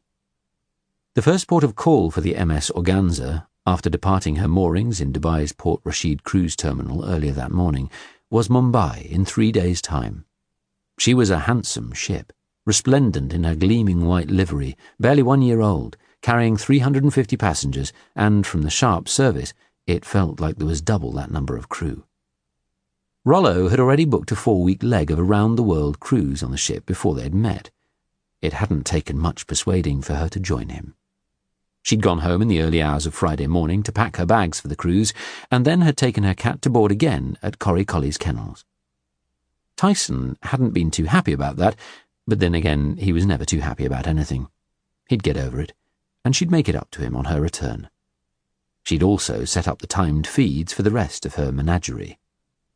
Their cabin was a glorious suite with a balcony. "Did you remember to take your insulin, my love?" she asked. He patted the pocket of his white tuxedo, then pulled out the blue Novo Rapid injector. "Yep." He put it carefully back in his pocket. "You gave me such a scare the other night. I thought I'd lost you, before I'd even properly got to know you. What do you remember about it?" "Well, not much. It was a blur. That happens if my sugar levels get too low. I'm not able to think straight, and then I pass out. It was my fault. I thought we were going to have some dinner, so I'd taken my jab and pill. Then somehow we never got as far as the door." She grinned. "So it was my fault, really? I couldn't wait until after dinner. I had to have you then and there, right there. But Jesus, I got so scared when you collapsed on me. The paramedics were really concerned when they arrived. You were delirious. Then I got really angry with you when you refused to let them take you to hospital. I just needed sugar. I was fine. God, the thought of dying and losing you when we've only just met." She reached up and kissed him. "Don't ever do that to me again. Promise?" "I think I learned my lesson." "Which is?" "That when we're in the bedroom together, it's impossible to keep my hands off you." "Don't ever let that change." "I won't." He caressed her hair, running his fingers through her ringlets. "Good." "You know, I still can't believe we met. I mean, we have so many things in common. Our love of art, opera, theatre, food, wine, and travel." "Do you believe in soulmates, my darling?" he asked. "I didn't. Until I met you. But that's how you make me feel." "Me too. I think we met before in a previous life, and now we've found each other again." "It's how I feel exactly," she lied, sweetly. Chapter 36. Sunday, the 1st of March. Shelby had stayed in bed all Saturday, vomiting regularly and with an intermittent nosebleed. He'd vomited several times more during the night. He awoke, groggily, to see a concerned-looking Angie standing over him, dressed and holding a glass with a dark brown liquid in it. "How are you feeling, my love?" she asked. His head was swimming and he felt as if he was going to be sick again. His throat hurt from the acidic bile, which was all he had to puke up the last time, some hours earlier. "What's the time?" 10:30. It's Mum's 60th birthday today, remember? Oh. How do you feel? Do you want to come? Her parents lived in Watford. It was a good 2 to 2.5 hours drive away. No way could he face that, nor her deadly dull mother, who didn't like him anyway. He shook his head slowly from side to side, feeling the roundabouts. "I have to leave in a minute. Try to drink some of this." She handed him the glass. "What is it?" "Coca-Cola. I've been stirring it to get the fizz out. The sugar in it'll do you good. You've got to get something down you. You need electrolytes. You didn't eat anything last night. This'll make you feel better." She helped him sit up and stared strangely at his face. "What?" he asked. "Where you cut yourself shaving, on Friday. It's bleeding again." "It can't be." "You must have knocked it and opened it up. I'll get a fresh plaster in a minute. First drink this." She guided the glass into his hands and tilted it up towards his lips. He sipped a little and screwed up his face. "Ew." "Trust me," she said. "This will make you feel better. You've got a tummy bug. There's a lot of it going around at the moment." "I hope I haven't given it to you." "I feel fine," she said. "I've prepared 2 more glasses of this. Try to drink one every few hours. It really will make you feel better." "Coke," he said. "Trust me. Coke was originally created for stomach ailments." "You're kidding." She shook her head. "It was a medicine originally. Then people started to like the taste. I always drink it if I'm ill." He sipped some more, dubiously, unsure if he would be able to hold it down, and after a few moments he realised it was actually making him feel a little less nauseous. "Come on, get some more down. For me." He took a larger sip, then another. "Thank you, nurse." She kissed him on the forehead. "Don't go to work tonight. If you give me their number, I'll phone them and tell them you're still ill." He shook his head. "No, I'll see how I feel. I'll stay in bed and see how I feel later. I can't skip work again." "I'll speak to them. Explain you're too ill." He sipped some more Coke. "This is making me feel better. If I'm not right this afternoon, I'll ring the emergency doctor." "Phone me if you're not feeling better, and I'll leave early and come back to you." "You're an angel." She grinned and kissed him again. "I know." "Bitch." "You are feeling better, aren't you?" "Come home as soon as you can. I have a feeling I might be really randy." "Keep the feeling." She waved him goodbye and slipped out of the bedroom. Moments later, she rushed back in with a plaster and handed it to him. "Sorry, nearly forgot." As soon as she was gone, he pushed back the duvet. He'd kept a bandage round his ankle, intending to tell Angie he'd cut it tripping over some boxes at work if she asked. Gingerly, he swung his legs over the side of the bed, leaned down and removed the bandage, and stared in shock. The skin around the bite was swollen, black and yellow, and weeping blood. Was it this that was making him feel so ill? A reaction to the snake bite? What had that thing been?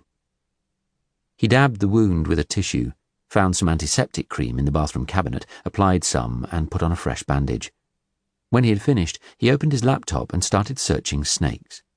All he could remember was that the snake was brown and had a black marking on it. There were dozens and dozens of different species and types. He stared at the images without recognition. He'd only seen it fleetingly in the beam of his phone torch. If it was truly poisonous, surely he'd be dead by now, he reasoned. Didn't poisonous snakes kill you within hours? It was 5 days now. Maybe the bite was infected, and he was suffering a reaction from that. He'd see how he felt later. Chapter 37. 14 years ago. The bandages had come off, and she looked like shit. Black eyes, her face blotched blue and red with bruises. But her nose was brilliant. The kink had gone, and now, instead, it was a perfect, small, straight nose. An exact copy of Cassie's. The surgeon had done a brilliant job, working from the photograph of her sister that she'd brought into the Harley Street clinic for her first consultation, on both her nose and her chin. For the next 2 weeks, she barely ventured out of her small flat, which was a short distance back from the sea in Brighton's Kemp Town. And when she did, she was glad of the biting cold, because she could wrap part of her face in a scarf, mask her eyes with dark glasses, and keep a cap pulled low. Every day, checking in the mirror, the bruising was fading. The sculpting of her jaw the surgeon had performed was a masterpiece. Every day, an increasingly beautiful woman was developing in the mirror, like a photograph in a darkroom tank, steadily coming to life. Like the photographs of Cassie, she studied daily, holding them beside her face in the mirror. As the scars faded, a more and more perfect image of Cassie appeared. She had blown almost every penny of her childhood savings on this series of operations on her face and body, including money she had stolen over the years from her parents, as well as money she'd drawn out on the fake credit card she'd obtained, and it had been totally worth it. And it was worth all the hard work waiting tables at a bistro in Hove in order to be free of her parents and independent. They might have rejected her throughout her childhood as the ugly duckling while they doted on Cassie, poor, long-dead Cassie, but she hadn't finished with them. A few weeks later, early on a Sunday evening, when she was certain her parents would be in, Jodie drove in her Mini to Burgess Hill.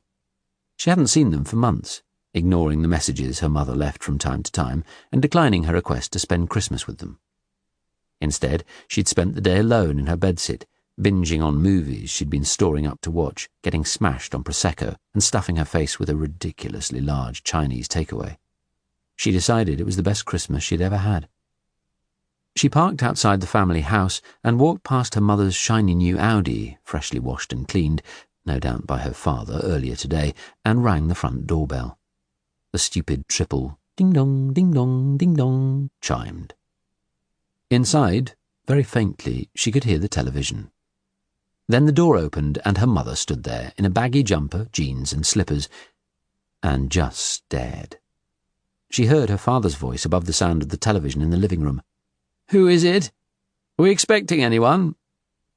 Her mother continued staring straight at Jodie, as if she was staring at a ghost. Then she began shaking and called out in tears, her voice quavering, "Alistair! Alistair!" Jodie stood and stared back.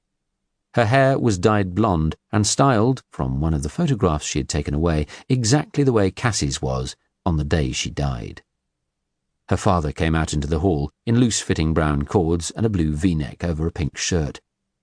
He stopped in his tracks when he saw her, doing a double take. "Oh, my God! What have you done, Jodie?" her mother said. Why have you done this?" "Oh," Jodie said, as if butter wouldn't melt in her mouth. "You know, Sunday afternoon. Hey, just thought I'd swing by as I hadn't seen you guys in a while." Her father stepped forward into the doorway, livid with rage. "This is some kind of very sick joke, Jodie." Jodie shrugged. "Oh, I see. You don't like my new look?" "You nasty little bitch," he spat back. "You'll never change. Never. Just go away. Get away from our house. Get out of our sight. Your mother and I never want to see you again." Chapter 38. Sunday, the 1st of March. It had been after 3 in the afternoon by the time Tooth had finally got to his hotel yesterday. He'd chosen this place because it was large and central, the kind of hotel he liked, where no one would take too much notice of him. When he checked in, the lobby had been filled with men and women in business attire, each wearing a name badge sporting a company logo, all milling around, as if taking a break from whatever conference they were attending. He was tired when he finally reached his room, and he knew it was dangerous to do too much when you were tired. That's when you made mistakes. So he just unpacked his few items, showered and changed into fresh clothes, went outside, and smoked a cigarette, then returned to his room and crashed out. He woke at 2 a.m, hungry, ate some chocolate from the minibar, then sat at the desk, flipped open the lid of his laptop, logged on to the hotel Wi-Fi and checked for emails. There weren't any. He wasn't expecting any. The email address he used, routed via 5 different Eastern European countries, was impossible for anyone to trace, and he changed the address every week. The only emails he got were replies to ones he sent.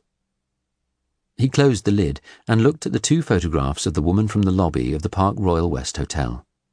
A good-looking woman with some style. Jodie Bentley or Judith Forshaw. Where was she? This city wasn't on the scale of New York. If she was here, he would find her.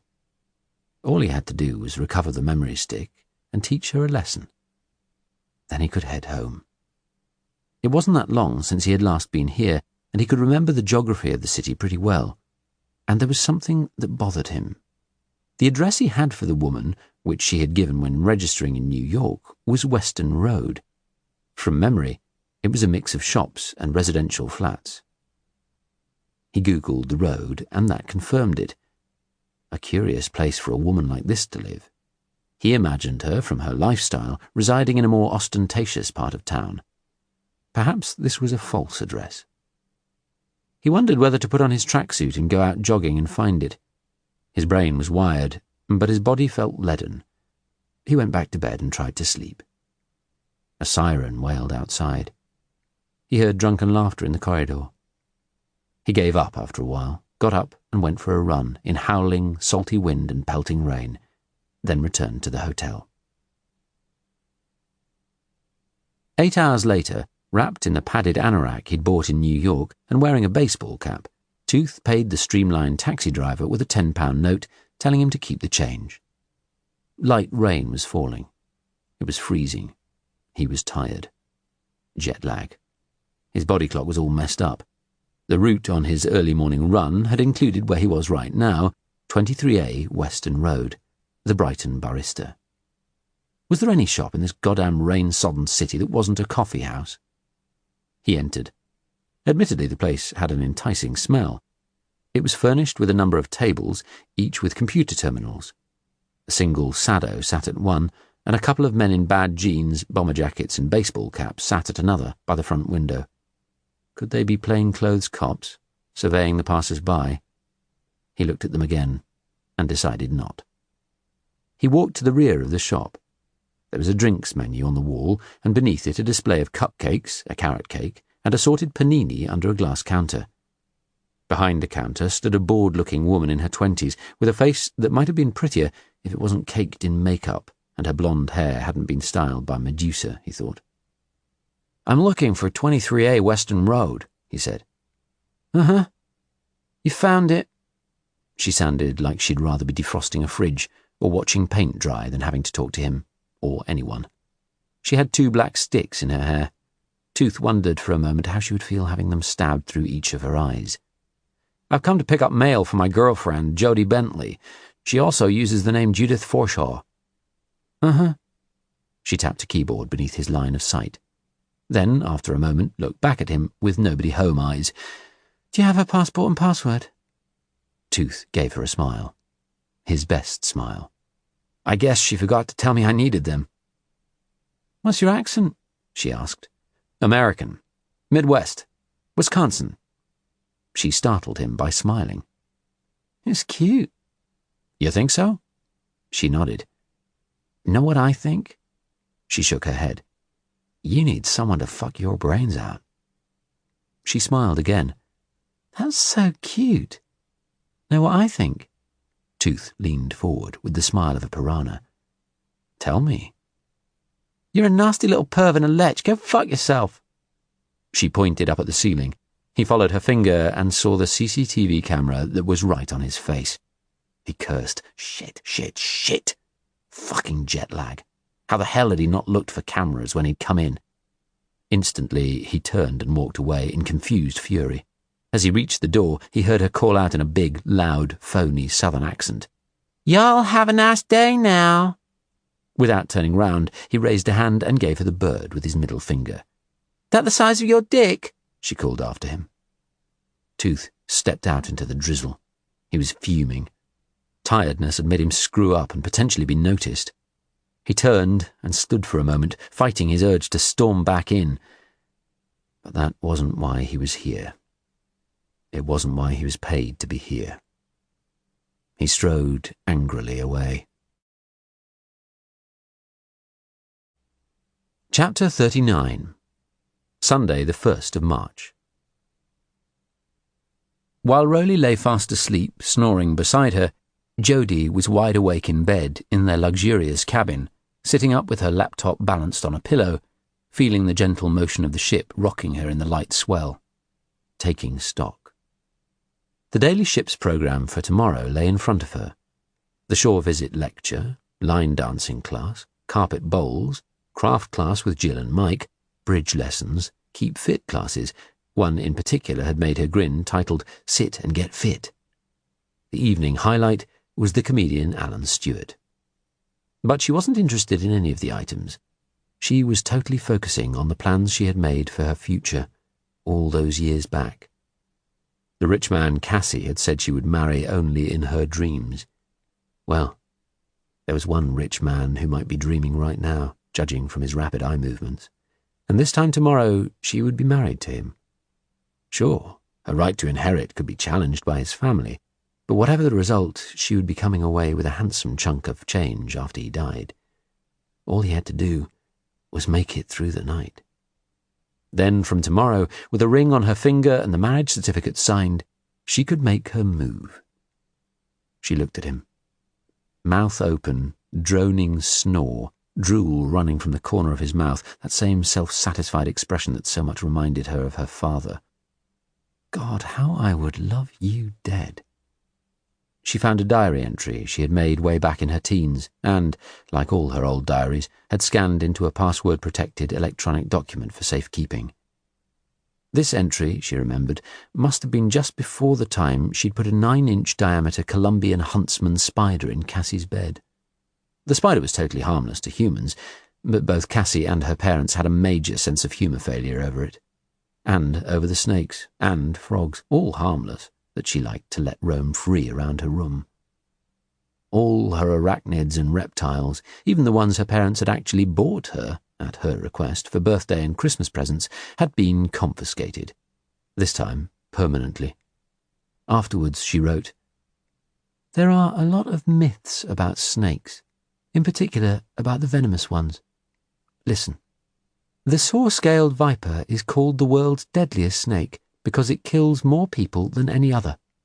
In India alone, it kills 58,000 people every year, 13,000 more than are killed in car crashes in the United States. But it's not actually the world's most venomous snake. That title goes to the Belcher's sea snake. One bite has enough venom to kill 1,000 people. But because it lives in the waters of Southeast Asia and Southern Australia, it rarely bites humans. The black mamba is pretty cool. It's the world's fastest snake. It moves at 12 miles per hour, and its bite can kill in 30 minutes. The king cobra can kill an elephant in an hour. The inland taipan can kill a human in 50 minutes. I love that. So many people are scared of them. Not me, though. No snake ever told me I had a hooked nose. No snake ever told me I had no tits. I don't judge them, and they don't judge me. They need me to feed and water them. In return, they do me favours. I feel they should be rewarded for services rendered. But how do you reward a snake? What do they appreciate? Food, shelter, water? Sometimes I think when I come back in the next life, I'd quite like to be a snake. Much less complicated. Did you ever see a snake look in a mirror and pull a face? Did you ever see a snake that had a complex about how it looked? Me neither. Chapter 40. Sunday, the 1st of March. Tooth stood by the beach, in front of a row of shuttered Victorian arches, staring morosely through the rain out to sea. To his right was a large building site, with a central structure partially covered in scaffolding, out of which rose a construction like a huge spike soaring into the sky. A hoarding had a futuristic architect's drawing of something that looked to him like a spaceship and the wording I-360. It reminded him of the Space Needle in Seattle. A short distance out in the sea stood a rusting mass of girders, all that remained of what had once been the West Pier. Over to his left was the Brighton Pier, and a short way along the shore past the pier what looked like a large wheel. He smelled rotting weed and boat varnish. He found seaside resorts in the rain depressing. This place reminded him in a way of Coney Island, where he'd once spent 10 days in winter waiting for a man he'd been paid to torture and kill to show up. He didn't think there was a more depressing place on earth than Coney Island in the rain. A new smell hit his nostrils. The aroma of a grilling burger, or maybe French fries, that was making him feel hungry despite the large room service breakfast he'd eaten less than a couple of hours ago.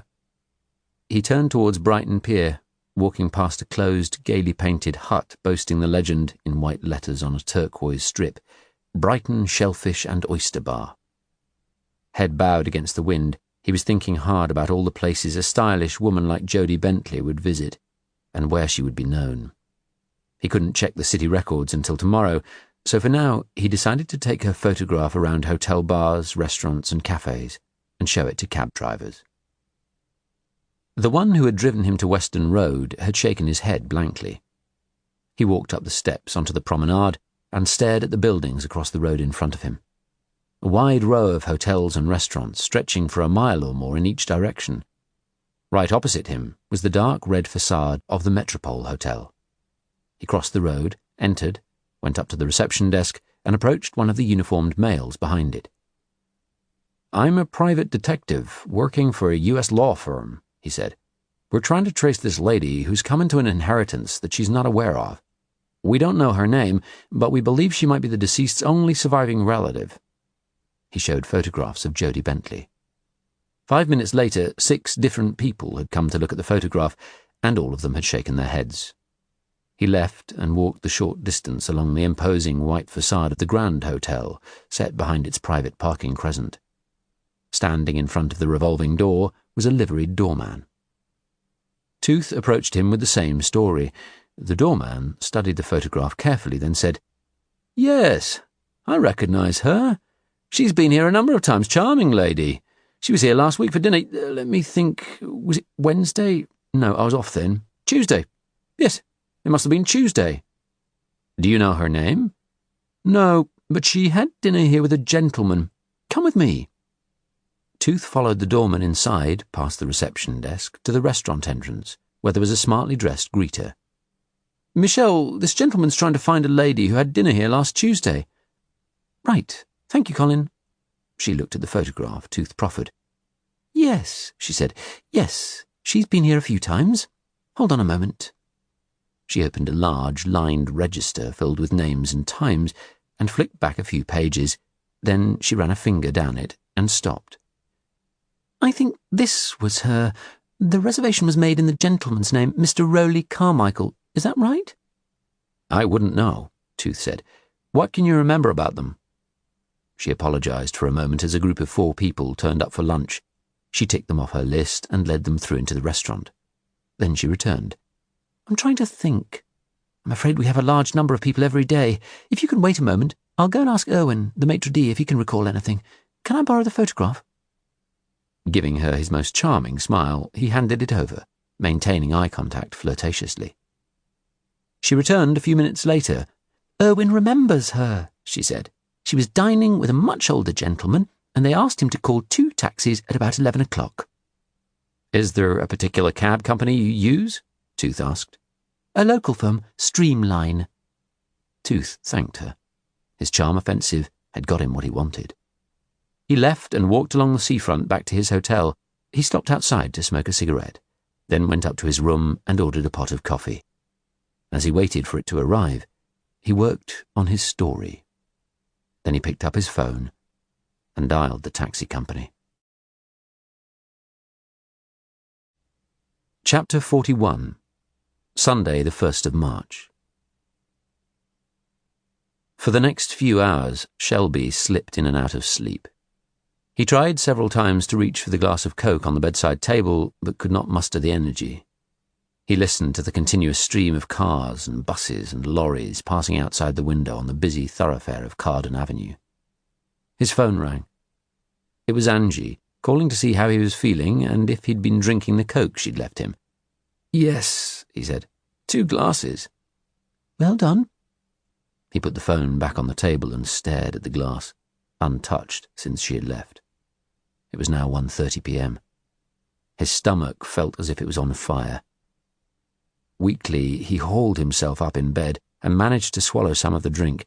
Then he checked his ankle again. It didn't look any worse than earlier. In fact, maybe a tiny bit better.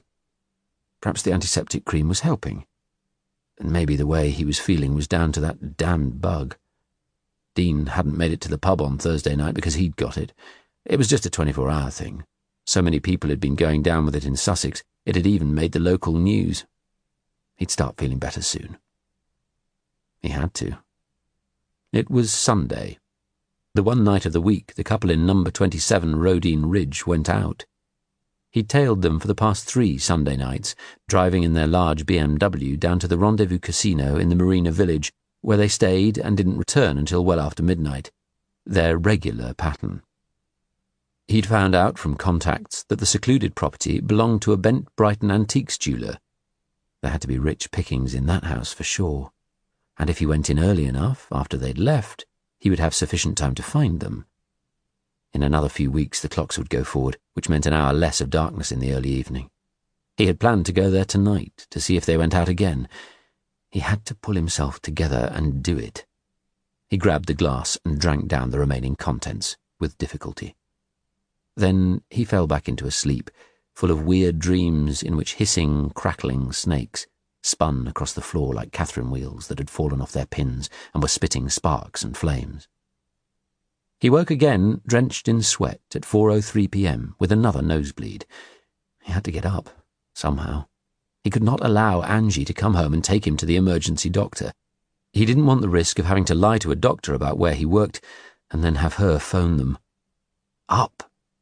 He hauled himself out of bed, placed his feet on the carpeted floor, then stood up. Instantly he sat back down again with a thump. Shit. He stood up once more. His stomach, heaving, ran into the bathroom and sat on the toilet. He remembered something a cellmate had once said to him. "When the bottom falls out of your world, come to Calcutta and let the world fall out of your bottom." He stood up and peered down, and a shiver ran through him. The toilet was full of blood. He flushed it, then stepped into the shower feeling scared. What the hell was going on? Was this the bug, or was it some kind of a reaction to the bite? And when was it going to stop? The powerful stream of hot water made him feel a little better. He dried himself, then saw fresh blood was still coming out of his 2-day-old shaving nick. He put more styptic pencil on it, then, to be sure, a larger strip of plaster, rolled deodorant under his arms, and ran a hand across his damp stubble of hair. Feeling slightly human again, he dressed in his dark clothes and trainers and went downstairs. The 2 large tumblers of Coke that Angie had poured were on the kitchen table. He sat and sipped the first, slowly, thinking about the blood in the toilet. He must have burst a blood vessel in his backside, he decided. Comforted by that explanation, he drained the glass and began to work, as Angie had instructed, on the second. After a couple of sips, he started to feel hungry.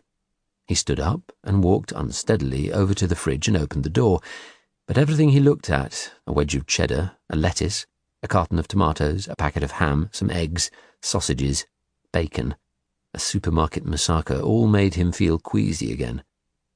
He closed the door, thinking. Maybe a joint might make him feel better. Kill or cure. He stood up on a chair and reached for the tin marked bread where Angie kept her stash. He lifted it down, put it on the table, removed the packet of cigarette papers, the plastic bag full of weed, and a strip of cardboard, and rolled himself a fat joint.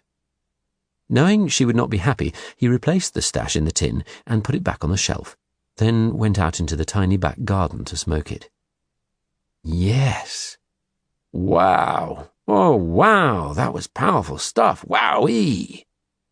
When Angie arrived home, just after 6:30 p.m., he was standing in front of the television in the sitting room with his fists balled, dancing to the sound of the Eagles, peaceful, easy feeling blasting from the speakers.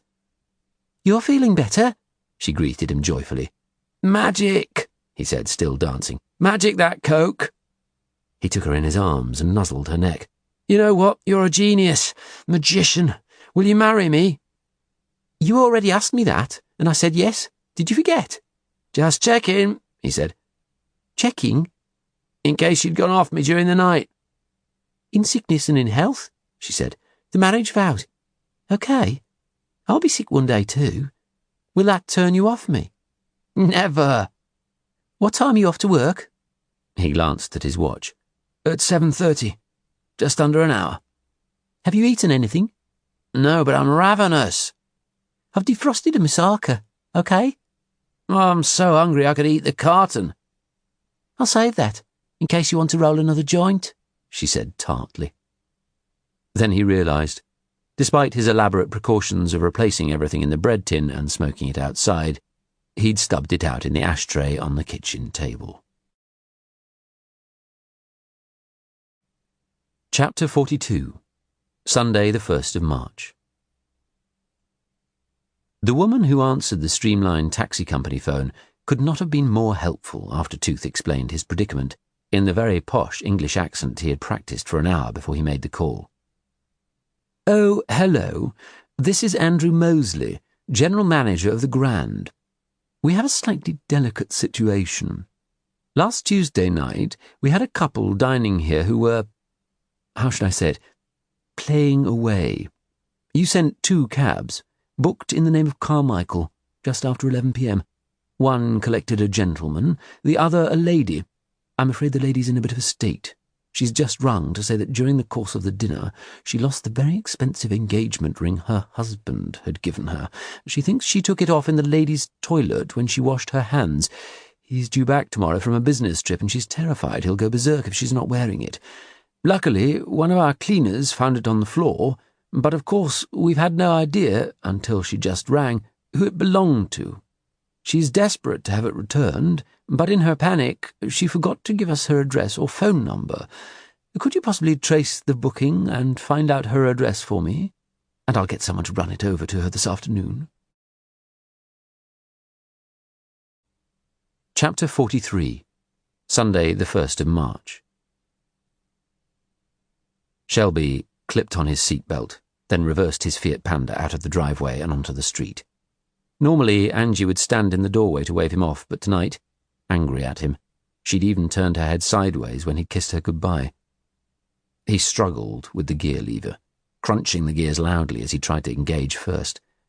Then the car bunny-hopped forward and stalled. He pressed the clutch in and twisted the key. The engine turned over and fired. As he started forward, the car bunny-hopping again, he heard the almost deafening blast of a horn as a van shot past him, nearly taking out a car coming in the opposite direction. Shit. He checked his mirrors. Nothing behind him now. He accelerated, and again the car jerked forward. Handbrake, he realised, and released it. Then he drove on, winding down past a pub called the Long Man of Wilmington, his vision blurry. He leaned forward in the darkness, peering through the windscreen, and switched on the wipers. But the screen was clear. Headlights came towards him. 2 of them suddenly became 4. He swerved slightly to the left, and the car judded over the curb and onto the pavement. Shit, shit, shit. He steered back onto the road, missing a tree by inches. He was clammy with perspiration. Ahead was a mini roundabout, and suddenly he could not remember where he was supposed to be going. Rodine. Kemptown. He halted at the roundabout. There was nothing coming to his right. But he stayed there, eyes trying to focus. Checking, then double-checking the road was clear. Then he heard an impatient toot behind him. He wound down his window, pushed his arm out, and gave the car behind 2 fingers. "Fuck you," he said. Suddenly, a shadow loomed towards him, a man towering over him. Shelby smashed the gear lever into first and jerked forward, turning left into London Road, accelerating hard. He saw red tail lights ahead, bright headlights coming towards him, one set after another, each so bright they felt like they were burning his retinas, as if he was staring at the sun through binoculars. "Dim your lights," he shouted. "Dim your lights, bastards! Dim your lights!" Then red lights in front were growing brighter, brighter, brighter still. "Shit!" He stamped as hard as he could on the brake pedal. The little Fiat slewed forward, its tyres squealing, and came to a halt just inches from the tailgate of the lorry right in front of him. He sat still, his whole body palpitating, his head swimming. After a minute or so, the lorry moved forward again, over the green traffic light and on past Preston Park. He ought to turn round, he knew. He wasn't up to this. Turn round, go back to Angie, go back to bed. But he drove on, fighting it, trying desperately to concentrate, to focus. "Focus!" he shouted at himself. His voice sounded strange, sort of echoing around inside his skull. He stared at the tail lights of the lorry, imagining it was towing him, that there was a long rope between them he needed to keep taut. No slack. He was safe all the time he stayed behind this vehicle. Just follow it. Follow it. He braked when it braked, accelerated when it accelerated. They crossed over more green traffic lights, stopped at a red, moved on, keeping that rope taut. But the lorry indicated right. "Gosh bye," Shelby slurred. He was going the other way, left, east. Then he frowned. He was at a roundabout. Right in front of him were the dazzling lights of Brighton Pier. Shit! He'd come too far, totally missed the earlier turn-off he'd intended taking into Edward Street. Bugger. Shit. But no matter. He could go along Marine Parade instead. He continued to stare at the lights of the pier and of the Brighton wheel to the left. So many lights, like 1,000 torches all beaming straight into his eyes. He heard the toot of a horn behind him. He put the car into gear and stalled it. He pushed in the clutch and the engine turned over without firing. There was another toot behind him, louder and longer. He twisted the key in the ignition and the engine again turned over without firing. "No, don't do this to me. Do not fucking do this to me." Headlights flashed behind him now, flooding the interior of the car with a light so bright it was blinding him. Another blare of the horn. He tried again, and the engine stuttered into life, backfired, then caught. Drenched in perspiration, he crunched the car into gear and jerked forward, and then stalled again. He was losing track of where he was and why he was here. He'd engaged third instead of first. The lights behind him again flashed angrily. He started the car once more, got first, then shot forward, right in front of a taxi coming across the roundabout, which also flashed its lights and hooted angrily at him. He accelerated hard onto Marine Parade, the front of the taxi filling his mirrors, still flashing its lights and hooting at him in fury. He changed up a gear, holding the accelerator pedal to the floor, looking at the lights behind him, in front of him, all around him, mesmerized. Two big orange globes like setting suns loomed ahead. Then, right in front of him, almost in silhouette, he saw a woman pushing a buggy. Zebra crossing. The orange globes. The woman staring at him, frozen. He was closing on her. His foot stamped on the brake pedal, but it wasn't the brake. It was the accelerator. He swung the steering wheel wildly to the left. Almost instantly, the car stopped dead with a massive jolt, a metallic boom, and simultaneously a loud bang, like a gunshot. He smelled cordite. Had he been shot? He could see nothing through the windscreen except for the buckled bonnet pushed right up. Had he killed the woman and the child? He stared, bewildered around him, his ears popping. Then, in the moments before he passed out, he noticed what looked like a large spent condom hanging out of the steering wheel. Or it could have been an octopus. He heard someone shouting. Then a massive bang above him sent his head crashing forward into the wheel. Chapter 44. Sunday, the 1st of March. The wind had died down, and the rain had stopped as Tooth climbed out of the taxi at the junction of Rodine Road and Rodine Crescent. He gave the driver a 10% tip, knowing he was more likely to remember the people who didn't tip than the ones who did, and strolled off into the darkness. He wore lycra beneath his clothes and a hairnet beneath his baseball cap to minimize any risk of dropping anything that could give an investigating team his DNA. There were smart, detached houses all around, mostly mock Tudor, reminding him of houses in Beverly Hills where he had once done a hit, and where he had met his dog. This was a much more likely place for Jodie Bentley to be residing than Western Road, he thought. He turned right into Rodine Crescent and began to walk along it, looking at the house numbers and counting them down until he reached number 191. He stared at it. The house sat a short distance below the street. There was an alarm box high up on the front wall. A light was on in an upstairs window and another downstairs. A swanky place, architecturally in keeping with the neighbourhood and with an integral double garage. There was a builder's sign by the entrance, and scaffolding had been erected along one side of the house. Behind the scaffolding, one first-floor window looked securely boarded up. He stood still, watching the house for several minutes for any signs of movement inside. To his right he saw a bobbing light and the flash of a high-vis jacket under a street lamp, an approaching cyclist. He took a few tentative steps down the tarmac driveway, keeping close to the bushes on the right. The cyclist passed. A few seconds later he heard a car. He held his breath, ready to step right into the bushes. But it carried on along the road above him.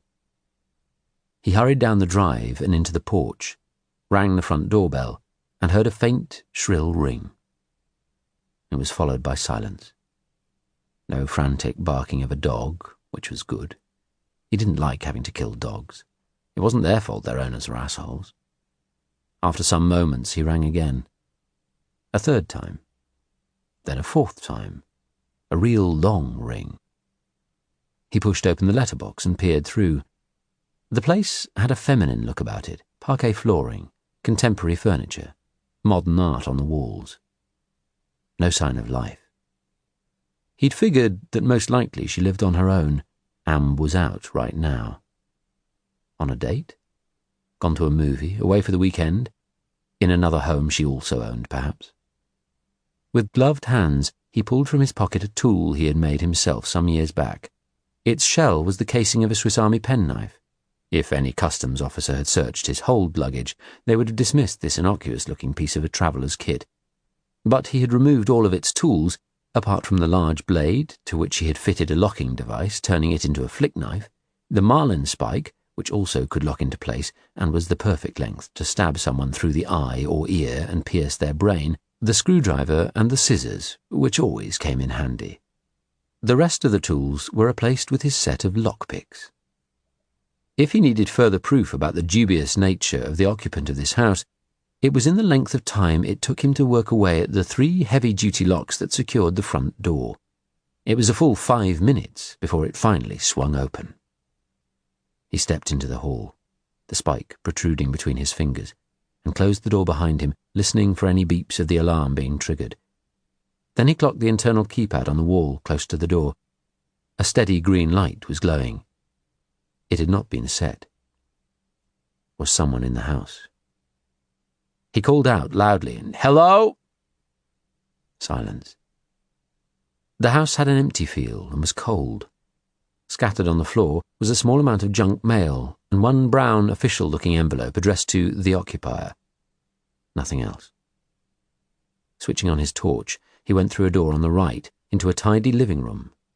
There were 2 modern white sofas, a curved screen television on the wall, a coffee table on which sat a glass ashtray and 2 framed photographs on the mantelpiece above a large fireplace with an empty grate.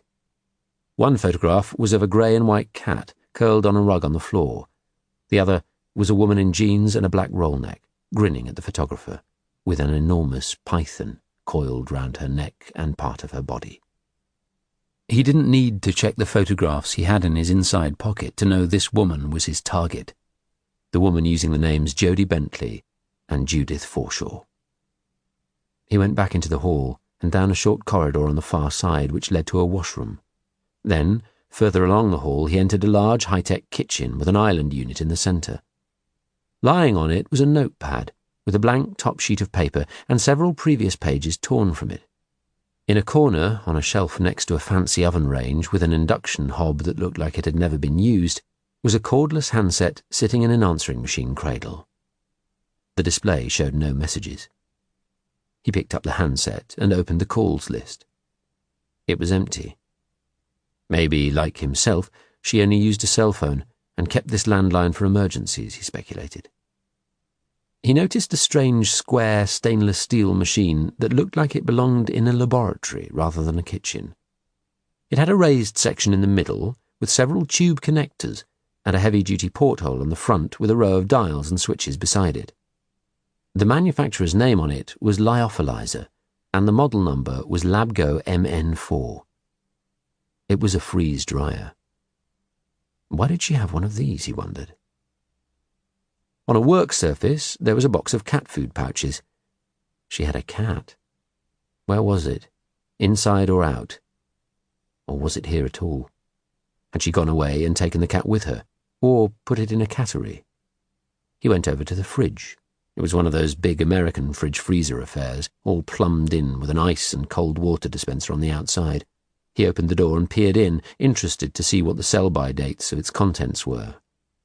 He noticed a pack of smoked salmon, eggs, butter, an open carton of soya milk, and a half-empty bottle of skimmed milk, with 4 more days of life according to the date stamp, some apples, blueberries, and grapes. Opening the bottom freezer section, he recoiled in revulsion. It was full of packs of dead mice and rats. He loathed these creatures. He hated rodents, vermin. What were they doing here? Treats for the cat? Was that the reason for the freeze dryer? He closed it, turned away, and opened an internal door which led to a large garage housing a dark blue Mercedes 500 SL convertible, shiny clean. He had a good look around the garage, then went back into the house, going upstairs and continuing his search. There was a landing with a wall at the far end and 5 rooms leading off. He checked each of them in turn. A bedside light, plugged into a timer switch in a large bedroom, was on. It was as luxurious but as sterile as a hotel room. 3 guest bedrooms equally could have belonged in a hotel. Then a small den with a desk, bookshelves, wiring for a computer which wasn't there, and a router. Something struck him as strange. There were barely any photographs anywhere in the house, only the 2 in the living room. He went through all the drawers in the desk. In one, he found 2 bunches of keys, both with a yellow tag marked front door. He pocketed one set. Next, he checked the bookshelves. There were companies that sold fake books with hollow interiors where you could hide things like jewellery and keys, but all the books were real. He went back out onto the landing and shone his torch up and down, noticing some scratches low down on the wall at the end of the landing. Curious, he walked up to it and knelt. His training as a sniper in the US Army had honed his eye to look for anything out of the usual in any environment he found himself in, any signs that someone else might be there, maybe waiting to kill him. Something had been scratching away at the paintwork, but only up to a height of about 2 feet. He thought about the pouches of cat food on the countertop. Had the cat been scratching? Why? Was there a mouse in the cavity beyond? He shone the beam of the torch over it. He'd learned to read tracks in the ground, animal and human tracks, fresh tracks and old tracks. Some of these scratches were recent, some much older. A family of mice, or maybe rats, breeding in the cavity. He rapped on the wall. It was hollow. He thought about the layout of the house, the scaffolding outside, with the boarded-up window. But he'd not seen a boarded-up window in any of the rooms he'd been in. He went downstairs and outside, and looked up at the scaffolding. The boarded window was, he realised, on the other side of that wall.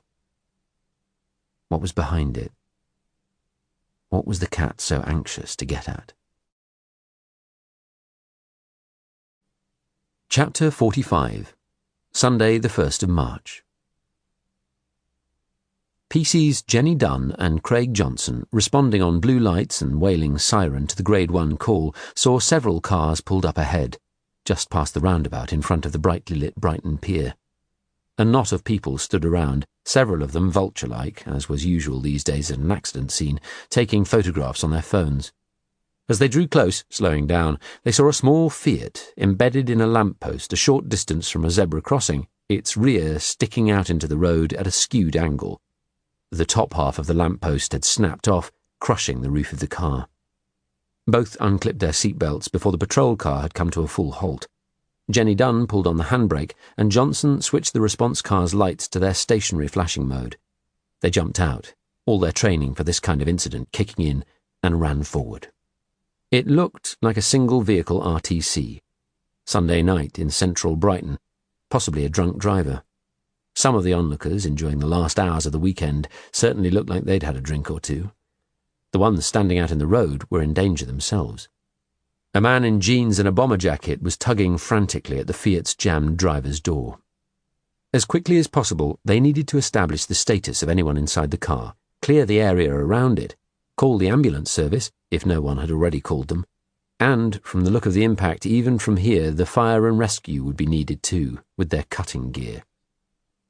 They pushed their way urgently through the growing crowd. "I saw it happen," a man shouted at them. "Bastard nearly killed me and me kid," shouted a woman with a pushchair. They ran up to the car. It was an old model Fiat Panda, its bonnet embedded in a V shape into the lamppost, the broken top half of which had partially flattened the roof. One person unconscious in the driver's seat, his head pinned at an unnatural angle by buckled steel against the steering wheel. PC Dunn shone her torch in and saw the limp white airbag. A chill ran through her. "Oh, shite," she said in her strong Northern Irish accent. PC Johnson ran back to the car to grab a roll of police cordon tape. PC Dunn radioed for an ambulance and fire and rescue service, and was told both were already on their way. Chapter 46. Sunday, the 1st of March. "Remember," Johnny Spelt had said earlier that afternoon to the director of the latest TV crew who had been shadowing them for the past week, making a documentary about the Kent, Surrey and Sussex Air Ambulance Service, "the pilot is always the best-looking person aboard the helicopter." In the restroom at the rear of the hangar at Red Hill Aerodrome, where the duty crew relaxed between call-outs, the pilots in green and the medics in red jumpsuits were seated around the table, ribbing Spelt for his remarks. "Best looking?" said Dee Springer, a short, ginger-haired Australian who was over in the UK on secondment, training for a career as a flying doctor back in her homeland. "In your dreams." "So in that case," said Declan MacArthur, a tall young doctor with a shaven head and easy smile, "I guess we're going to have to switch roles, Johnny." "Ha ha!" He bit into his cheese and pickle sandwich. It had been a long day and they were all tired. In an average 24 hours, the air ambulance was called out 5 times. But today, in addition to interviews with the documentary film crew, they'd done 5 on their shift alone. The last to a motorcyclist suffering severe head injuries after a collision with a van in Eastbourne. They'd flown him to the best specialist unit for head trauma in the southeast of England, St George's in Tooting, and had only just returned. In 30 minutes they would be going off duty. Exhausted, they were all hoping there would not be another call. The best chance patients have of recovering fully from severe head injuries is to be treated within 4 hours. Had the motorcyclist been transported by road, by the time the ambulance had reached and transferred him, it would have been a good 4 hours and probably longer. The helicopter crew had him on the operating table in just under 90 minutes. "Declan," the former military pilot said good-humouredly, "you want to take the controls? Be my guest. So long as I'm not on board when you do." "Wuss." "Live dangerously for once, Johnny," Dee Springer said. "Live dangerously?" the pilot retorted. "I flew missions in Afghanistan, okay?" "Respect." Declan MacArthur raised his hands. "Yeah, I'll grant you that," the Australian said. "So, don't you find this work a bit tame after a war zone?" "You know what I like about this job," Johnny replied.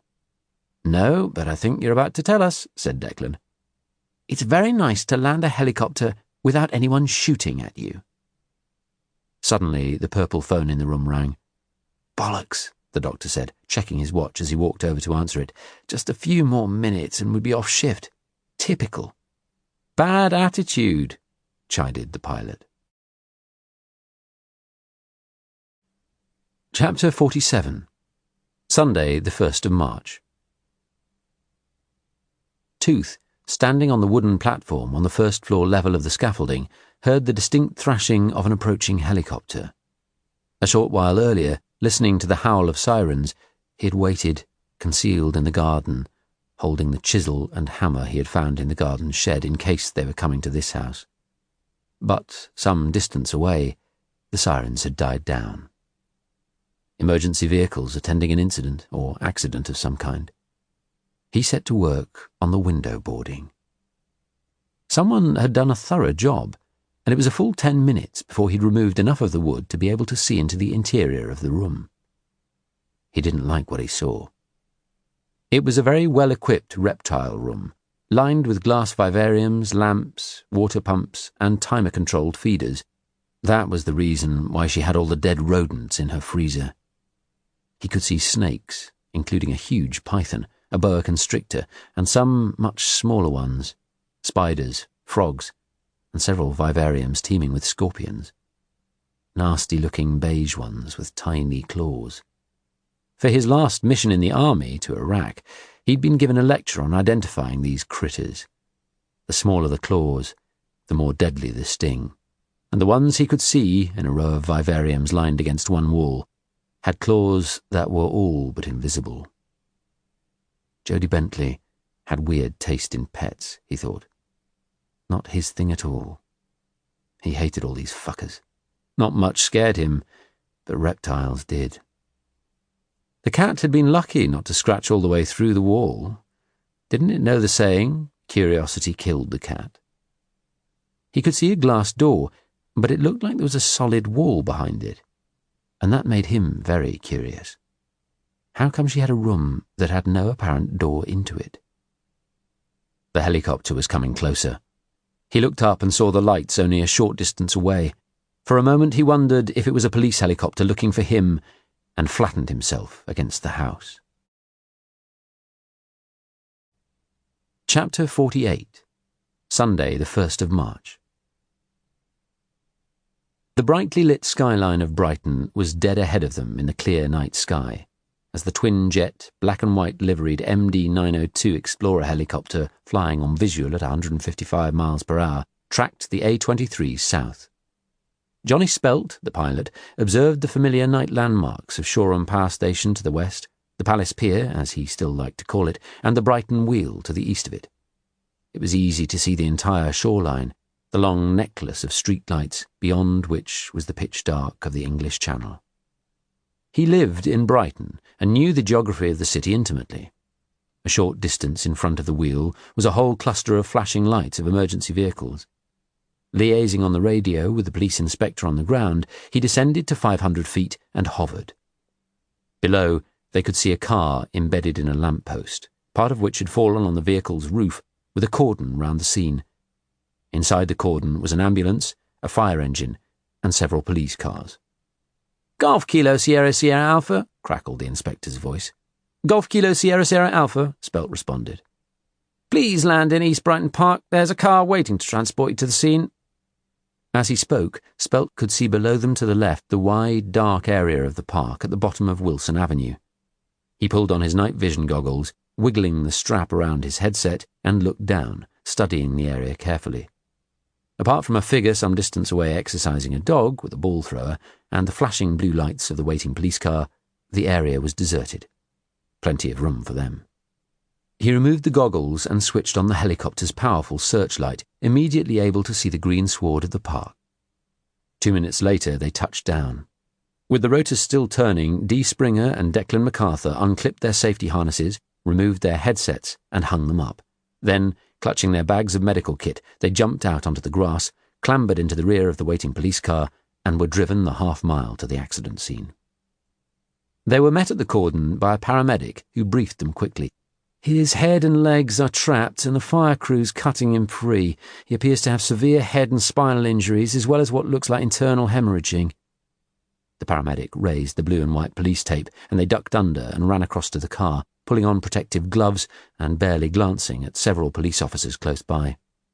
The driver's door had been cut free and was lying on the road, and 2 fire and rescue officers were crouched down, cutting through the front of the roof with a huge hydraulic pincer. Inside the car was a thin man, all in black, wearing a black beanie and leather gloves. His neck twisted. Dee Springer shone her torch in. The man was barely conscious. His face was the pallid colour common in any trauma victim, but blood was leaking from his eyes, nose, and mouth. He was breathing in short, clearly painful bursts. Fubar Bundy, she said under her breath. The gallows humour of her profession. It stood for fucked up beyond all recovery, but unfortunately not dead yet. Declan kneeled and spoke to the driver. "Hello," he said. "Can you hear me?" "No," the driver responded. "I'm a doctor. What's your name?" "Lush." "Can you move your arms?" The driver raised them a fraction and half closed his hands. Declan heard the crackle of a radio and a siren wailing in the distance, coming closer. "We'll have you out in a few minutes, and we're going to fly you to hospital." Normal practice with trauma victims was to inject them with a ketamine-based anaesthetic to restrict the capillaries and reduce blood loss. Clearly, some major internal bleeding was occurring.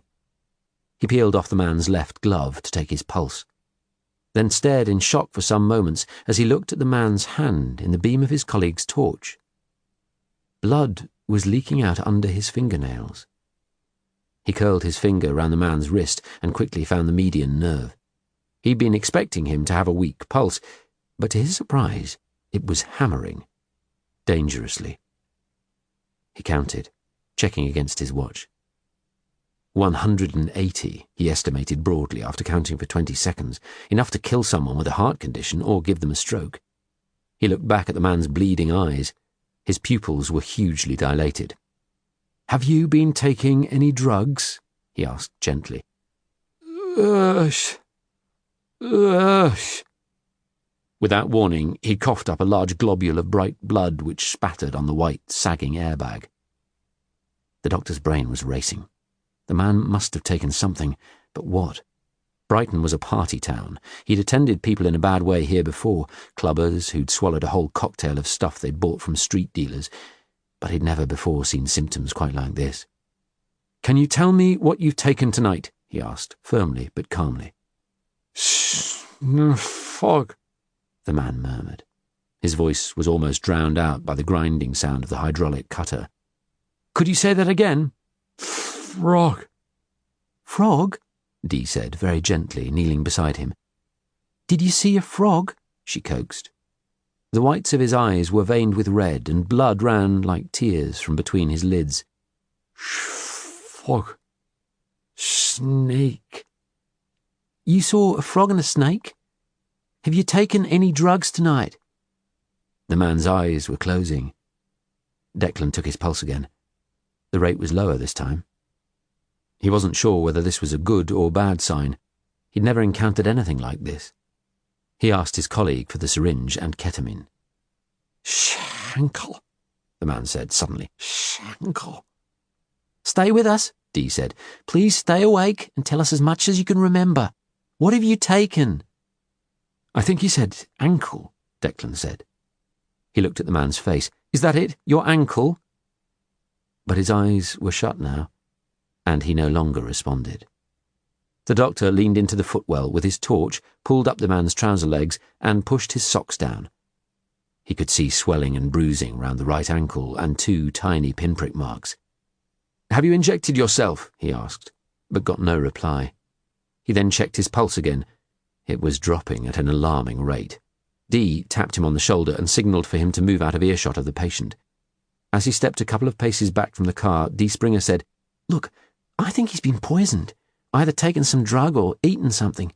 I heard of symptoms like this from someone who'd eaten a pufferfish that hadn't been prepared properly. Could it be something highly toxic like that?" "Take a look at his ankle. I think he's injected something or possibly been bitten by something very small, and I don't know what to give him," Declan said. Normally calm, able to cope with any victim, however bad his or her condition, he seemed close to panic at this moment. The possibility was also going through his mind that this man might have some kind of tropical disease that could be contagious. If so, there was no way they could take him in the helicopter and risk contaminating it for future patients. Dee leaned close to the victim. "Sir, we're going to help you get better, but we need you to tell us what's happened. Did you eat something tonight? Have you taken any drugs?" Has something bitten you? Have you been abroad recently?" There was no response. She stepped back and said to the doctor, "We need to get him to the poisons unit at Guy's in London. That's my view." Declan checked the man's pulse again. It had dropped to 35. 180 down to 35 in the space of minutes. Guy's was an hour's flying time away. It would be close to 10 p.m. by the time they got him there. They would radio the patient's symptoms ahead of their arrival, giving the hospital time to get a specialist team on standby. But if he had a tropical disease, which might be contagious, could they take the risk of him contaminating the helicopter? They had to give it a go, he decided. They always gave it a go, and, more often than they sometimes dared to believe, they succeeded. Those were the sweetest moments, the reason they all did this job. Chapter 49. Sunday, the 1st of March. Tooth found it after 20 minutes of meticulous searching. The remote control was at the back of a shelf above a row of dresses in dust protectors, hanging in a closet in a spare room. When he stood out on the landing and pressed it, the wall at the end began to move sideways, slowly, steadily, to reveal a glass door, the one he had seen through the window. He stood, waiting until it was fully open, and stepped forward. Through the glass, to his disgust, he could see the containers of reptiles. He waited some moments, just in case something in there had gotten out, then armed himself with the locked blade of his knife and stepped in through the glass door, instantly screwing up his nose at the rank, sour smell of the creatures housed there. He shone his beam around, all the time keeping a wary ear open in case the woman suddenly returned, but even more of a wary eye on the floor and up at the ceiling, in case anything roamed free in here. A large humidifier in the centre of the floor made a steady hum. The atmosphere was damp and warm, tropical. There were some broken vivariums on the floor, and on a shelf above them were several different-sized snake hooks. A pair of heavy-duty, long-sleeved gloves hung from a peg. Apart from this small area and the window area, the rest of the room was stacked to the ceiling and wall to wall with glass vivariums. Each was plumbed into a water system with its own lighting, and most of the creatures inside appeared motionless. Tooth's survival when he had been in the military, serving overseas in desert and jungle environments, had partly depended on not being bitten by anything venomous, and he had a fairly good knowledge of dangerous reptiles and arachnids. In one of the containers, with a habitat of small rocks, sand and plants, was a shiny black spider, about 3 inches across, with a leathery-looking black sack on its back, shaped like a rugby ball.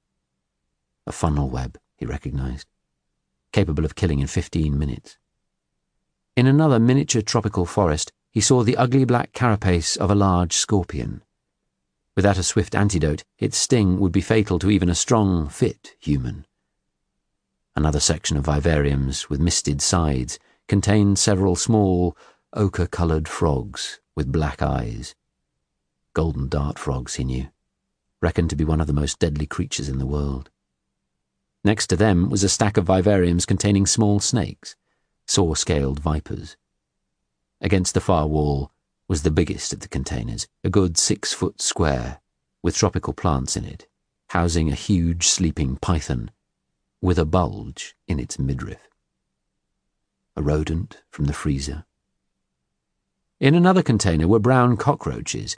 It was filled with the disgusting creatures, each of them a good 2 inches long, all crawling over each other. Yuck! Not much made him shudder, but being in this room did, and his head was full of questions. Why was the window boarded up? To stop light getting in? Or to maintain the secrecy? Why keep this room secret? You only kept something a secret that you wanted to hide. What did Jodie Bentley want to hide? These creatures? Or something else? He went back out of the room, closed the doors, and replaced the remote where he had found it. He spent the next 3 hours searching through each of the rooms in turn, careful to leave no trace. He found nothing. Back in the hall, he stood still, thinking.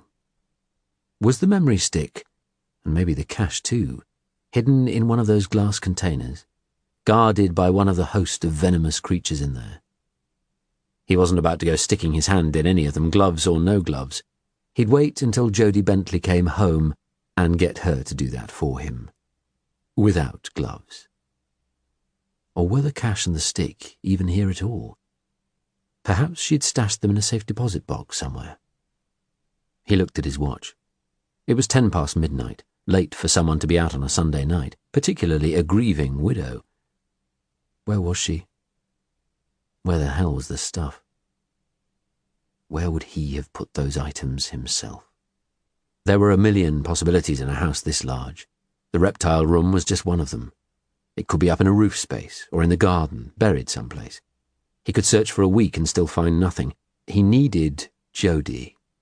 Within 10 minutes of finding her, having her alone in a room, she'd tell him. She'd be begging to tell him, screaming it out. No one he'd ever gone to for information had remained silent. Back in the kitchen, he looked again at the notepad he'd seen earlier on the island unit. Looked at it closely. There were faint indentations. He went over to the fridge and found in a drawer in the vegetable section what he'd been hoping for, lemons, inside a string net. He removed one, cut it in half, and began to squeeze hard, letting the juice fall over the indentations on the sheet of paper at the top of the notepad. When he was happy that it was saturated, he discarded both halves of the lemon in his pocket to avoid leaving any fibres from his gloves, went over to the oven, switched on the fan to 170 degrees, and put the page inside. Every few minutes he opened the oven door and peered in. Finally, he smiled and removed the page, putting it on the top of the hob. He switched the oven off and stared down at the clear brown writing that had appeared as if by magic. It was a conjuring trick he had learned as a child. Organza, Emirates, 442 Dubai, 1135 LHR, passport. Instantly, he Googled the name organza on his phone. Organza fabric, organza gift bags, organza cruise ship, our flagship addition to our fleet, Orient and Occident cruise lines. Was that where the grieving widow had gone? Spending a chunk of her 200,000 stolen counterfeit dollars to help her through her grief. How sweet. How long was she going to be away? Certainly long enough for him to take this house apart. He didn't know how long you could leave a collection of reptiles for, even with timers fitted. A few days probably, a week, but not much more. Either she had someone who would come in to look after them, who could almost certainly provide him with useful information, or she was planning to be back in a week, or perhaps 2 at the most. He'd look up the organza's schedule on his computer back in his hotel room and check out the ports of call. Tomorrow, he decided, he'd come and have a chat with the builders, see what he could find out from them. He looked forward to her return, to see what choice cuts he could take from her back home to Yossarian. He liked to reward his associate for his patience in waiting for him with body parts from his victims. And thanks to her well-equipped kitchen, he might be able to take something really tasty. Freeze-dried. Chapter 50. Monday, the 2nd of March. Tooth arrived back in his hotel room shortly after 1 a.m., tired now and getting increasingly angry. Angry with the rain, angry with the goddamn cold, angry that he had totally failed to find what he was looking for, and angry he had got a splinter in his finger putting the window boarding back. He ordered steak and fries, coffee, and a bottle of Maker's Mark bourbon from room service, and stood by the window, looking down at the lights of Brighton seafront and the black water of the English Channel beyond. While he waited for his meal and drink to arrive, he was planning to return to Jodie Bentley's house and make a search of every inch of the property. The memory stick could be anywhere. The bitch might have it with her, of course. That was a possibility. He'd searched plenty of residences and offices in his time. He knew all the places where people hid stuff, thinking they were being clever, like fake books, bathroom cabinets, sock drawers, on top of kitchen cupboards, in empty containers, under floorboards. Mostly when people hid stuff, there were indications. You'd see the tiny indent in a floorboard where a screwdriver had been inserted, the books not entirely flush, clothes stacked a little bit too neatly at the back of the drawer. But tonight, nothing. Nada. Goose eggs. After the room service guy had delivered his tray and departed, Tooth hung the Do Not Disturb sign on the door, then, standing on a table, taped over the smoke detector. He sat down at the table and poured himself a large whiskey, then, using the coffee cup saucer as an ashtray, lit a lucky strike, flipped open the lid of his laptop, and Googled organza, adding cruise ship. Moments later, an image appeared of a sleek white liner with a single rectangular funnel. He typed the words itinerary, March. The ship had sailed from Dubai yesterday, bound for Mumbai, India, due to arrive in 3 days' time. The itinerary carried on for months, the ship steadily making its way to Cape Town, then up the west coast of Africa, then across to Ascension Island and on to Rio de Janeiro. It was a round-the-world cruise. But there was no way Jodie Bentley would be staying on it for all that time. He looked at the different legs and journey times. If she disembarked in Mumbai, she could be home in 4 days. If it was Goa, that would be 6 days at least before she'd be back. It looked like he had a minimum of 4 days to occupy himself in this freezing, wet hellhole. 4 days to search her place again, if there was any point. He stared at his meal, the room filled with the smell of it, and wished he was back home in the sunshine on his boat with Yossarian, the trawl line stretched out behind him, catching healthy food for them both. He drained his glass, refilled it, and lit another lucky strike. A printed sign warned him there was a £250 fine for smoking in this room. As he dragged on his cigarette, he began to form a plan. He turned back to his laptop. Chapter 51. Monday, the 2nd of March. At lunchtime that day, at a private ceremony in the intimate Polaris bar, Rollo and Jodie were married by the organza's captain. The service was attended by an elderly American couple as witnesses with whom they had shared a dinner table last night, Irv and Mitzi Kravitz. Rollo slipped a wedding band in platinum, purchased from the ship's jewellery shop, onto Jodie's finger, and she had placed a ring onto his too. Throughout the entire ceremony, he had looked utterly gooey-eyed. Sweet. For the next few days of what he called their honeymoon, and she viewed more as an endurance test of feigning adoration and horniness, they would be to the outside world the besotted newlyweds. Most of their fellow passengers were either elderly couples or elderly widows, and she had noticed, since embarking on the cruise, the frequent glances thrown in her direction, some of disapproval, some of envy, at the considerable age gap between herself and her new husband. Irv had quietly asked Rollo if he was concerned about the age gap, and in reply, Rollo had quoted Joan Collins. "If she dies, she dies," he'd said. But it didn't bother her. She was focused and full of excitement about their first port of call, Mumbai, India, and especially about one choice of shore excursion listed in the ship's daily newspaper. The Mumbai Crocodile Farm. Walk through Mumbai bush to a crocodile swamp. See these prehistoric reptiles in their natural environment, and don't worry, we feed them daily on chickens, not tourists. It was one of 4 shore excursions on offer.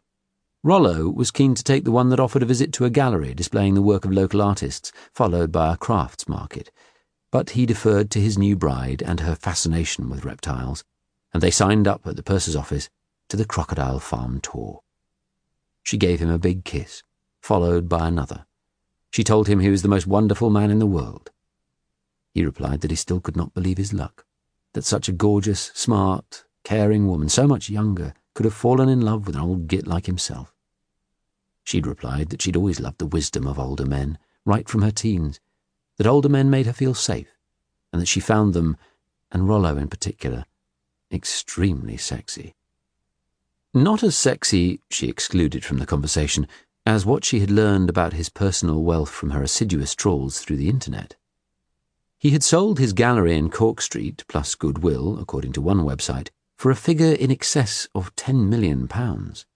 He had a personal art collection, housed partly in his Knightsbridge townhouse and partly in his Brighton seafront mansion, estimated to be worth over £80 million. For that amount of loot, she was prepared to put up with pretty much anything. But thanks to his neglect of his diabetic condition, his libido was at a fairly low level. So far on this trip, she'd only had to endure sex with him once. She had a plan in place. India was home to a number of venomous creatures, and one in particular. Chapter 52. Monday, the 2nd of March. It was part of Roy Grace's nature that he started to worry whenever things were going well in his life. There was always a balance, a yin and yang. One quote that often came into his mind at such times was from Anton St. Martin. If we never experience the chill of a dark winter, it is very unlikely that we will ever cherish the warmth of a bright summer's day. He was thinking about this as he let himself out of the back door of their cottage into the darkness of the morning in his tracksuit and trainers. It was shortly after 5 a.m. Breathing in the fresh, chilly country air, he switched on his headlamp torch and stretched, then set off. Humphrey barked happily and jumped up exuberantly, trying to snatch the red tennis ball out of the plastic thrower his master was holding high up above him. "Wait, boy, okay?" Humphrey responded with another bark. "Shh, don't wake up Noah. He'll never go back to sleep, and your mum will be mad with me. They're going to take you for another walk later, okay?" He strode in the breaking morning light across the frosty wet grass of the unkempt lawn, passing the hen coop, and in the beam of his torch saw all 5 of their hens huddled together on the roof of their house, where they seemed to spend every night. "Why don't you sleep inside in the warmth?" he chided them, wondering how many eggs he'd find when he checked later. God, he was loving country life, wondering, as he had done so often these past couple of months, why he hadn't made the move sooner. They'd bought the cottage shortly before Christmas, and, thanks to his leg injury, he'd been able to spend almost all of January here on sick leave, helping Cleo to get the house straight. She had started back at work last week, and they now had a part-time nanny helping to take care of Noah, Caitlin DeFelice, a personable and competent young Californian who they had found after hours of research. Grace hadn't yet got used to having a nanny around and needed to remember, constantly, that he could no longer walk about naked or just in his boxers. Cleo was really happy to be working again, back at the mortuary. Much though she loved their son, she had been getting restless, starting to find being stuck in an isolated house with just the relentless baby routine not fulfilling enough. She missed adult company and the stimulus of work. In addition, things that would take minutes at home pre-Noah now took hours. As Grace opened the back gate and flicked the ball, watching Humphrey bound forward across the huge, barren field that the local farmer had given them permission to walk in, he thought how blissful it was to be able to take the dog out without having to bring a plastic bag to pick up his mess. He set the timer on his watch and began a brisk walk. He broke into a trot for a few steps, testing his right leg as he crossed the 8-acre field, stopping several times to retrieve the ball from Humphrey's mouth and flick it again, until he reached the stile on the far side. The dog ran beneath it as he climbed over it, then carried on striding across the next equally barren field. When he reached the 10-minute limit set by his physiotherapist, he dutifully slowed into a normal walk. It was growing lighter now, and he switched off the head torch. He turned and looked back at the house, which was little more than a speck in the distance. A small, rectangular farm cottage sitting up on a slight ridge, it was very secluded, almost half a mile down a rutted driveway from the lane, and 10 minutes' drive from the centre of the village of Henfield. In many ways, the house was an ugly duckling, with tiny windows, each a different shape and size, looking as if it had been designed by an infant playing with bricks. Much of it was clad in unruly ivy and, at this time of year, skeletal wisteria. But he loved it, and Cleo loved it too. This was their first proper home together. He felt that his family was safe here, away from the city, and that it would be a paradise for their son and for any future children who came along. Cleo said she would be happy to have 2 more and hoped at least one would be a girl, not that she really minded. He didn't care whether it was 1, 2, or 3 more. He was pretty happy with his lot right now. But with it came the feeling that this couldn't last. There were dark clouds on the horizon. One of these was his boss, his old adversary Cassian Pugh, AAC with responsibility for major crime. During his month at home with his family, Grace had had the chance to rethink his values. He wasn't going to let Pew stress him. He did his job to the best of his ability, and always had. He cared about the victims of all the crimes he had to investigate, and did everything he could for the families.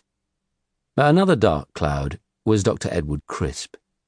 The knowledge that he'd had him in his grasp, and then the serial killer had escaped, had been eating him up. But at least Crisp was now once again behind bars, albeit in France, and as soon as the French police had completed their inquiries, he would be brought home to face justice.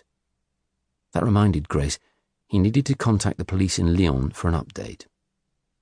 With the stack of evidence they had against the creepy doctor, the man would spend the rest of his life rotting in jail, with no chance, not even with today's absurdly lenient legal system, of ever being released. But the darkest cloud of all was his missing wife, Sandy, something that he'd kept to himself since early January, which was when he'd flown to Munich at the request of a German police officer friend of his, Marcel Cullen. Cullen believed a woman lying in a coma in a hospital ward there after being run over by a taxi might just be Sandy. Looking down at her damaged and intubated body in the private room at the Klinikum Schwabing, her face covered in scars, scabs, and bandages, it had been hard to tell for sure one way or the other. However, he believed in his heart of hearts that it was her. But the major issue was her 10-year-old son. He had no idea who the father was, and he didn't want to think about the possibility of it being him and of having responsibility for the boy. Sandy had made her choice 10 years ago to walk out on him and disappear. At some point, he had learned many years later, she had become a drug addict, although she had apparently managed to come through that. There was too much history, too much baggage. So he had walked away, denying it was her. A few days after his visit to Munich, Marcel Cullen had phoned him, asking if he could send some item from Sandy, if he still had anything, that they might get DNA from, to make 100% sure she could be eliminated. It had placed Grace in a dilemma. He had promised to see if he could find anything, but told Cullen a small lie, that he didn't think he had anything left of hers. The truth was, he had kept some of their things. A week later, aware he would never have closure unless he knew the truth for sure, he mailed Cullen one of Sandy's old hairbrushes. But he already knew what the outcome would be, and that he would have to tell Cleo. Now he waited on tenterhooks for another communication from Cullen, one that would change his life dramatically, and not in a good way. Next weekend, on Saturday, he and Cleo were going on a date night. Dinner at the Cat Inn at West Hoathly, one of their favourite country restaurants. They'd booked the romantic grand suite for the night and arranged for the nanny to stay over in the house with Noah. They were both really looking forward to having an evening together away from everything. He looked at his watch. At 6 a.m, he would be handing over to a new duty senior investigating officer. Sussex and Surrey normally had around 24 homicides a year between them. So far this year, Sussex was enjoying a below-average rate. The odds had been badly stacked against him for this weekend, and although homicides were his meat and drink, there was nothing he loved better than to investigate a murder. He was glad to have had a quiet period. Just as he thought this, bending down to tug the red tennis ball free from Humphrey's jaws, his phone rang. "Roy Grace," he answered, and was immediately dismayed to hear the somewhat neurotic voice of Andy Anakin, known to his colleagues as Panicking Anakin, one of the city's duty inspectors. Anakin was known colloquially within the police as a shit magnet. Incidents happened whenever he was on duty. A nervous man, he frequently spoke in short, staccato sentences. "Oh, sir, good morning. Just wanted to give you a heads up, sir, in case, you know." "Heads up on what? In case of what?" Grace replied. "Well, the thing is, a Major Brighton target died last night in suspicious circumstances." "You're talking in riddles, Andy. Who died?" "You didn't hear? Shelby Stoner." "Shelby Stoner?" Grace quizzed him. "That scrote?" "Yep, the very one. D.I. Warner was called out and has looked at the circumstances and has asked that you be informed."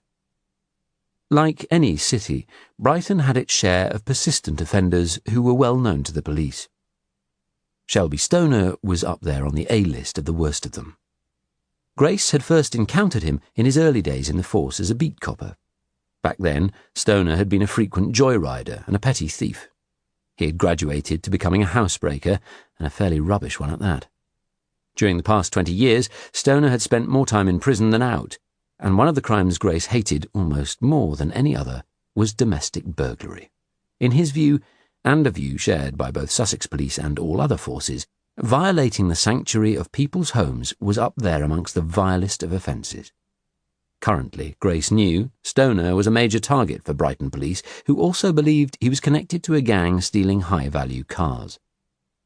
"That's what you're calling me at this hour to tell me, that Shelby Stoner's dead," he added cynically.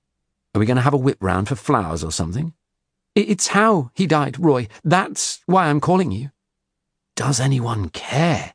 That little bastard," he was tempted to reply. He took a deep breath. "Tell me." Chapter 53. Monday, the 2nd of March. Rollo had gone to play a rubber of bridge with the couple who had been witnesses at their marriage earlier. Kind of a strange way to spend the start of their honeymoon, she'd thought, and he'd offered to cancel, but she had insisted. He couldn't let them down and ruin their game, not after they'd been so sweet. He promised to be back by 6 for champagne, then a romantic wedding night dinner à deux. She told him not to hurry. She was happy for him. And she had work to do. Luck was really going with her. Ever since she had changed her appearance all those years ago, luck had gone with her. It seemed she just had to think lucky to be lucky. Klein had been a hiccup along the way. She was now back on a roll. Even before setting foot on the ship, she had been planning Rollo's demise. The discovery that the ship's captain was licensed to carry out marriages recognised in English law, and her plan to seduce Rowley into marrying her, had worked so brilliantly. No one would suspect a loved-up bride of just a few days of killing her husband, and the location was perfect, given to her on a plate, with plenty of dangerous creatures in addition to crocodiles. She was 36, and her body clock was ticking ever faster. She had very few years left to achieve her dream of a lifestyle to match that of her old school friend Amira. Enough money to buy one of those villas on Lake Como, to have all the other luxuries she could ever want, to have a man she really loved, and to bring up her own family. This opportunity, with such a deadly combination of elements, might take years to occur again. It was too good to miss. She had to grasp the moment. Carpe diem. The ship was rolling a little in a heavy swell. The captain had warned them in his 9 a.m. address that it would be a little rough for a few hours, and to make sure everyone held the handrails on the stairs. She walked unsteadily across to the door, opened it, and peered out into the corridor. Rollo was forgetful, and had a habit of returning to the cabin minutes after he had left for his glasses, his phone, his wallet, or his insulin pen. But all she could see was a liveried butler delivering drinks on a silver tray to another cabin. She closed the door and locked it. Then she went to the fridge, where she kept the freezer pack that, she had told Rollo, contained the drops she needed for her dry eyes, and where his insulin pens were stored. Inside was a tiny rubber-stoppered vial of amber-coloured crystals she had brought with her from a small stash she kept in her freezer at home. It lay among the sachets of eye drops that she did not need. She removed it, and one of his grey Lantus 24-hour pens, and placed both items on the dressing table. Next, from a compartment inside her handbag, she took out the hypodermic syringe, a small bottle of sterile water, and surgical gloves from the kit she always travelled with. She liked to be prepared, never knowing when an opportunity might present itself, although she'd had a feeling from the start with Rollo that the cruise might provide too good an opportunity to miss. And with his rocky health, she wanted to do it sooner rather than later, which might be too late. Happily, events were panning out much faster than she had expected. With luck, this would more than make up for all those precious months she had wasted with Walt Klein. For protection, she snapped on the gloves and firstly rehydrated the vial of freeze-dried crystals with the sterile water. She had studied the way Rollo took his insulin by screwing a fresh needle into the base of his throwaway insulin pen. While the crystals were dissolving, she took the empty syringe and pressed the needle against the base of the pen, pushing it firmly and carefully up inside. Then, glancing nervously at the door, she withdrew the plunger, drawing out the clear insulin until the pen was empty. She went over to the wash basin and, pressing the plunger firmly, squirted the insulin down the plug hole, breathing in its distinct clinical reek. Her hands were trembling, she realized. Again she looked at the door. "Don't come back. Please don't come back." Then there was a knock. Shit! She looked down in panic, wondering where to hide everything. "Hello?" she called out. "Canapes," a sing-song voice replied.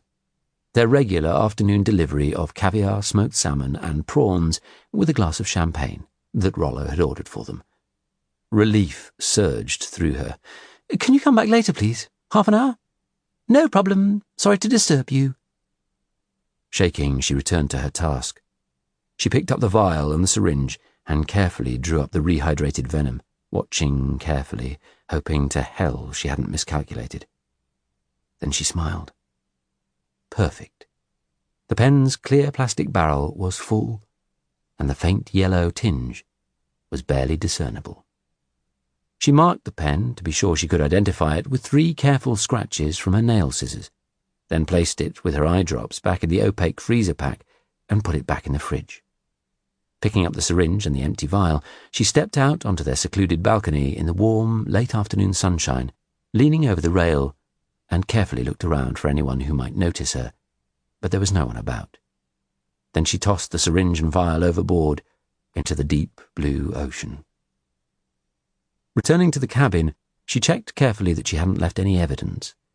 Then she unlocked the door, showered, washed her hair, put on her makeup and perfume, and slipped into the black lace underwear and camisole she'd bought especially for this trip. She picked up the novel that she was reading and lay back on the bed to wait for her husband of just a few hours to return. Chapter 54. Monday, the 2nd of March. 30 minutes later, and Shelby Stoner might have been someone else's case in the Surrey and Sussex major crime team. But after a long period, first of convalescence, then of quiet, Roy Grace was suddenly fired up. The first possible murder of the year on his watch might just have fallen into his lap.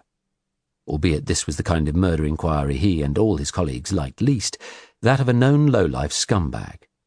There was no specific evidence at this stage that it was murder, but the death was definitely suspicious. Given the choice, like all other detectives, he would have preferred a more classy homicide investigation, but he wasn't about to let this opportunity pass him by, and, with an offender like Stoner, there was every likelihood of a quick resolution. It appeared that Stoner had been killed by a snake, but how and where did that happen? One possibility was his links to crime in Brighton, burglary, drug dealing, and, more recently, car theft. But equally, Grace knew from his long experience never to prejudge any situation. A, B, C. Assume nothing, believe no one, check everything, was the mantra drummed into every detective in the country when they started. The first place to look, in a suspicious death, was the victim's home. 80% of victims were killed by a loved one or by someone they knew. His first task was to establish where Stoner lived and who, if anyone, he lived with. Perhaps they had killed him, or, alternatively, he could easily have been killed by a competitor or through some other crime connection. Cutting short his early morning walk with Humphrey, he started to notify the on-call inquiry team, and already information was starting to come in. Caitlin arrived to take care of Noah, and Cleo left shortly after.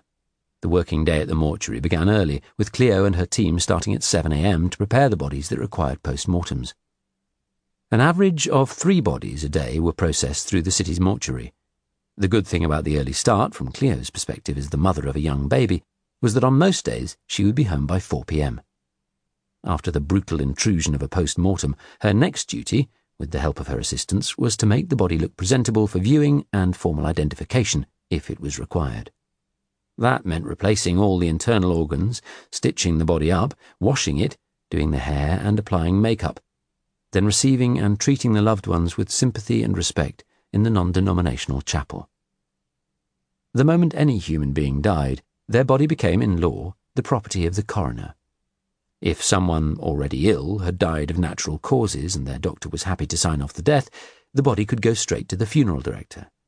In most circumstances where the cause of death was not suspicious, such as when someone in poor health had died more than 28 days since they last saw a doctor, or as the result of an accident, one of the team of 3 local pathologists would perform the post-mortem. But on deaths where the coroner had reason to believe there were suspicious circumstances, then a highly trained Home Office pathologist, of which there were just 32 covering the whole of the UK, would be called in. A standard post-mortem took less than an hour. A Home Office one could sometimes take all day, or even longer. Roy always found it hard to see clear when she was at work, with the constantly grim duties she carried out every day, in contrast to her home life, and he admired her all the more for it. She'd often told him her greatest satisfaction came from helping bereaved loved ones through one of the most difficult tasks they ever had to face in their lives. He knew all too well from some of the narrow escapes he'd had in his own career, and the dangers which all police officers faced, that there was the constant possibility that one day he could end up on one of those post-mortem tables himself. There was something Cleo knew only too well also, the elephant in the room that they rarely talked about, regardless of the size of its shadow. He respected her enormously for her work and her attitude. He hurriedly showered and shaved and went down to the kitchen. He put some porridge into the microwave, then went over to Marlon's tank and dropped in some food flakes. "Morning, old chap. Had a good night? What you been up to?" The goldfish's response was the same as ever. It opened and shut its mouth a few times, then swam to the surface and gulped down some of the food. Strange to think, Grace considered, but this was probably the highlight of Marlon's day. He carried his porridge over to the breakfast table, sat down and began to eat, flipping through the pages of Sussex Life magazine. But after only a few moments, his mobile phone rang. "Roy Grace," he answered. "Good morning, Roy." He recognised instantly the voice of the coroner of Brighton and Hove. "Good morning," he replied. "Inspector Anakin said you'd be calling." All their conversations were straight down to business. She was not one, normally, for pleasantries or small talk. "Roy, I've been informed about a Brighton resident, Mr. Shelby Stoner, who died following a road traffic accident in Marine Parade in Brighton. There are serious concerns about the nature of his death." "Yes, I have questions about his death too." "As you know, those who treated him don't believe the injuries he sustained in the accident were sufficient to be fatal. They think he might have been poisoned, possibly bitten by a venomous snake, or he had a tropical disease. One of the paramedics worked in Africa some years back. She says that Stoner had puncture marks on his right ankle that could have been a snake bite. We need to bring in a Home Office pathologist who has experience in this field. There's one, Dr. Nick Best. I've contacted him and he could be available later today or tomorrow. They're going to carry out toxicology tests. I'll have more information later, but I just wanted to give you a heads up." "Thank you," Grace said. "My thoughts exactly." "I'm off on holiday later today," she said. "I'm short-staffed at the moment, so West Sussex Coroner Penny Schofield has seconded one of her officers to me, Michelle Websdale. She'll liaise with you." "I'll wait to hear from her. In the meantime, I'm contacting London Zoo, as soon as they're open, to see if they could send down an expert in snakes to accompany a search team to Stoner's home, as a precaution. I've just established he lived with his girlfriend, a woman called Angie Bunsen, who has no criminal record." Roy ended the call and returned to his now lukewarm porridge. Too often, with murder inquiries, he felt deep empathy for the victims, but it would be harder to feel much for such a vile shitbag as Shelby Stoner, as many of his past victims had been old and vulnerable. So often, people like Stoner, who blighted the lives of decent folk, got away with it for decades, thanks to the injustices of the legal system. Equally, he recognised that he was a human being who, regardless of his criminal past, deserved the same in-depth inquiry he would give anyone. Undoubtedly, as was the case with most villains, Stoner's past would turn out to be a tragic one, a broken home, or alcoholic or abusive parents who had never given him much of a chance in life, never set any kind of example or moral boundary for him, a sad victim of life and robbed of any future by an early death. Grace knew now that Stoner had had a girlfriend and probably a family, and they too deserved his best efforts. Chapter 55. Monday, the 2nd of March. Tooth arrived back in his hotel room soon after 11 a.m., having walked the few miles there and back to Rodine Crescent. He talked to 2 builders who were Polish and they had trouble understanding him. He explained he was a private detective working for a car insurance company, and that the occupant of the house, Jodie Bentley, whom he was trying to find, had given her name as a witness at an accident. But he got very little from them. They worked for a London property management company engaged by the house's owner and were currently fitting new guttering. There had been a break-in last week, which was why they'd boarded up that particular window. It was the one where the intruder had entered. They seemed pretty glad the window was boarded up because of the reptiles in the room, which neither of them had liked the look of. They'd seen the woman. She'd asked them to board up the window, but they were not able to tell him anything about her or when she was due back. At this moment, there seemed only one way to find out, and that was to keep watch on her house until she returned, however long that took, which was fine. Back in his days as a sniper, he'd once sat for 3 weeks in the shell of a building in blistering heat, permanently thirsty and hungry, with scorpions, spiders, and the occasional curious snake as his only visitors, waiting for his target to appear in the crosshairs of his sight. The spray of crimson from the exploding enemy head when he'd finally pulled the trigger had made it all worthwhile. Sitting in a rental car for however long it took Jodie Bentley to return home would be relative luxury. Chapter 56. Tuesday, the 3rd of March. What are you reading, my angel? Luxuriating on a blue-cushioned lounger on the open-air pool deck of the Organza, with her third mimosa of the afternoon in a champagne glass beside her, Jodie Carmichael tilted up her straw hat and turned, with a smile, to her husband of just 26 hours, who had an art magazine folded across his plump, reddening stomach. They were protected from the wind by tall windows all around, and there was a round jacuzzi at the far end. A row of wheelchairs, mobility scooters, and Zimmer frames were lined up beyond it. I've just finished the Simon Toyne. I'm now reading a book on Mumbai I got from the ship's library. I'm so excited. I've never been to India. Crazy place, Mumbai, he said. I went to a cricket match there a few years ago. It's their national game, almost their unifying religion. Ever watched a game? She shook her head. Never really understood it. Have you played much yourself? I was quite a useful spin bowler in my youth, he said, digging his fingers into a bowl of nuts beside him. Then he snapped his fingers at a passing steward and barked an order for a pink gin for himself and another mimosa for his bride. Jodie cringed at his rude treatment of the sweet, young Filipino. She continued reading. It was the 4 pages on the crocodile farm that she was focused on and studying intently, sizing up the opportunities. There was plenty of wild terrain that visitors had to walk through, and that was good. That was exactly what she'd hoped. Wild terrain. The perfect home for the kind of cold-blooded creatures she was fond of and understood. Actually, he said, there's cricket on in Mumbai when we arrive there. They have a magnificent stadium. I think you'd find it quite something. But of course, if you'd still prefer the crocodile farm. His voice was full of hope, and she didn't want to dash that. My darling, of course, if you'd rather we do that. Wouldn't dream of it, my angel, he said. If my beautiful bride has set her heart on the crocodile farm, that's what we'll do. Hell, I can see cricket any time. Are you really sure? He took her by the hand and held it. His palm felt sweaty, repulsing her. Being with you is all that matters. I couldn't possibly concentrate on a cricket match. My mind would be on far more naughty thoughts. I love your naughtiness. And I love yours. Fancy going back to the cabin? You know, get out of the sun for a bit. Haven't you just ordered more drinks, my love? Oh, yes. Ah, good point. She slipped her free hand across and down the front of his orange trunks, which had dollar signs all over them, and gently stroked him. Now, this is what I call a good point, she said, feeling him stiffen in her hand. He let out a gasp of pleasure.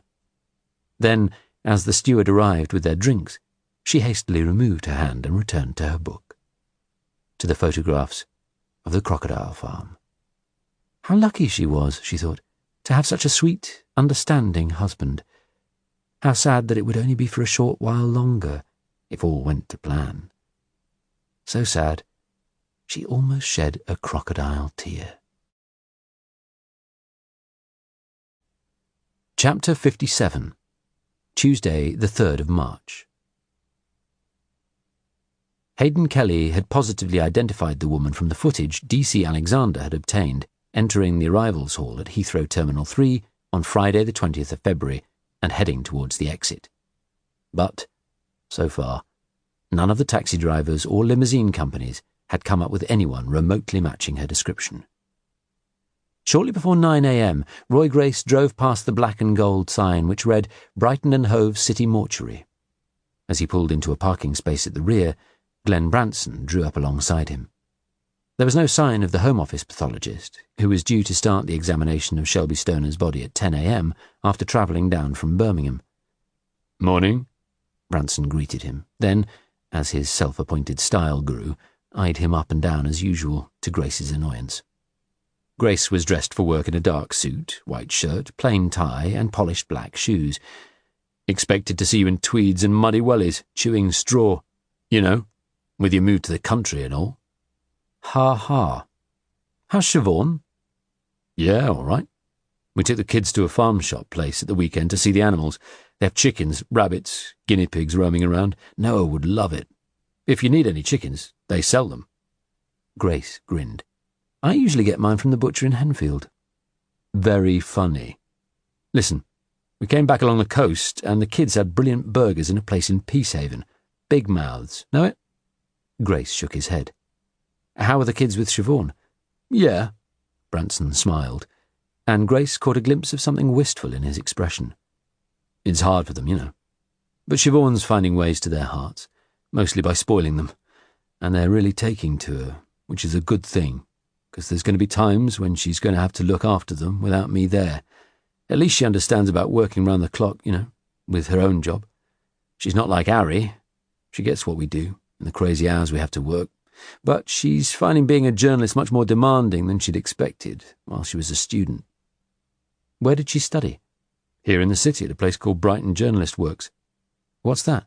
"A specialist college. They train journalists. They work closely with the Argus." "Let's hope they trained her better than her predecessor. Bloody Spinella," Grace retorted.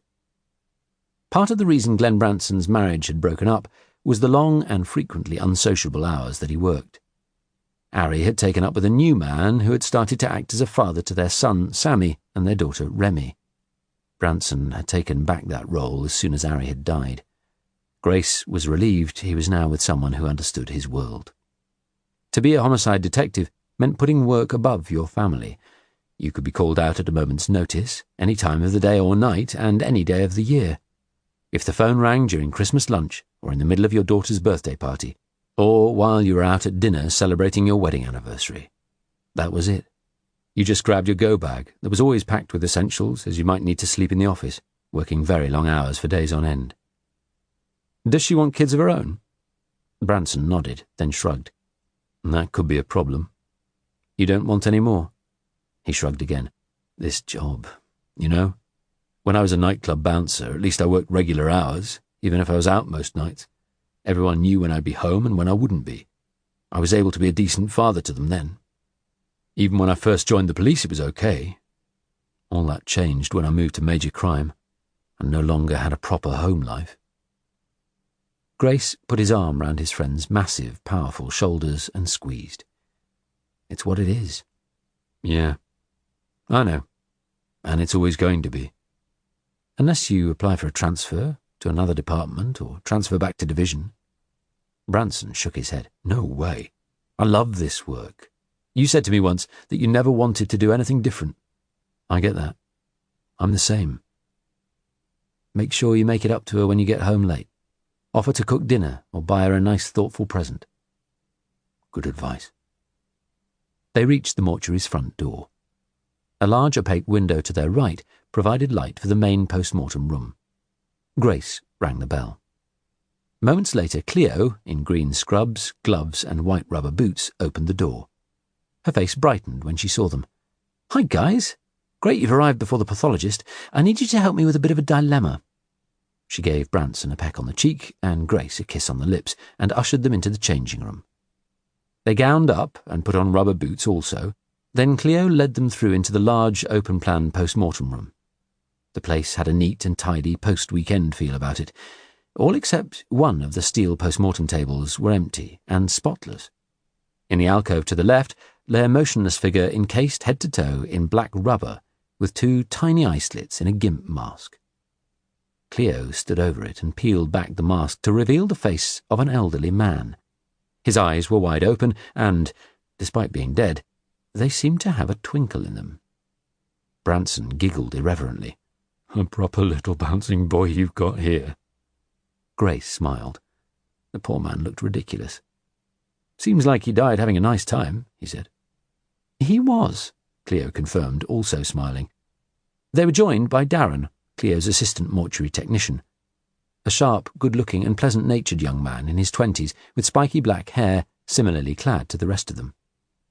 "They called him Rubber Johnny," Darren said, his mouth twisted into a grin. "Who did?" Grace asked. "All the girls who worked there, apparently."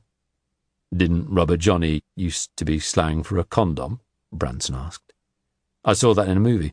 Was it quadrophenia?" "The problem I have," Cleo said, "is that this sweet little old man, Ian Rolfe, has been visiting a dominatrix dungeon in Saltdean every Monday morning for the past 10 years.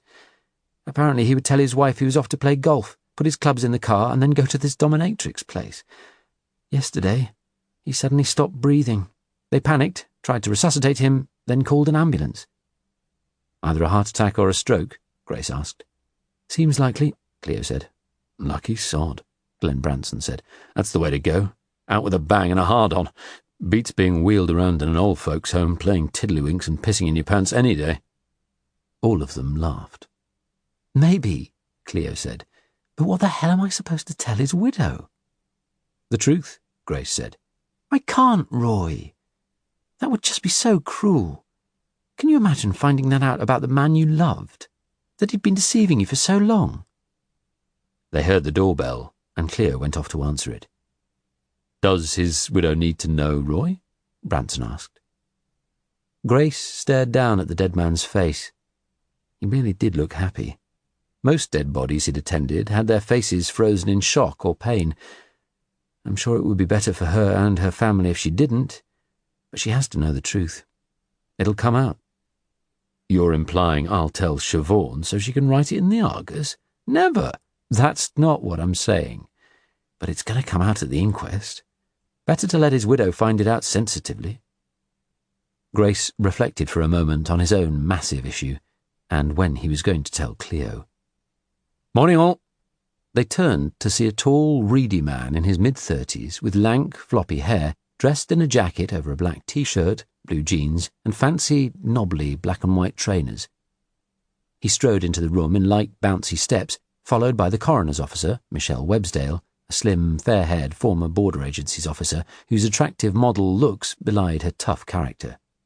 She even managed to make her baggy green scrubs look like they were designer chic, Grace thought. Behind her was the youthful crime scenes investigator, Chris G., also gowned up and holding a camera. Grace always thought G, much like Cleo, looked too gentle a person for such a grim job, yet G was unfazed by almost anything, except children.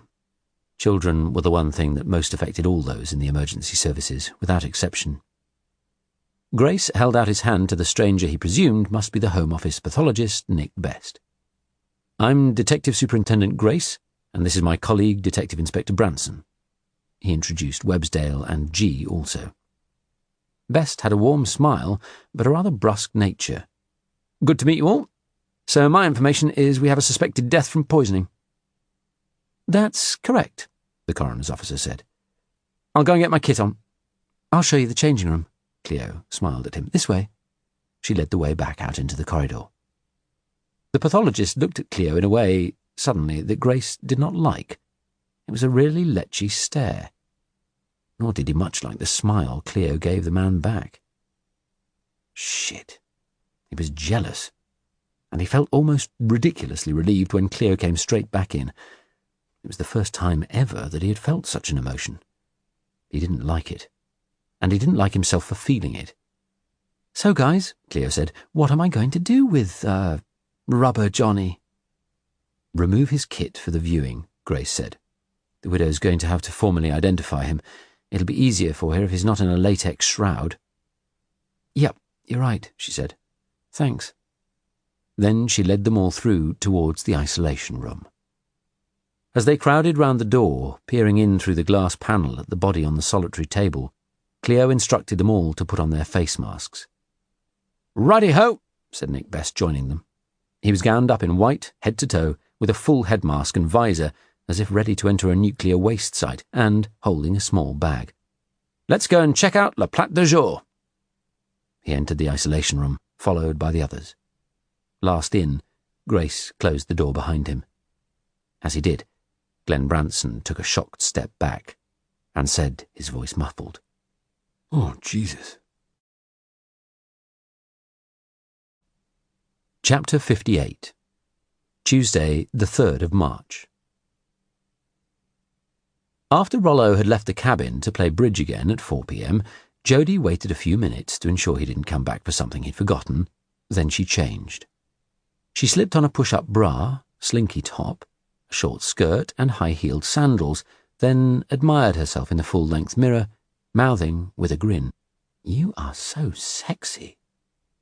She made her way along to the ship's doctor on a lower deck down in the bowels of the ship, placing her hands in the wall-mounted disinfection unit before entering. She explained her reasons for her visit to the nurse, who asked her to take a seat and fill in a form. Then she was ushered into the consulting room, which contained an examination couch, eye test chart, towel dispenser, and a desk with a computer screen and keyboard.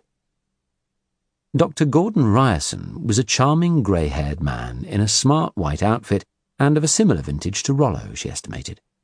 And with a roving eye, she guessed too from the way he looked her up and down appreciatively. As she was a generation younger at least than most of the rest of her fellow female passengers, she guessed he didn't get to flirt with young women that often on this voyage. So she flirted coyly with him now, meeting his gaze. She loved it. Always. Loved seeing in men's eyes just how damned attractive she was. And sometimes she would think back to her younger days as an ugly duckling and count her blessings. Life now was very much more fun.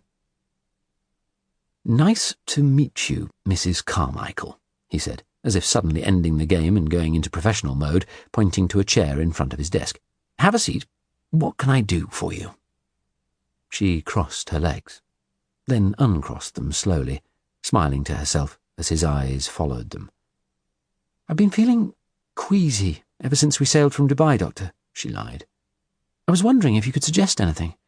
I've seen people wearing motion sickness bracelets, but before buying one I thought I'd ask your views." "Oh dear," he said. "Poor you. I'm afraid it does take some people a few days to get their sea legs. Are you on any medication of any kind?" She shook her head. He studied the form for some moments that she had filled out for his nurse a few minutes earlier. Then he asked, "You're not pregnant or anything?" "God, I hope not. My husband's had a vasectomy." "They're not always foolproof, of course. I've had patients in the past who've fallen pregnant when they thought they were safe. I'm not pregnant, believe me." Changing the subject, she said breezily, "This must be a nice job. Do you work on the ship permanently?" "No. I'm retired, really. I used to be a general practitioner in Chipping Norton in Oxfordshire. I do a bit of locum work to keep my hand in, and a couple of times a year I do this. My wife and I enjoy a free cruise in return for my working a few hours a day. It's very pleasant." "How nice." "Well, you know, it's nice to work with happy people. People come on a cruise to have a good time. Are you and your husband enjoying yourselves?" "Very much. So you're an expert in everything medical?" "I began life as an army surgeon, so I wouldn't call myself an expert in everything, but I can cope with most emergencies that are likely to happen on board ship." "You do operations?" "I can whip out an appendix if needed, but for anything more serious, we'd put a patient ashore or have them airlifted off." He smiled. She smiled back. "Good. Very good." He pulled open a drawer behind his desk and produced a blister pack of pills. "I'm sure we can clear up this motion sickness very quickly. Then you can focus on enjoying yourself." "Thank you," she said, as he handed her the pills and gave her instructions on taking them. She'd already got all she needed from this brief meeting. The knowledge that he was limited in his experience. He could deal with all the basics, fine. She doubted he'd ever had to deal with what she had in mind. Chapter 59. Tuesday, the 3rd of March. Throughout his career, Roy Grace had been known as an innovative thinker with a highly organised mind. He was also sentimental, and he was sad this would be one of his last investigations to take place in Major Incident Room 1, or MIR1 for short, the place where all the homicide inquiries he had run or worked on for over a decade had been based. It was a large open space with 3 huge workstations and capable of housing 3 different major crime inquiries at any time. But for now, he put all his issues about the changes out of his mind to concentrate on the task confronting him. Operation Spider was the name the Sussex police computer had randomly generated for this operation. Already, since the completion of Stoner's post-mortem, as was the tradition, one of the team had stuck up on the door to MIR1 a cartoon parodying the operation name. Today's was a depiction of Spider-Man climbing up the side of a high-rise building. Grace had assembled just a small team of his trusted regulars, including D.I. Glenn Branson, D.S. Norman Potting, D.S. Guy Batchelor, who he had appointed as office manager, D.S. Cale, D.C.'s Emma Jane Boutwood, Alex Davies and Jack Alexander, indexer Annalise Vernier, as well as a researcher and a Holmes analyst. They were all seated around one of the curved workstations in the room. The others were empty, which Grace was pleased about. It meant that if he needed to step up this inquiry, as instincts told him he might, there would be space to expand right here. 4 whiteboards were on the wall behind them. On one, there were photographs of Stoner taken during the post-mortem, some in wide angle and some in close-up. On the second was an association chart for Stoner, with several photographs of him, including standard prison mugshots, both face-on and side profile, and a strange flashlit, blurry image of him that looked to be accidental, blown up to an 8x10. On the third was a photograph pulled off the internet of a snake with beige, brown and black markings. On the fourth was a map of the east side of Brighton with an area of about a square mile crudely ringed by red marker pen. In front of Grace lay his notes, typed by his new command secretarial assistant Leslie Hildrew, his policy book, and a tepid cup of coffee, which he'd had to stir with a knife because, as usual, all the spoons in the kitchenette had vanished. Reading from his notes, he said, routinely, "The time is 6:30 p.m, Tuesday, March the 3rd. This is the evening briefing of Operation Spider, the investigation into the suspicious death of Shelby James Stoner." He went on to outline the circumstances, especially the concerns of the helicopter's alert on-board paramedic that, although he had died at the scene, the injuries Stoner had sustained in the accident were not severe enough to have killed him, although he might have ended up as a paraplegic. The paramedic arranged to have blood samples biked up to Guy's Hospital, where there was a specialist department in tropical diseases and poisons. It was found that Stoner had toxins in his body from a saw-scaled viper snake, as well as complications from septicemia. What had at first been mistaken for needle puncture marks had been established as a snake bite. The septicemia was probably due to the bite causing contaminated clothing fibres to be injected into his leg, enabling bacteria to enter the bloodstream. Norman Potting raised his hand. "Yes, Norman." "In case it's of interest, Chief, I read that tens of thousands of people die annually in India from snake bites. Quite a high percentage from this particular creature." He pointed at the whiteboard. "Thanks for sharing that, Norman," Grace said. "Shows how deadly the thing is," Potting grumbled. "Perhaps you'd like to find out if Stoner had been to India recently," Grace suggested. "The little shit," Potting said. "I imagine the nearest he got to India was a takeaway that he didn't pay for." There was muted laughter from the assembled team. Potting's fiancée had died tragically some months ago, and Grace was still treating him gently whilst he was going through the grieving process. "Quite," he said, and looked back down at his notes. "The initial purpose of this inquiry is to ascertain how and where Stoner came into contact with this reptile. Was it accidental, or did someone use it to kill him? We've established there were no snakes kept at the home of his girlfriend, Angie Bunsen, where he'd been living. According to her, Stoner had been working a late shift stacking pallets at the Sussex Auto Spares warehouse on Davigdor Industrial Estate. We've checked with them, and they have no record of any such employee. Stoner's mobile phone and laptop computer have been sent to the high-tech crime unit for fast-track analysis, and we'll see what they reveal. There is one photograph on his phone that could be of immediate interest to us. Grace pointed at the whiteboard containing the photographs of Stoner and the association chart. That weird blurry one. I'll come back to its relevance shortly. Hopefully we'll get a plot of Stoner's recent movements from triangulation of his phone. Shame he didn't have a more sophisticated one. We could have got the exact address from geomapping. Let's not forget Stoner was a key target in a Brighton operation relating to the thefts of high-value motor vehicles. We need to establish whether his death has more suspicious connotations and is connected to that. Has he fallen out with anyone from that team? Do we know if any of them keep snakes? In the meantime, we need the following intelligence. He sipped his coffee and went on, giving actions to members of his team in turn. We need a search of the police data systems to update all Stoner's associates, who he's linked to, who he's been in cars with when he's been stopped, what speeding tickets and parking fines he's had recently. We need a full ANPR on his car to see where he had been in the days before his death. ANPR, automatic number plate recognition cameras, covered many of the roads throughout Sussex and the UK. During the past few years, it had become increasingly possible to plot the movements, sometimes on a minute-by-minute basis, of all vehicles in many parts of the country. Grace continued. We have searched the property he shares with his girlfriend, Angie Bunsen.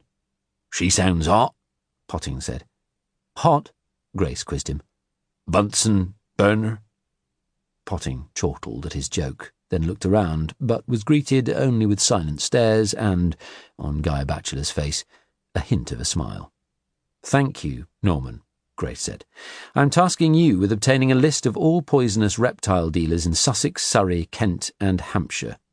Also, check out all internet trading sources. I'm informed you have to have a Department of the Environment licence to keep venomous creatures in this country. See if Stoner kept any poisonous creatures. Other than being one himself, Potting could not resist. And find out urgently who in this city keeps venomous snakes, Norman. If one has escaped, we need to find out fast. Grace turned to DC Alexander. Jack, I'd like you to obtain a list of all licences for dangerous animals held in these same counties. Also, see if there are any reptile associations or clubs in the area. They might be a useful source of information. Yes, sir. Then he turned to DS Cale. Tanya, I'm giving you the action of talking to the source handlers. See what you can find out about Shelby Stoner's movements in the past couple of months, particularly the last 2 weeks. Yes, sir. All of the team kept glancing in a mixture of horror and curiosity at the first whiteboard. Graphic photographs from the post-mortem which Grace and Branson had attended earlier that day were pinned to it. In the central one was a close-up of Stoner's face, coagulated blood rimming his horrifically bulging eyes. In another close-up of his hands, there was more coagulated blood that had leaked beneath each of his fingernails. Grace turned the page of his CSA's notes, then looked up briefly. For those of you interested in the toxicology of a saw-scaled viper bite, this is the pathologist's report. He studied the page in front of him briefly before reading slowly, stumbling over some of the words. Hematological abnormalities are the most common effects of snake envenoming globally. Venom-induced consumption coagulopathy, VICC, is the commonest and most important. Other hematological abnormalities are anticoagulant coagulopathy and thrombotic microangiopathy. Venom-induced consumption coagulopathy is an activation of the clotting pathway by procoagulant toxins, resulting in clotting factor consumption and coagulopathy. The type of procoagulant toxin differs between snakes and can activate prothrombin, factor X and factor V, or consume fibrinogen. The major complication of VICC is hemorrhage, including intracranial hemorrhage, which is often fatal. With Echus carinatus, the saw-scaled viper, the duration of abnormal clotting can be reduced from more than a week to 24 to 48 hours. He looked up and smiled. Everyone still with me? Guy Batchelor shook his head. You lost me in the first sentence. Potting piped up again. If I understand it correctly, from these toxins, under some circumstances, Stoner might have been slightly dead, but now he's actually very seriously dead." "Couldn't have put it better myself, Norman," Grace replied. To cut through all the complex medical jargon, the saw-scaled viper kills its victims by turning them into haemophiliacs.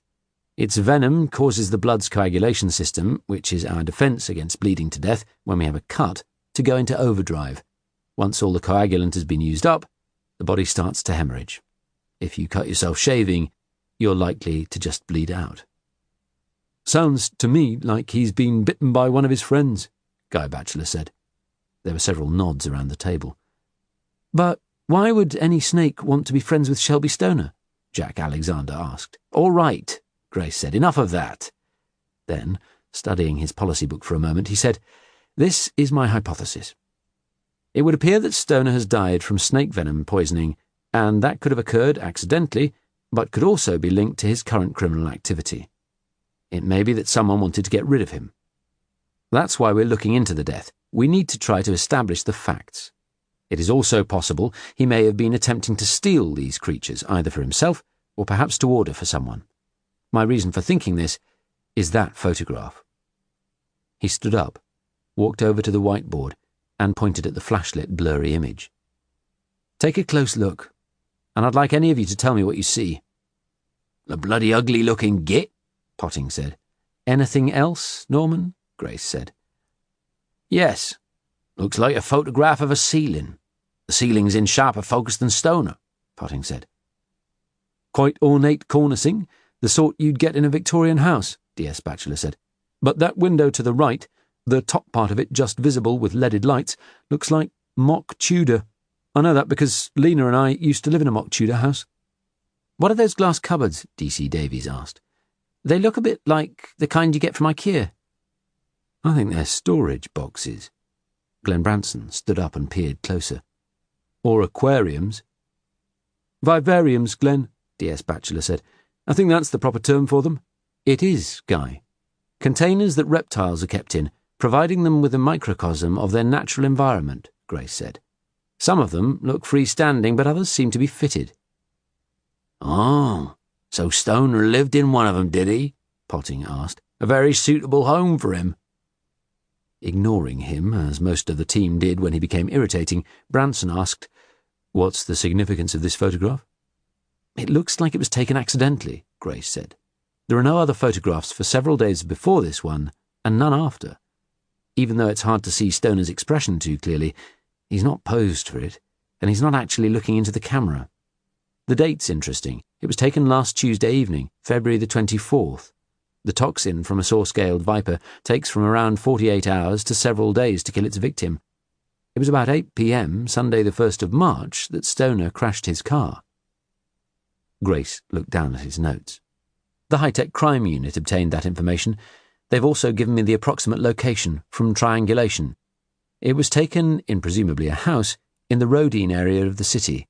Significantly, there have been a spate of reported burglaries in this area over the past 2 months, all bearing Stoner's M.O. He stood up and walked over to the whiteboard with the map of East Brighton and ran his finger around the red-inked perimeter. "So, you think he might have broken into a house to steal some poisonous reptiles to order? It went wrong, and he was bitten, sir?" D.C. Boutwood asked. "That's one line I'm considering at the moment, E.J., Grace said. The accidental photograph. The small cut on his right arm, the pathologist noticed. Maybe he fell over, and the creatures got out. We need to re-interview Stoner's girlfriend, Angie Bunsen, urgently. We also need to find out where those vivariums came from, and who fitted them. There can't be many houses that have these." He looked at D.S. Cale. "Tanya, it's going to be a big task. Can you get some staff, and borrow some from John Street if you have to, checking building firms and individual carpenters who might have fitted these vivariums in a house in the Rodine area within the past few years?" "Yes, sir," she said. Grace liked her. The redhead had joined his team after the tragic death of Bella Moy last year, and she had a warm personality and a willing nature. "Did anyone report a break-in that night in the area, sir?" D.C. Davies asked. "No," Grace replied, "but it could be because they were keeping these creatures illegally." "Or maybe one of these reptiles bit them too," Potting said, "and killed them." Why would anyone want to keep a thing like that as a pet? EJ asked. Wouldn't you have to be a bit weird? Yep. Well, I think I'd rather have something a bit more cuddly, Grace retorted. I can't imagine you can just walk into the average pet shop and come out with a snake that can kill someone. He was interrupted by his phone ringing. Glancing at the display, he just saw the word international. Raising an apologetic finger, he answered it, in case it was to do with Dr. Crisp. Instantly, he recognized the German detective's voice. Marcel, he said quietly, I'm in a meeting. Is it urgent, or can I call you back in half an hour? Cullen was sounding more sombre than usual, strangely sombre. In a few words, he told him the reason for his call. Grace froze. Chapter 60. Tuesday, the 3rd of March. As Jodie lay back on the bed in their cabin, sipping the glass of champagne the butler had brought her, she reflected on how it was all going with Rowley. So far, so good. She knew enough about marriage laws to fend off a challenge from any of Rowley's family, but she did not know the full size of his estate, nor his inheritance planning. She'd walk away from this with a decent sum, a few million at the very least, she hoped, but not enough to buy a £50 million villa on Lake Como. More than anything in the world, she longed to fly her parents to Italy, take them out on a boat on Lake Como, past all the fuck-off villas past George Clooney's, Richard Branson's, and all the others. Then they would see the most stunning villa of all, and she would tell the driver of the boat to go to the dock and tie it up, and she'd look at the strange expression on her parents' faces, and she'd say, "Welcome to my little holiday home," and Cassie, finally, would have said, "Wow!" All thanks to a snake. Well, some of it for sure. Beautiful, beautiful snakes. On her laptop, she typed into her password-protected diary. So just how different are we humans from snakes? Like, here's an intriguing mathematical puzzle. Cows share 25% of their genes with snakes. Humans share 80% of their genes with cows. So we share about 20% of ours with snakes. I reckon that percentage is a lot higher in some people. There are some seriously reptilian people out there. Snake charmers use a magical instrument called a punji. It's a wind instrument made from a gourd with reed pipes. But snake charmers have removed either the fangs or the venom glands, and some sew the mouth shut. The charmer sits out of biting range because the snakes actually consider the charmer and the punji a threat. It's all a con. You just have to turn to the Bible. Psalm 58, verses 3 to 5. The wicked turn aside from birth. Liars go astray as soon as they are born. Their venom is like that of a snake, like a deaf serpent that does not hear, that does not respond to the magicians or to a skilled snake charmer. I can tell you another thing that snakes don't like. I learnt it from my late husband, Christopher Bentley, keeper of snakes, an expert on poisonous creatures in general, and that is having their venom extracted. It's an incredible sensation. You hold the snake, in my case, a saw-scaled viper, with your fingers right behind its head, and press it down on a hard surface. I can tell you it really does not like this, but if you keep the pressure up in the right place, at the top of its neck, on the edge of a glass beaker, it spits its venom out. This is not a great way to make friends with a snake, but the reality is none of us ever will become buddies with a creature that will only ever view you as one thing: lunch. Kill or be killed. It's the story of the animal kingdom, and of the human race. If you want to be a survivor, you must, like me, follow in the path of Carr, who said, "Life is not a matter of chance. It's a matter of choice." I made my choice. It's all working out pretty well. One important thing Jodie knew about snake venom was that it begins to break down soon after being extracted and loses its potency. The only way to preserve that potency is to freeze-dry it immediately. Freeze-dried venom, when rehydrated, is almost as potent as a freshly delivered bite. And she already had some in the minibar fridge. Chapter 61. Wednesday, the 4th of March. Morning broke to a milky white vista of the Bay of Mumbai. Jodie leaned on the deck rail, yawning. She'd risen early, kept awake most of the night by her husband snoring like a warthog, but she hadn't wanted to wake him. Hey, he might as well enjoy his last few days, she thought, but not out of any kind of altruism. She didn't want to do anything that might arouse his suspicions. Dressed in a long-sleeved T-shirt, lightweight jeans, and plimsolls, holding a mug of coffee, she savoured the warm, humid morning air and the glorious sight of the Gateway of India monument on the waterfront looming ever closer. The massive skyscrapers, the long, curved bridge with what looked like a sail in the middle, men in small fishing boats waving at them. She waved back. 3 hours later, the minibus moved in short, stop-start jerks through the almost solid wedge of Mumbai morning traffic and the constant blare of horns.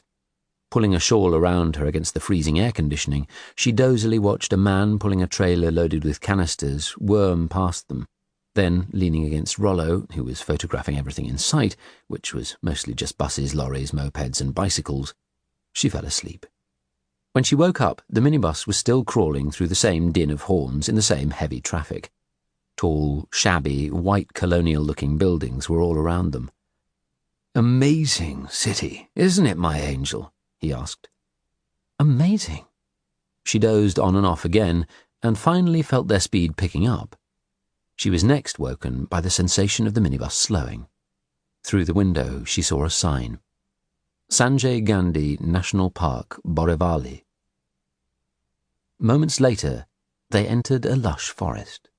The smartly dressed cruise ship shore guide, Deepak, speaking loudly, told them that if they were lucky, they would see an array of birds, including the blue flycatcher and the Malabar whistling thrush.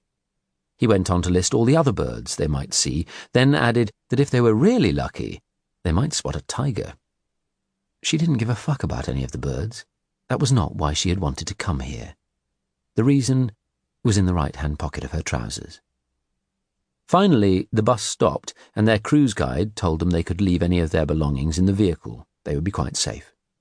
Jodie put on her sunglasses and straw hat, and as she stepped down, they were surrounded by a shouting horde of people, many of them kids, holding up plastic crocodiles, photographs of Mumbai, models of the Taj Mahal, and a plethora of other tourist tat. Ignoring them, holding Rollo's hand to help him down, she was already starting to perspire in the steamy late-morning heat beneath a fierce sun. Wearing a floppy white hat of the kind favoured by cricket umpires, a linen shirt, bright blue slacks and sandals, a paparazzi-sized camera slung round his neck and blinking at the light and the surrounding mob, Rollo looked every inch the tourist, and, in this debilitating heat, as if he had aged 10 years since leaving the sanctuary of the ship. Deepak shepherded them past a long queue, filing towards a ticket gate that looked like a miniature temple, to a separate entrance where he introduced them to another guide, a smiling Indian in a white kurta, and a set of teeth that looked like they had been borrowed from his grandfather. He held up a bunch of tickets in one hand and a paddle in the other, on which was written the words Organza VIPs, and shouted a greeting at them all. "Hello, I am Prakesh, your crocodile farm guide. We are going to visit the crocodiles. Everyone okay with crocodiles?" The group of 10 organza passengers, all elderly apart from Jodie, gave half-hearted smiles. "You do not need to worry. These are man-eaters, but we feed them on plenty of chickens, so they are not very hungry. I am guide here for 15 years, and in all my time we have not had one visitor eaten. Yet. This is my guarantee to you. If you are eaten, then you get full refund of your ticket, yes? Fair?" "Very fair," an old lady shouted back. Several of them laughed, nervously. "Okay, so now follow me. In crocodile formation, yes? Please be keeping close together. Safety in numbers."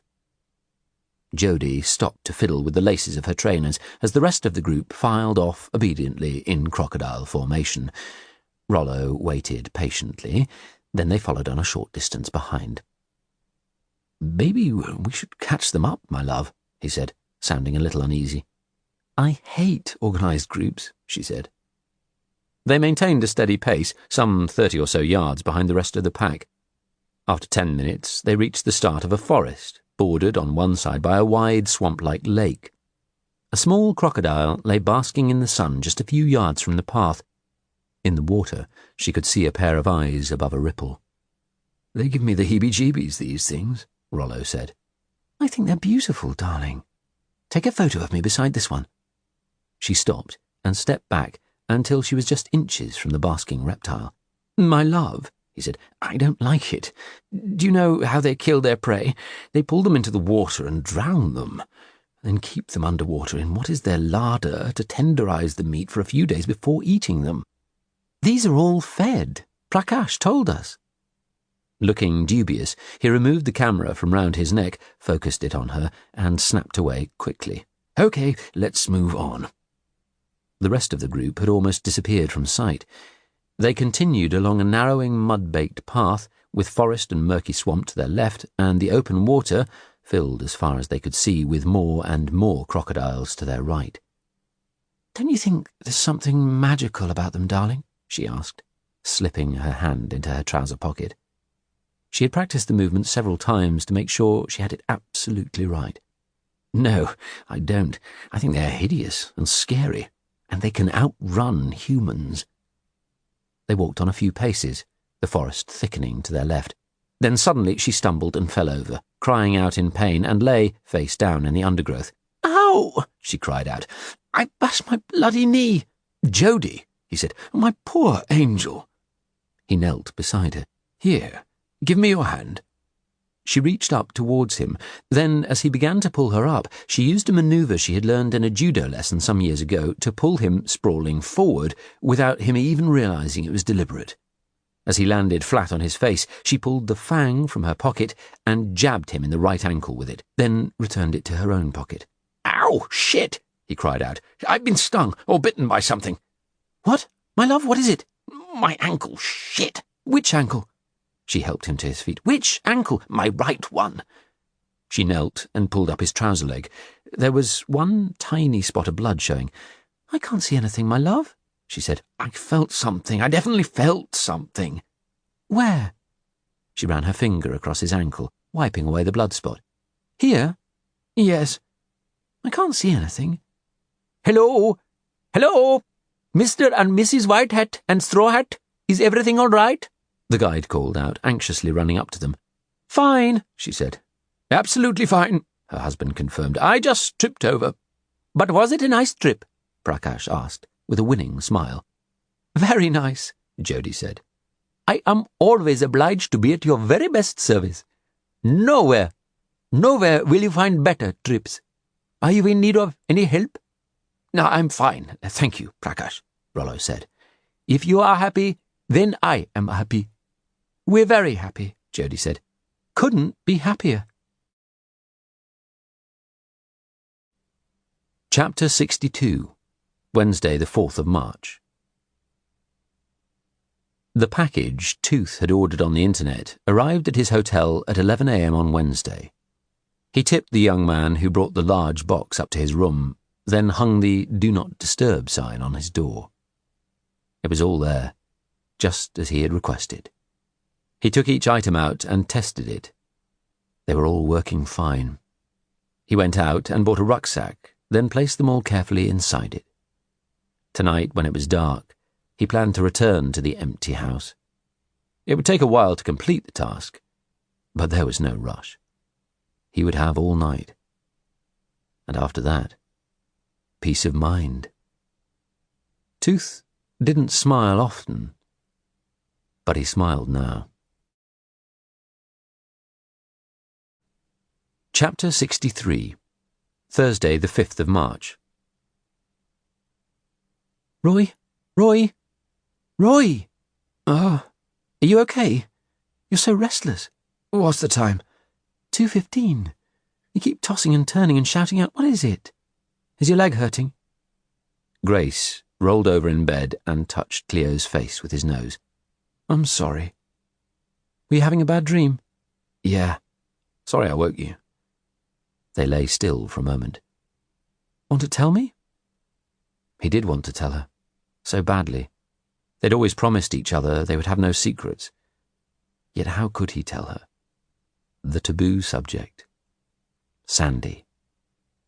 So often over the time that they'd been together, Cleo had tried to get him to move on from his first wife. She'd been understanding, yet in bad moments had told him that at times she felt she wasn't married only to him, but to him and a ghost. Sandy. Back in January, Roy had looked at the woman lying in her hospital bed. Sandy.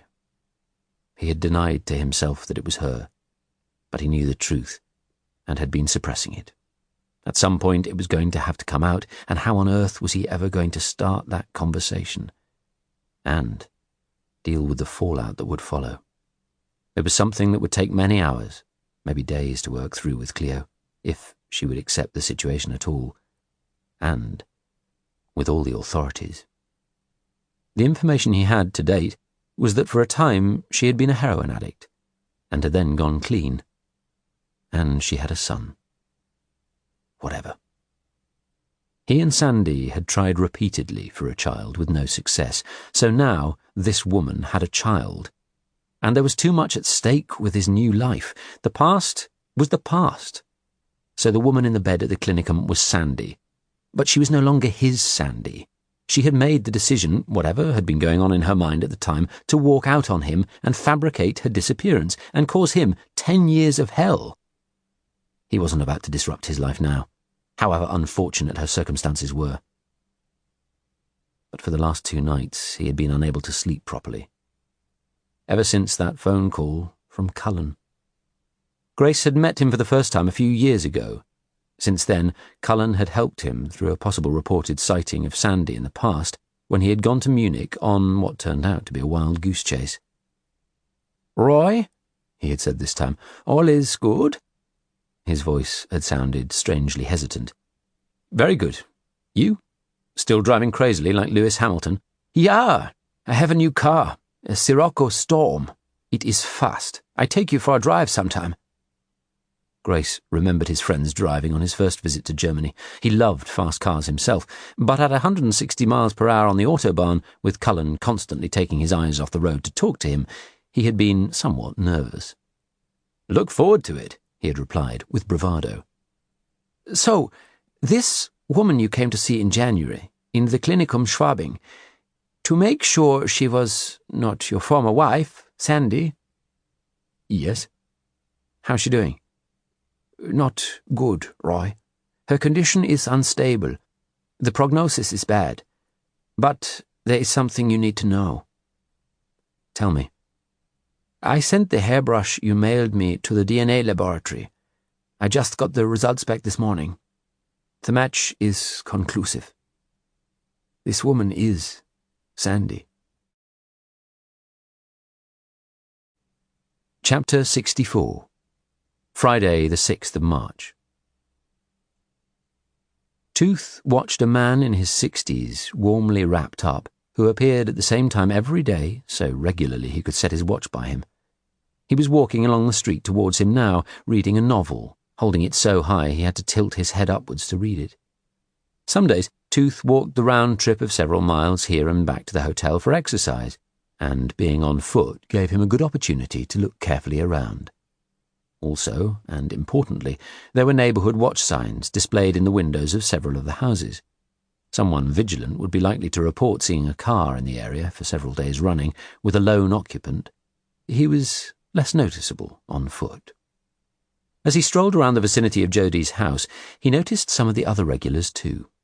The sad-looking man who pushed his wife along in a wheelchair, their fat dog waddling along beside it, the mad-haired woman in the white SUV who drove to the end of her drive and then spent a good 60 seconds checking in both directions before pulling out into the deserted street, the school-run mums, the newsagent in his little Mazda stopping outside houses and running in, then out again, the postman in his red van at 9:30, doing his delivery round. The postman had only delivered 3 items to Jodie's house all week. Tooth entered after it was dark to check them. All of them were circulars addressed to the occupier. He kept an eye on the house each day from 8 in the morning until it grew dark around 6 p.m. The weather had been good to him all week until this morning, when it had rained hard. That was fine. It meant fewer people were out walking around. But now it was dry again, and there were patches of blue sky. He wondered how she was enjoying her cruise on the Organza, paid for out of the counterfeit $200,000 she had stolen, perhaps. At 10 a.m., a grimy white van turned in through the gates of number 191 Rodine Crescent and went down the steep drive. Tooth strolled along the street. As he drew level with the entrance to number 191, he glanced down and saw that the rear doors of the van were open and a rugged-looking man in his 40s, in work clothes and gumboots, was busily pulling some gardening tools out of the interior. On the van's side panel was written, "Stepney Garden Maintenance Services." He sauntered casually down the drive and up to the man. With his fake English accent, he said, "Hi, we've just moved in and are looking for a gardener." He jerked his thumb vaguely over his shoulder. "I'll give you a card," the man said. "You'll need to go through the office. Hang on a sec." Tooth waited while the gardener went to the front of the vehicle. A moment later, the man handed him a card with green writing on it. "The people who live here, they'd be able to give a reference for you?" Tooth asked. "It's a lady on her own," the man said. "Hardly ever see her." "Right. What's her name?" The gardener shrugged. "I don't know. I work for the company and just do the addresses they give me. I've probably not spoken 10 words to the lady in 2 years." "Does she rent the house, or is it hers?" Tooth asked. "Couldn't even tell you that, sir. Sorry." Tooth left him and walked back up the drive, then headed down towards the sea, thinking about the mysterious woman. Very few photos in the house. No contact with her household staff, no messages on her landline answering machine. It seemed she liked to keep herself invisible. That suited him very well indeed. It could mean that it would be a long while before anyone started to miss her. Time for him to be long gone. With the memory stick. Wherever she had hidden it, he would find it. She would tell him. Not wanting to draw attention to himself and starting to feel hungry, he walked back towards the centre of Brighton, deciding to resume his vigil later. As he strode along, he remembered a burger place called Grubb's, where he had eaten last time he was here, that made what he called proper burgers. He navigated his way along St. James's Street to it. After his meal, he headed towards the sea, took the steps down to Madeira Drive and crossed over the road. Then, heading west, with the tracks of the Volks Railway to his left and the deserted Pebble Beach beyond that, he was thinking hard as he walked, but was distracted every few minutes by the clatter of a bicycle or ping of a bell on the cycle lane at the edge of the pavement. A cold, blustery sou'westerly wind was blowing against him. Where would he have hidden the memory stick? He'd searched every inch of the house, the loft, the garden shed. He wasn't comfortable being in Brighton. Although he had travelled here under one of the aliases he used, he knew he was still a wanted man in this city. After his escape at Shoreham Harbour last year, he'd checked out the local news online from back home. That detective Roy Grace and his team had stated that he was missing, presumed drowned. But from his dockside wrestle with the black cop, he knew they were likely to have his DNA on file. The sooner he got out of here, the better. He was feeling frustrated and aimless. How long was he going to have to wait for this bitch to return? He wanted to be back home, out on his boat in the warmth with his associate. He missed his associate, missed him more than he'd ever missed any human. As he walked by the pier with its stalls out front, moo-moos, the best shakes in town, donuts and churros, delicious donuts, crepes, the hot dog hut, the clock tower over the entrance with a pyramid sign in front of it advertising the best fish and chips in Brighton, he was suddenly reminded of his childhood vacations in Atlantic City with one of his foster mothers. Hot summer days ambling alone aimlessly along the boardwalk, avoiding tourists in pushcarts while she played the slots. She played them all day long, coins stacked up beside her, plastic beaker of beer in one hand, yanking the handle or pushing the buttons, peering at the revolving fruits through curling smoke from the cigarette dangling permanently from her lips. When she was winning, she'd bribe him with a handful of coins, and he'd immediately go and spend them at one of the shooting galleries. He always tried for, and normally succeeded, in getting the maximum score.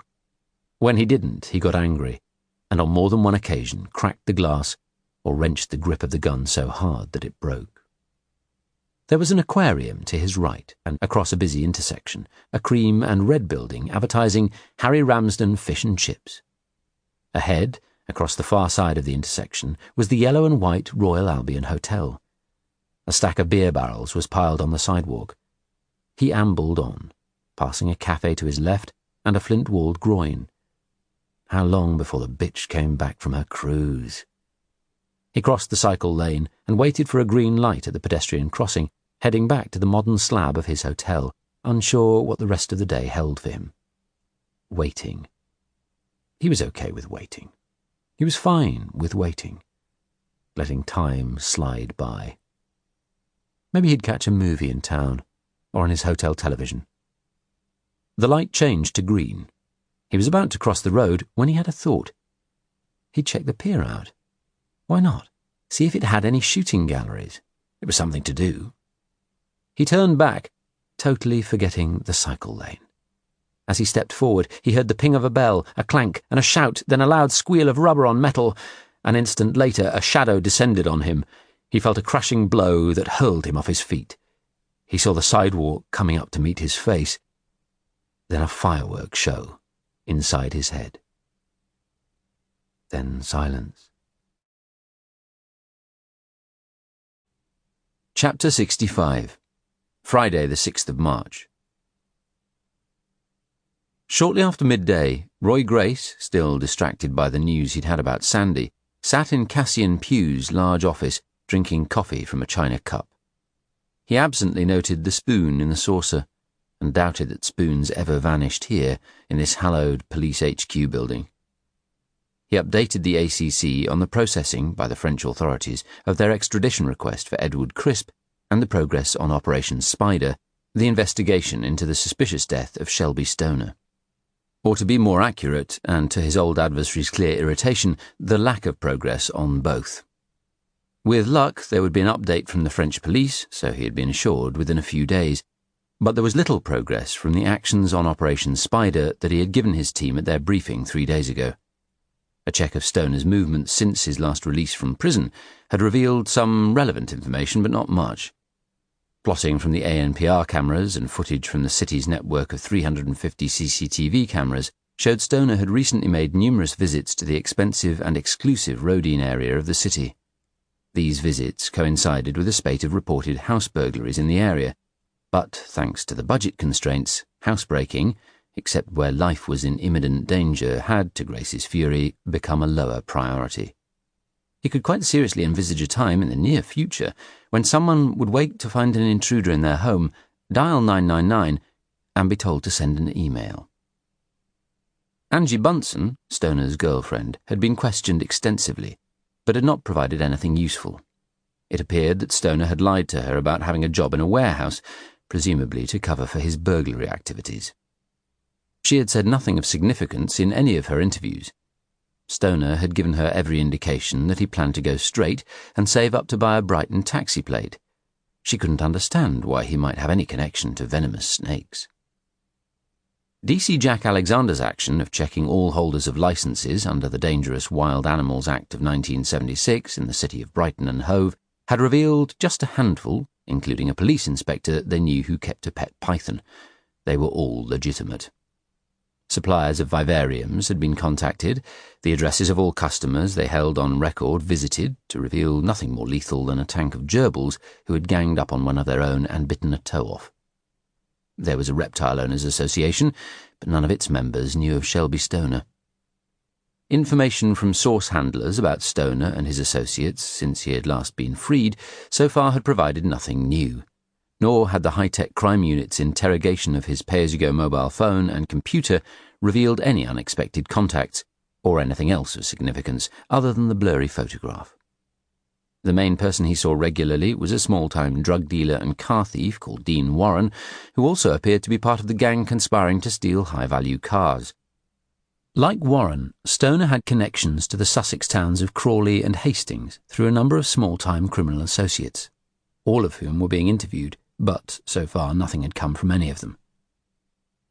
To Grace's surprise, rather than being angry at him for failing to bring the case to a swift conclusion, Pugh took a pragmatic view.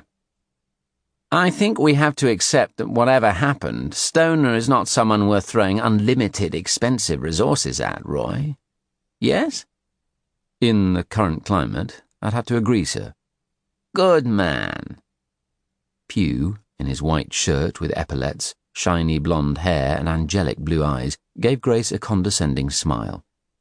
Now, I have a nice bit of news, which I'm sure you'll like. I've just heard from our new Chief Constable, Leslie Manning, that Bella Moy has been posthumously awarded the Queen's Gallantry Medal. I understand that she and Norman Potting had become an item. More than an item, sir. They were engaged to be married. Pugh nodded. It sounds as if D.S. Potting will be accompanying Bella's mother to the ceremony, then.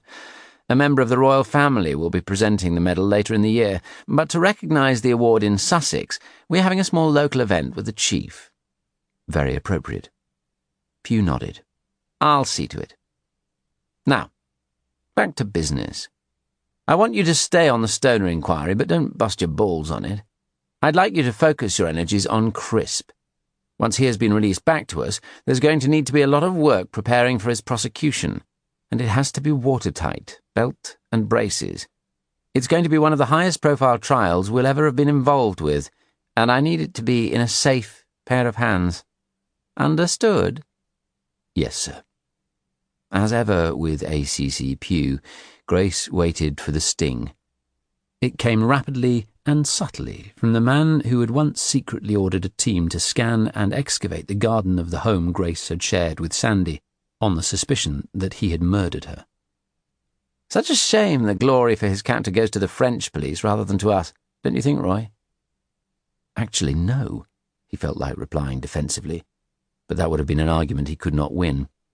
The truth was that Operation Haywain, which he had run, had successfully identified and found Sussex's first serial killer in many decades. Through his efforts and those of his team, Edward Crisp had been trapped in an underground tunnel which had collapsed, nearly killing Grace and several of his colleagues. It had seemed certain that Crisp must be dead. Yet somehow he had escaped.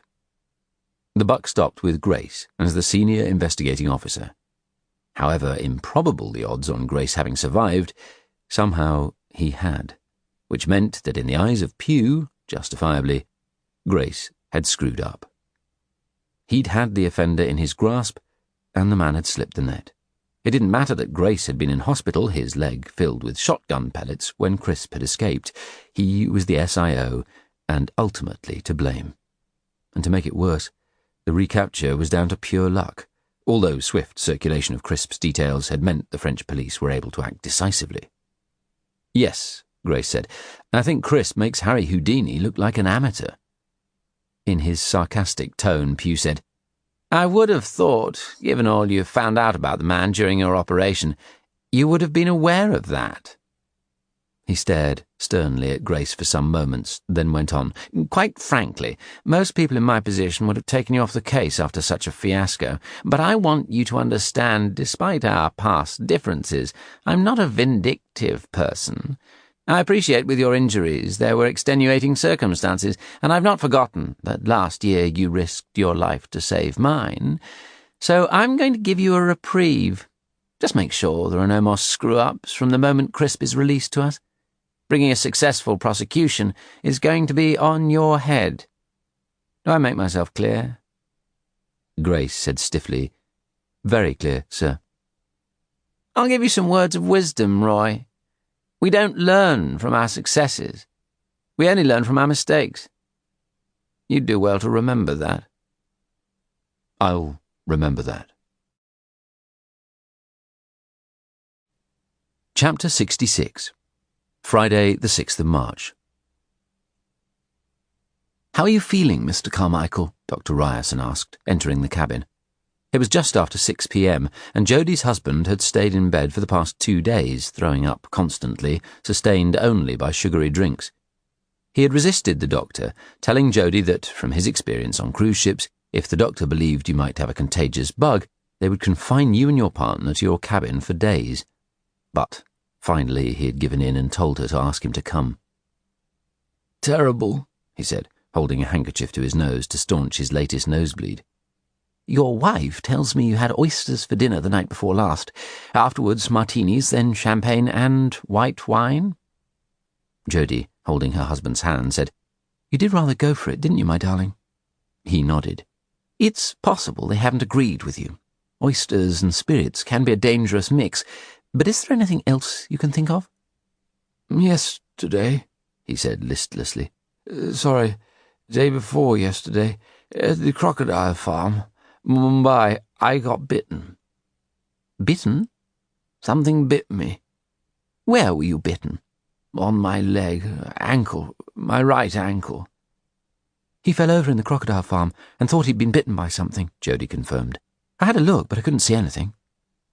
The doctor lifted away the sheet and examined his ankle carefully, frowning. "There is a faint mark, but I can't see any swelling," he said. "It might be an insect bite. If you'd been bitten by something venomous, a snake or a spider, there would almost certainly be swelling." He took Rollo's temperature, then studied the thermometer. He said. "You have quite a high temperature. It might be something you've eaten, a bug, or a reaction to some sort of insect bite." He looked at Jodie. "Do you feel all right?" "Absolutely fine." She gave him a smile. The doctor quizzed Rollo about his medical history, then delved into his medical bag, which he'd placed on the floor, and removed a syringe and a vial. "I'm going to give you a shot of antibiotic, and then I'll come back and see you in a few hours." He turned to Jodie. "I think you should stay with your husband and keep an eye on him. I suggest you have room service tonight." "Yes," she said. "Yes, of course. I wouldn't want to leave him on his own. Can you explain his nosebleed?" "His blood pressure is up quite a bit, which I'd expect in his condition at the moment. That's probably causing